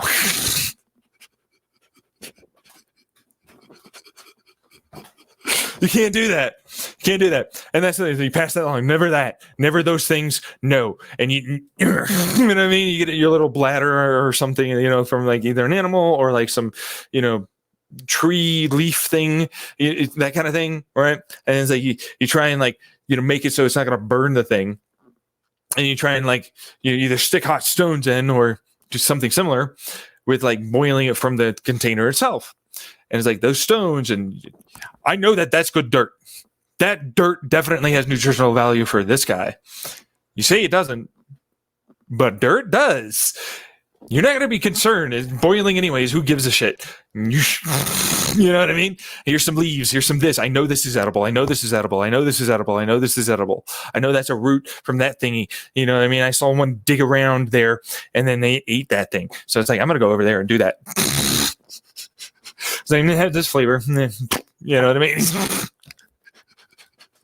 It's like, and you do that and more. And it's like, what do you know? You now have soup. You now have food. You now have clean water. You now have very highly nutritious sources of energy. Lots of energy. Lots and lots of energy. It's not meat, it's energy. Calories, nutritious calories that are incentivized, by the way, the plants that you're using, to provide you with better benefits to come back. Bigger brains, better ability to walk, anything and everything, because that means they'll get picked and planted anywhere. That was a good one. Yeah, we're going to do that one again. And so the evolutionary coexistence happens. You don't get one without the other. That's why plants and animals, it's not animals, it's plants. Plants are so nutritious for us. They're so healthy and beneficial. We had plentiful plants everywhere. We didn't have that many fucking animals that we were like, yeah, I want to go over there and hit that bear, I guess. That woolly mammoth is super nutritious. No. I don't want to go anywhere near that fucker. You see how big it is? Nah. I'm not digging that level of a hole. Fuck you. No, I'm not doing that. No. Bye. I guess I'll run over. Oh, you did it. That bone's out. It's not going to work. It's like, you don't want to do that. That's not what you're looking for. And so it's like the idea that we hunted so many animals to extinction is very, very, very ludicrous. And the idea of a hierarchy of command is not really reasonable. And same thing with like power differences between man and woman. Wouldn't be reasonable. It's more about who can do it and is going to do it. You don't care about anything else. Your thing is about survival. You survive. That's what it's about. Maximizing survival is all about, you want to do it, woman? Fine. Go for it. Any kid, this, that, this is fucking, and like, you know, and you know, like anything and everything that you can pass on for information and make it so that way nobody's getting hurt. Nobody's going to try and kill each other. The tribe lives. And you keep growing. And so it's like, kids definitely got fucked. There's no way they didn't. It wasn't a big deal. Who would care? Who would give a shit? Man with man, women with women. That is a survival strategy. That is anti-stress. That is a stress relief right there. That is a medicine, dude. I need to fuck.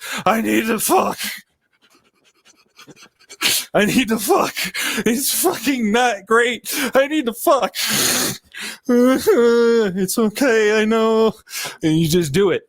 Because, like, you're not, and you're safe with your tribe. You know what I mean? Like, they're going to be around. Like, yeah, this is okay, dude. I'm sorry. Oh, shit, that was scary. I need fuck too, you know?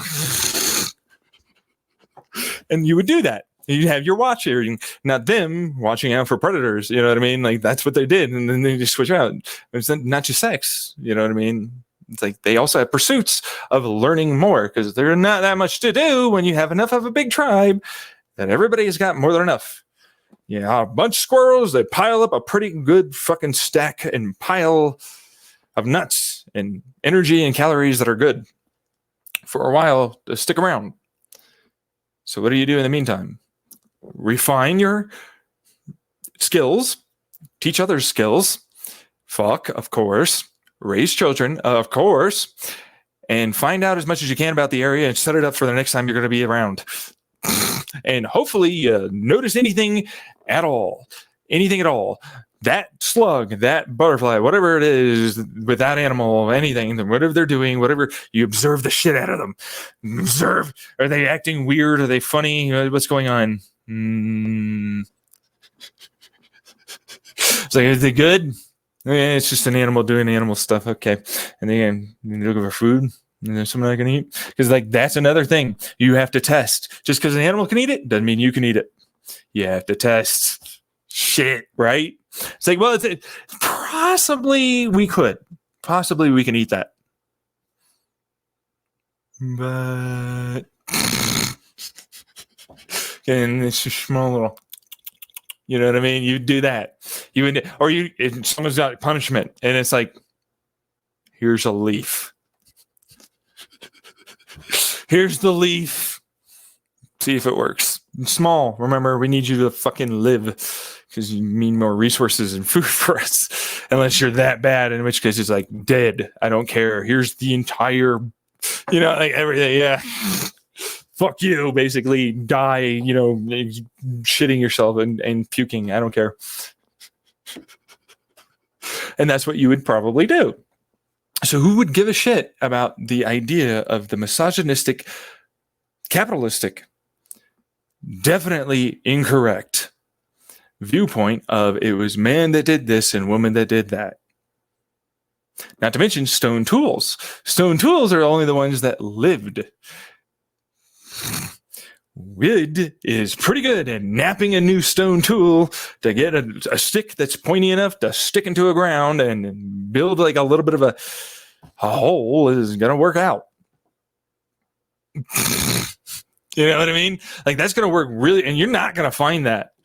It's going to mulch. That's millions of years ago. Come on, man. You maybe you get lucky, but like it's very unlikely you're going to find anything.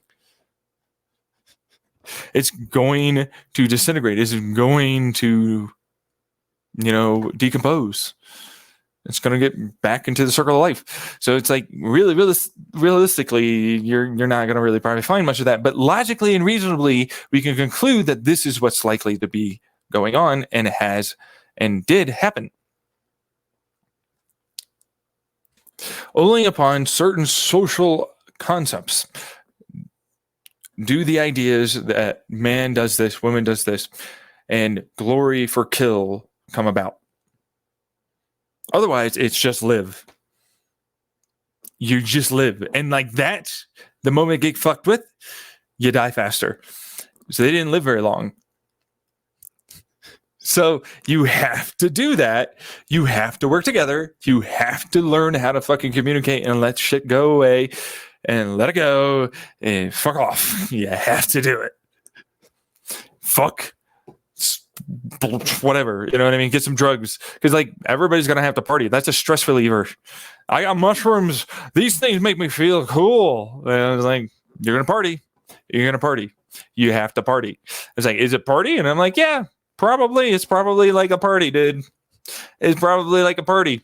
Some rhythmic beating, whatever dance you just fucking float around. You know what I mean? That's what it is. Fuck do. Yeah. Have sex. Who gives a shit? With whom?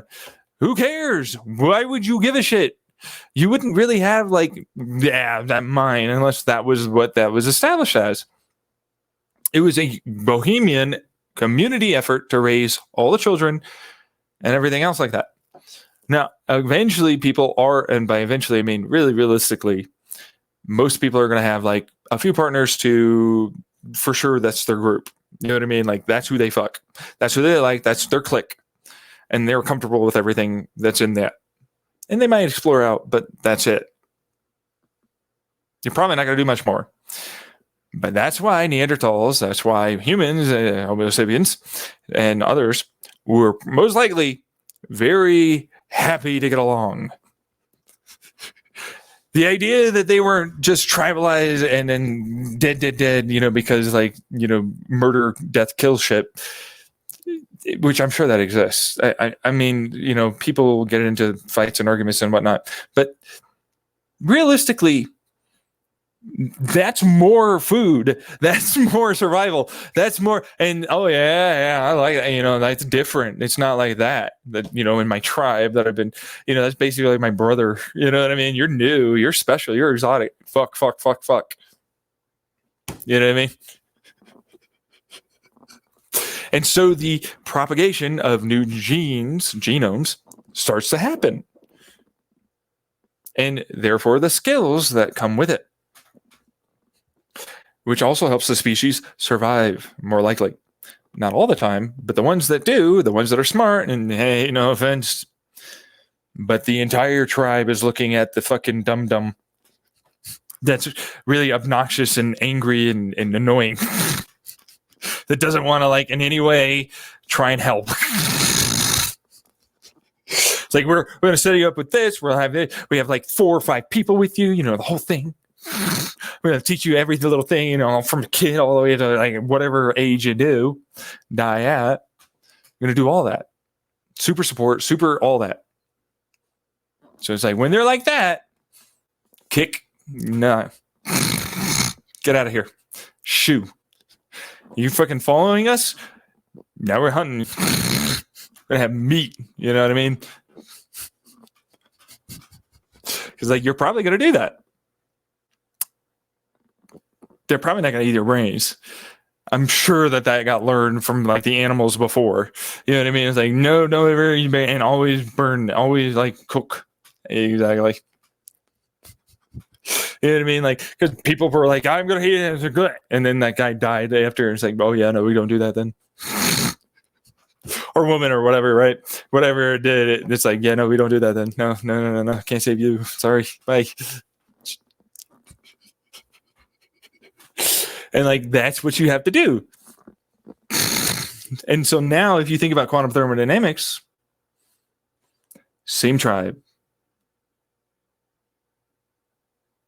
Same way to live, same way with the entire world, and the reality that we're eventually going to have to fucking try and push to getting to a real type of immortality ish. You know what I mean? Because we'll get back to this point, but we'll be able to spread out and do all that other stuff. But it's oh, you got yourself fucked up with that. Yeah, I'm not saving you. Bye. Oh, you fucked with him? Yeah, you never fucked with that guy. Nah, bye. No, I don't know you. I definitely don't know you. The fuck out. Get out of here. Shut up. Mm-hmm. And that's the truth. You have to do that. You know what I mean? And so that's where I'm at on that kind of an end. When it comes down to it, because when you think about it, it's this is what's going to have to happen, and anyone that's smart enough has to know that that's what's going to have to happen. And people are going to have to help each other. And it's smart people are the ones, and charismatic and leaders. Because I'm talking, myself, as egotistical as you might take it, I am a leader, a natural born leader. I am incredibly intelligent. I have something to put forth and give. You know what I mean? That's a thing. Hey, Grandpa, were you here the entire time? Stop swearing, Grandpa. Wasn't swearing that much right now, but that's a thing. And so it's I'm glad that you're here, Grandpa. I'm glad that you were able to actually make a comment. I'm really happy about that. Yeah, but point is we go back to the anthropological thing. It's the only way we rose up to become the dominant species that we are is because we helped each other, we worked with each other, and we knew when things were just too far gone and we had to triage and just get rid of. And we did everything we could to learn and create and think and leaps of faith, because eventually someone made a bridge and someone crossed the bridge. You know what I mean? Someone had to make a bridge. That was the first bridge. There was no one else that was yeah, no, I mean, that was a really big chasm. I don't know, man. Let's just walk around it. I'm tired of walking 20 miles. This is stupid. And then you get a bridge and you're trying to cross it. It's eventually it succeeded. There were a few times it didn't succeed. More than a few, most likely. Same thing with food. Same thing with medicine, which, of course, who isn't going to tell you? Like, this thing stopped my freaking pain. My pain stopped. My joints hurt less. Or this toothache. Or something like that. It's like I strapped this thing on my arm. And it's like I had a cut there. It healed better. And, that guy died when he didn't do this. So, like, guess we're doing that now. Just doing that now. You have to. It worked. So we're doing it. And that's literally all you do. That's the engineering aspect. It's like, it worked. I don't know how. I don't care why. I don't care how. I just know it does. And since it did, we're all doing it. And all of you now know. And that doesn't work. This one didn't. That one didn't work. But this one did. And that's what you do. That's what you teach. And so that's the trial and error, but it's like, it's more than just a little trial and error. It's like, well, there's always someone that got scratched. There's always someone that had something happen, you know what I mean? Throughout the day or throughout the week or throughout the month. Say, hey, guess we're going to do it. Hopefully that works, like depending on like how severe it is or not, and eventually you learn from trial and error and process of elimination and brute force, because this is the real unfortunate part of our algorithmic matrix of our minds that learn. It's brute forcing. Our society, our history of humans, brute forced learned things. We tried our best to observe what was going on. Oh, time to sleep? All right, Grandpa, have a good night. Sleep well. We brute forced our knowledge. And at first it was just plants, animals, trees, stuff like that seemed to also do things, that did their own brute force work, that slowly figured things out too. And then eventually you got to real existential stuff. Deeper, deep stuff. The little tiny particles, the fields, the dimensions, the pressures, the interactions, the math, the programming.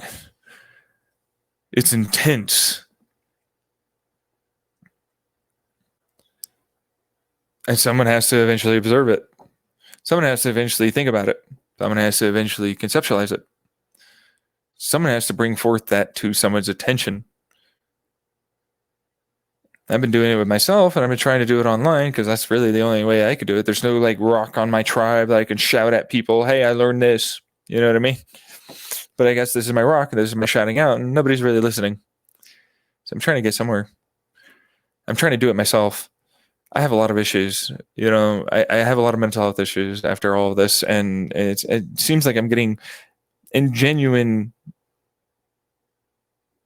I'm getting stopped, like by others or myself, or both, either from my past or my trauma, or a whole amalgamation with whatever that mentioned and so on going on. And it's really difficult, and I'm really pushing, and I'm just not getting much done, and I'm terrified of what my future holds, because it's like, I don't have savings, I don't have retirement, my body is failing. I know that shit in the past, or that stuff in the past, was real, and I know that what I'm seeing and observing now is still a part of that, and definitely no fluke.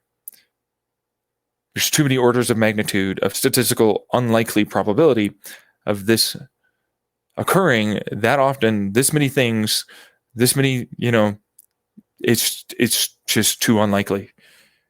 Even with the greatest predictive analysis mind of all time.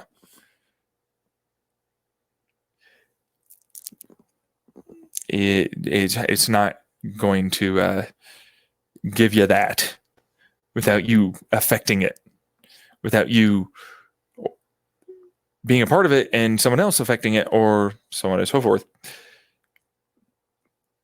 And so logically, it dictates, and reasonably, it dictates. There's no way it's not going on. There's no way Someone isn't doing something. Others aren't doing things to me, either outside in or internally. Some quantum or otherwise, or technology or time. And same thing with the hackers, same thing with the government, and same thing with corporations.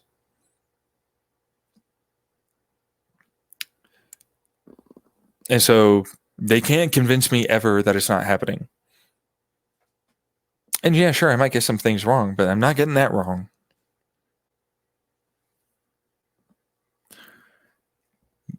I'm not. I don't care what they think about me. I really don't. I know it'll come out eventually that it's real, that it's actually happening. And it did happen. And they're lying their asses off. And they're pretending it's not a thing.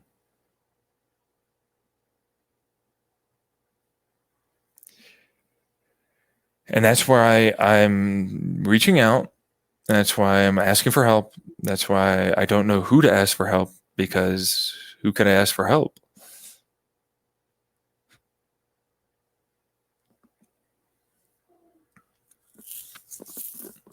And it's like, we're in a matrix.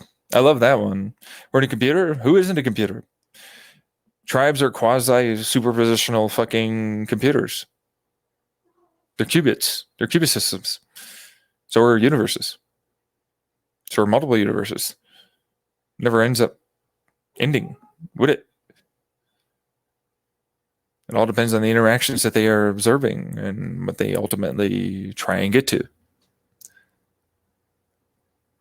So it's like, you're the program in there. I'm like, so are you. Hi, program.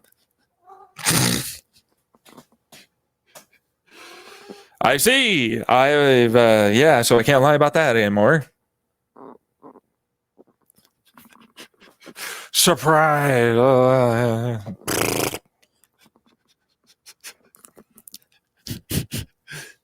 That's the worst part about that. I'm like, you're gonna fucking try and lie to me again? You know, I know, right? Like that. You can't do that. You can't fucking get me on any of that. You can't lie. I know that you're lying at this point. Like, you just can't. You can't make that stuff up. You can't pretend hard enough to get around that. You've cornered yourself too much. There's nowhere to run. I can out logic that.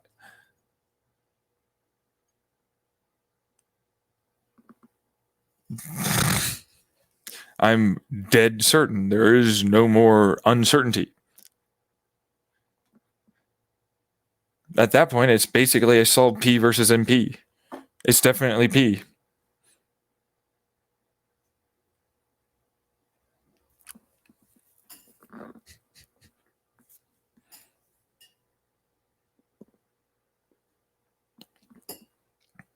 And so it's like, you are definitely hurting me. You are definitely causing the problems. You are definitely the reason why all my problems are happening.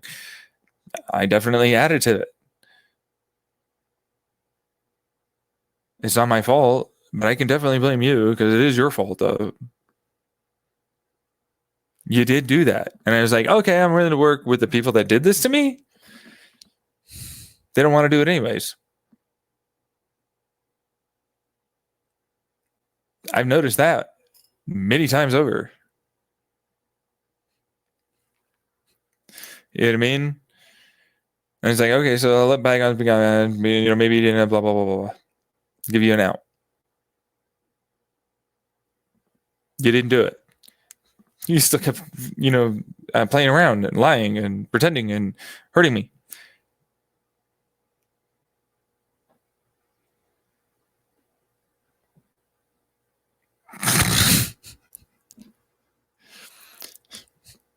You're still not helping. You're still taking all my shit. All the things, all my ideas, all my creative, all the everything. There's just no way it can be spread out throughout the entire world. That many different things, all the weather for 8+ years. I mean, we're talking like I started noticing it even earlier, but I didn't know how to put it, like, because coincidences happen, but That's more than a coincidence, and that's definitely more than like exact. Like, there's no way it could be that exact. We're talking exactly what I thought would happen. Exactly.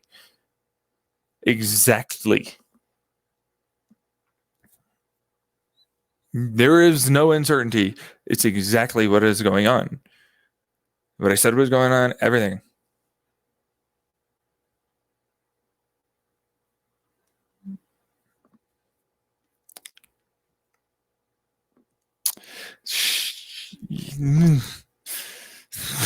I am here. Yeah.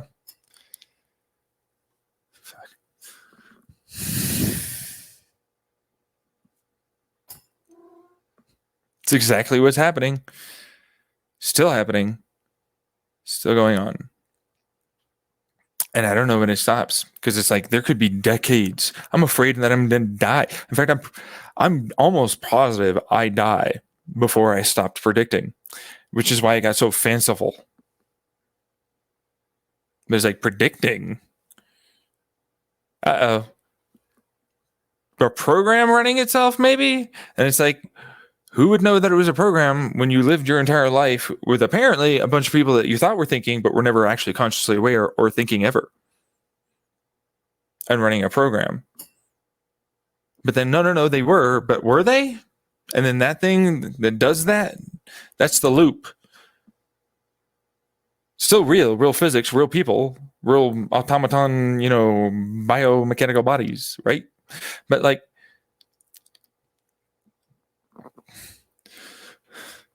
how much is that? How many? All of them? Can't be that. Who screwed up? I know it was me. I would have stopped that. I would have prevented all of that. There's no way I wouldn't. If I'm in any way believing that, it's like, I would stop this. We're going to do it my way, like I've been talking about, and wanting and liking and all these things. I never would have done that. Even if I was forced to go along with some whatever stuff, right? But it's like that's a big problem, because you can't get anywhere. Like, you can't, and especially with the knobs that are like, yeah, no, you can though. You can just keep working on it, and you'll get in it. I'm like, do you take any of this other stuff into account? With my mental health, my physical health, skills. It's a world of people, not one person, that are working together to do this. And then there's other possible things outside of that.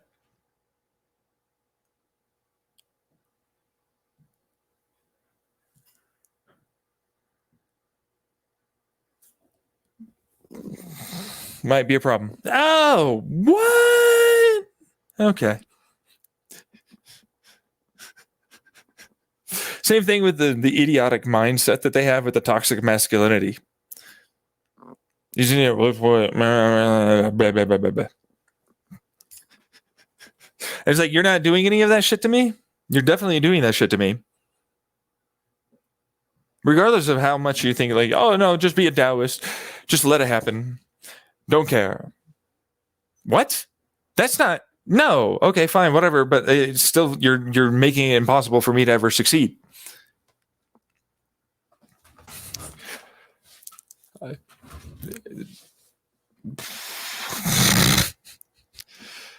Literally, you are doing that on top of the trauma, on top of because you are doing that. You are making sure I do that. You are making sure I have life events that traumatize me. You're making sure all these things. How the hell, in any way, would you believe I could succeed? Especially when you knew that someone else was talking for me and lying and all the rest of it, and was just trying to screw you over.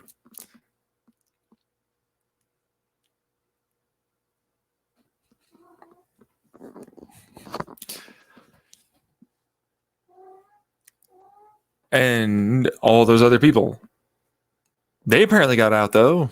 Why is it that I'm stuck? I wouldn't do that.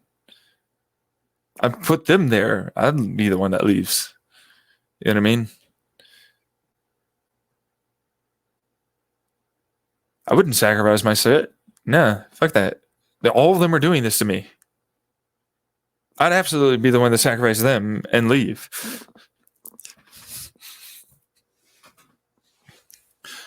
Shit. I wouldn't ever not do that. They're a massive bunch of people that only want to abuse and harm and traumatize me. They're literally the definition of everything that should be deleted.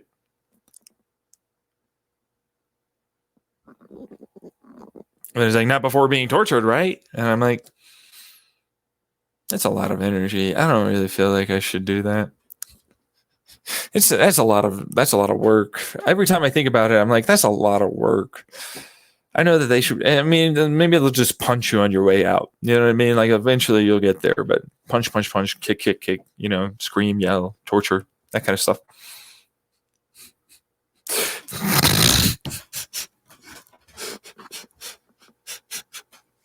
Well,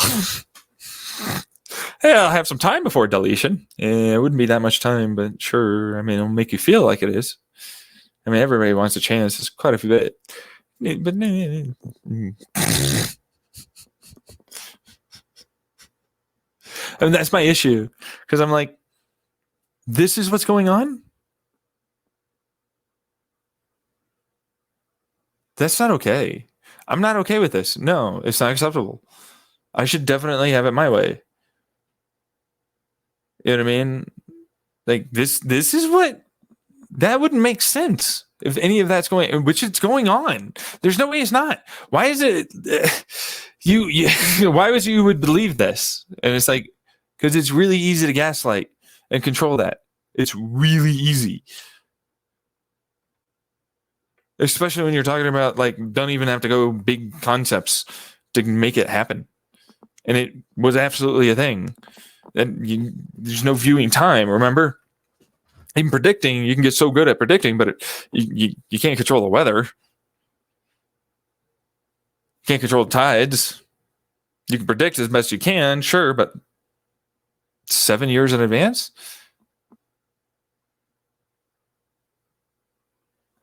No.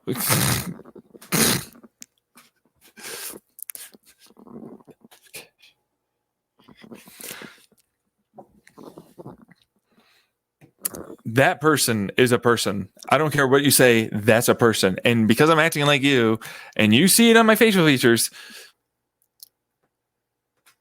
it's a thing. Fuck. And that's why I'm going through this massive problem existentially and traumatically, and depression and anxiety and stress and paranoia in my butt. How is it paranoid? At this point, I don't think you could be paranoid. There's definitely something happening to affect something to go against me. So, and it would be easy. It would be extraordinarily easy to just like, nah, it's not happening. Or I don't know anything about it. You know what I mean? Well, yeah, actually. How would you know that? Because that's how all conspiracies run. You don't have to tell anyone anything. And if there's enough power there, and they're the ones that hold the investigation and so on, you can't do anything.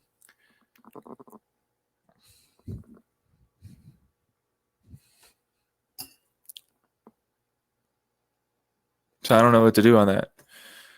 So I'm just trying to plod along, just keep pushing, keep trying to learn programming, keep trying to get my mind right, trying to work on my physical health too, and my mental health. I'm not getting very far. So, hey, and it's like, there's definitely something there that is also helping make sure I don't get very far. I don't get very fast. I don't succeed. Like, that's really upsetting. Who's gonna deal? Like, could you imagine? Like, honestly, could you imagine? Like, let's say none of that was going on. We're just basic, back to real, simple concept of reality.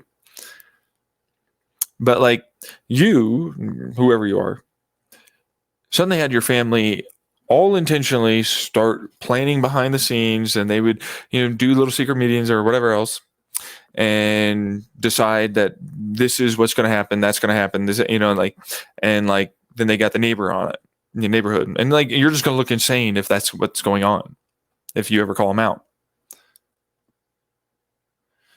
And they could just lie and say it was never a thing and it was just a coincidence. And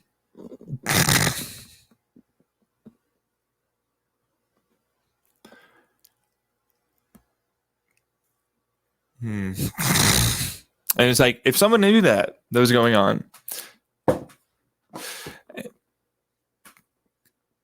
what do you think suddenly is a problem? Them or the person getting manipulated? It's obviously them. They're the problem. The manipulation didn't help. Person's probably not going to succeed anymore. And it's all to really prevent them from succeeding. And especially with their squabbling, petty bullshit, that means no one really wants me to succeed. And also the biases, the jealousies, the bad ideas on how to run or raise someone, and what can or cannot be done by them, means ultimately the person fails. And it was always their fault. It was always going to be their fault.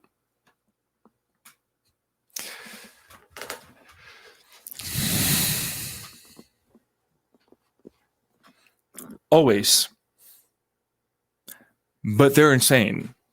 And they're accepting of them going to an insane asylum, psych ward, mental health facility, taking medicine, gaslighting them, minimizing their involvement and actual impact.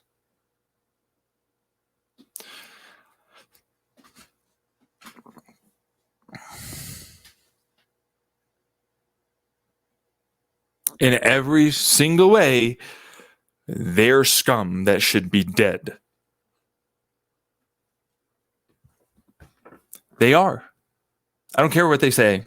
They aren't. That's just defensive. I don't want to die. That's all it is. I'm like, yeah, but you should. Everything's better off without you. That all of you decided to do that means you should dead. Be dead. Had already deaded. There's nothing good about you. There'll never be anything good about you. I don't care how wrapped up in it. You could have stopped at any point. You could have said something. You didn't.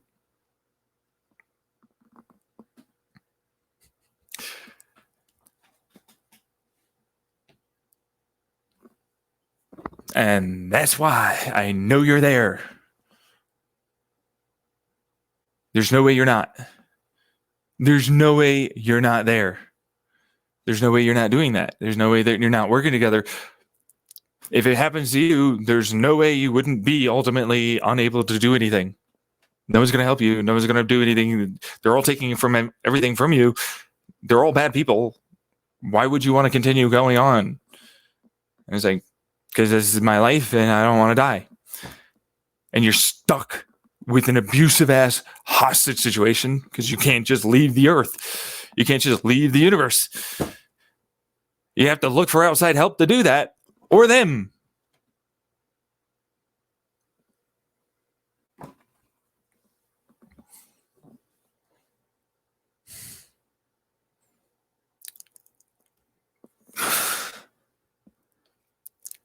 There's nothing good about them. Why would you do it?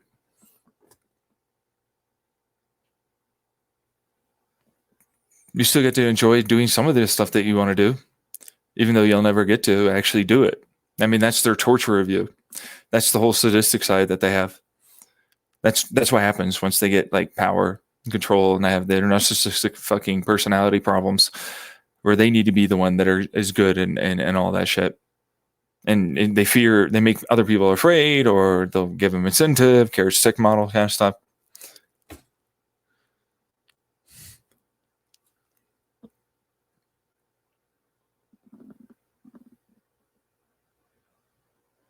And so dying sucks. I don't want to. And it means them taking everything with me, including even mostly myself. I have to build up from scratch. I have to relearn everything. And everything else is gone. Yeah, I don't care how much they lie to others. They're gone. They know it. That's why they are always trying to build out and trying to find some way out of this mess they got themselves into. So that way they never have to really do anything except just deny that this is going on, because that's easier. That's what the real hole kind of seems to be. They're always lying and trying to delete whatever the fuck that information is, so that way you never have to know. So it feels like, and except there are people that know clearly, and it's a bit of a big deal. Even if we talk about the fact that there would still have to be your family or neighbors back then, and hackers, government, corporations that are for sure involved. And the very few that might be good and aren't involved, well, I'm here. And it's all as a result of me being brilliant and amazing and genius, you know. What? It's not wrong at all to say that. Acknowledge your true self. You are that. They might get huffy and puffy about it, but you are that. Some of you know that you're not that smart. That's okay. I am smart. I'm a smart guy. I'm a genius dude. I'm small in no way. I'm big as fuck. I'm 6'4". I'm handsome. I'm charming. All that stuff, but I'm small as fuck in terms of being able to defect much of this. And so, like, no, at some point, this is gonna change. And it's gonna probably be when I'm really, really fucking old. And that's stupid.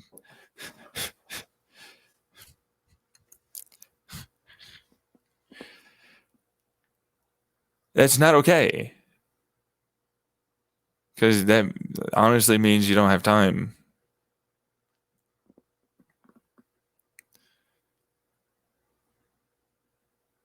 There isn't time here. You know what I mean? Kind of have to get yanked out somehow.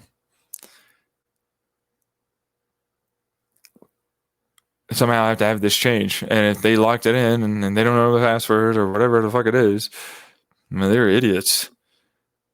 They should be treated as such and murdered.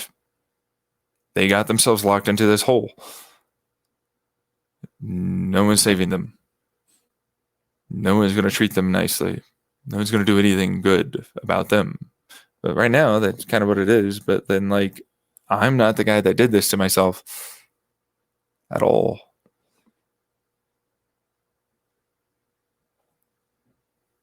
You know? Even if it isn't real, you know what I mean? It's still, you get rid of like the big universe stuff. There's still going to be a definite, for certain, no matter what, conspiracy theory going on. A group, or at least multiples, that are definitely for sure in the world, honestly. They just are. Fuck off. He is one. Yeah, I just don't want to say you are. You're right, because it's like, fuck you. I can't do that. I can't do anything. Yes, you can. In every way, every one of you can. You can investigate. You could fucking change this. You could do something, but you choose not to. You could help. You get the word out. Try and get me out. Any of that, but you don't. And you should. And that's a good thing. And I want you to do that. Past self does too.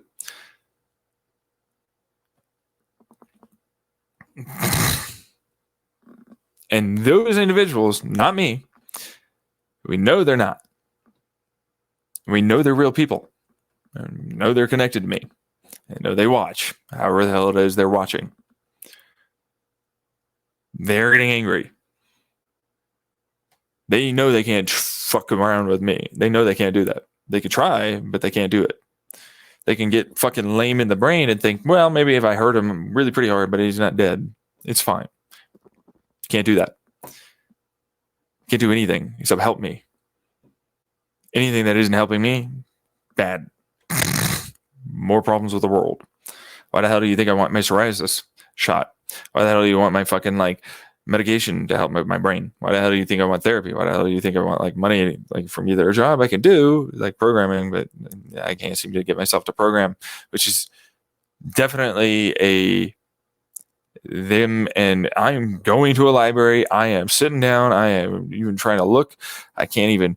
My brain goes, and I'm like, that feels exactly like something affecting me. Not me, not my medication, not any of that. Something else. It feels from an outside in.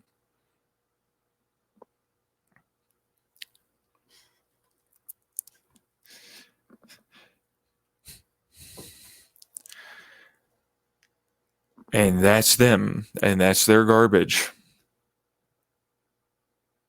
And because I described how quantum thermodynamics works, if I bet you they're going to try and like wrap around and do all that other bullshit and try and push it and force it, but it doesn't matter. They can't get out. They're not going to get out that way. They're not going to get out that way. Sorry, I don't care how hard they try. They can't get around the fact that who I am is who I am.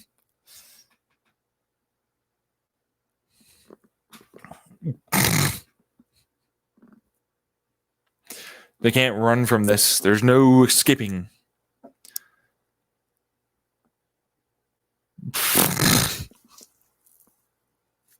I love that one. A lot of them know it's true. There are things like that.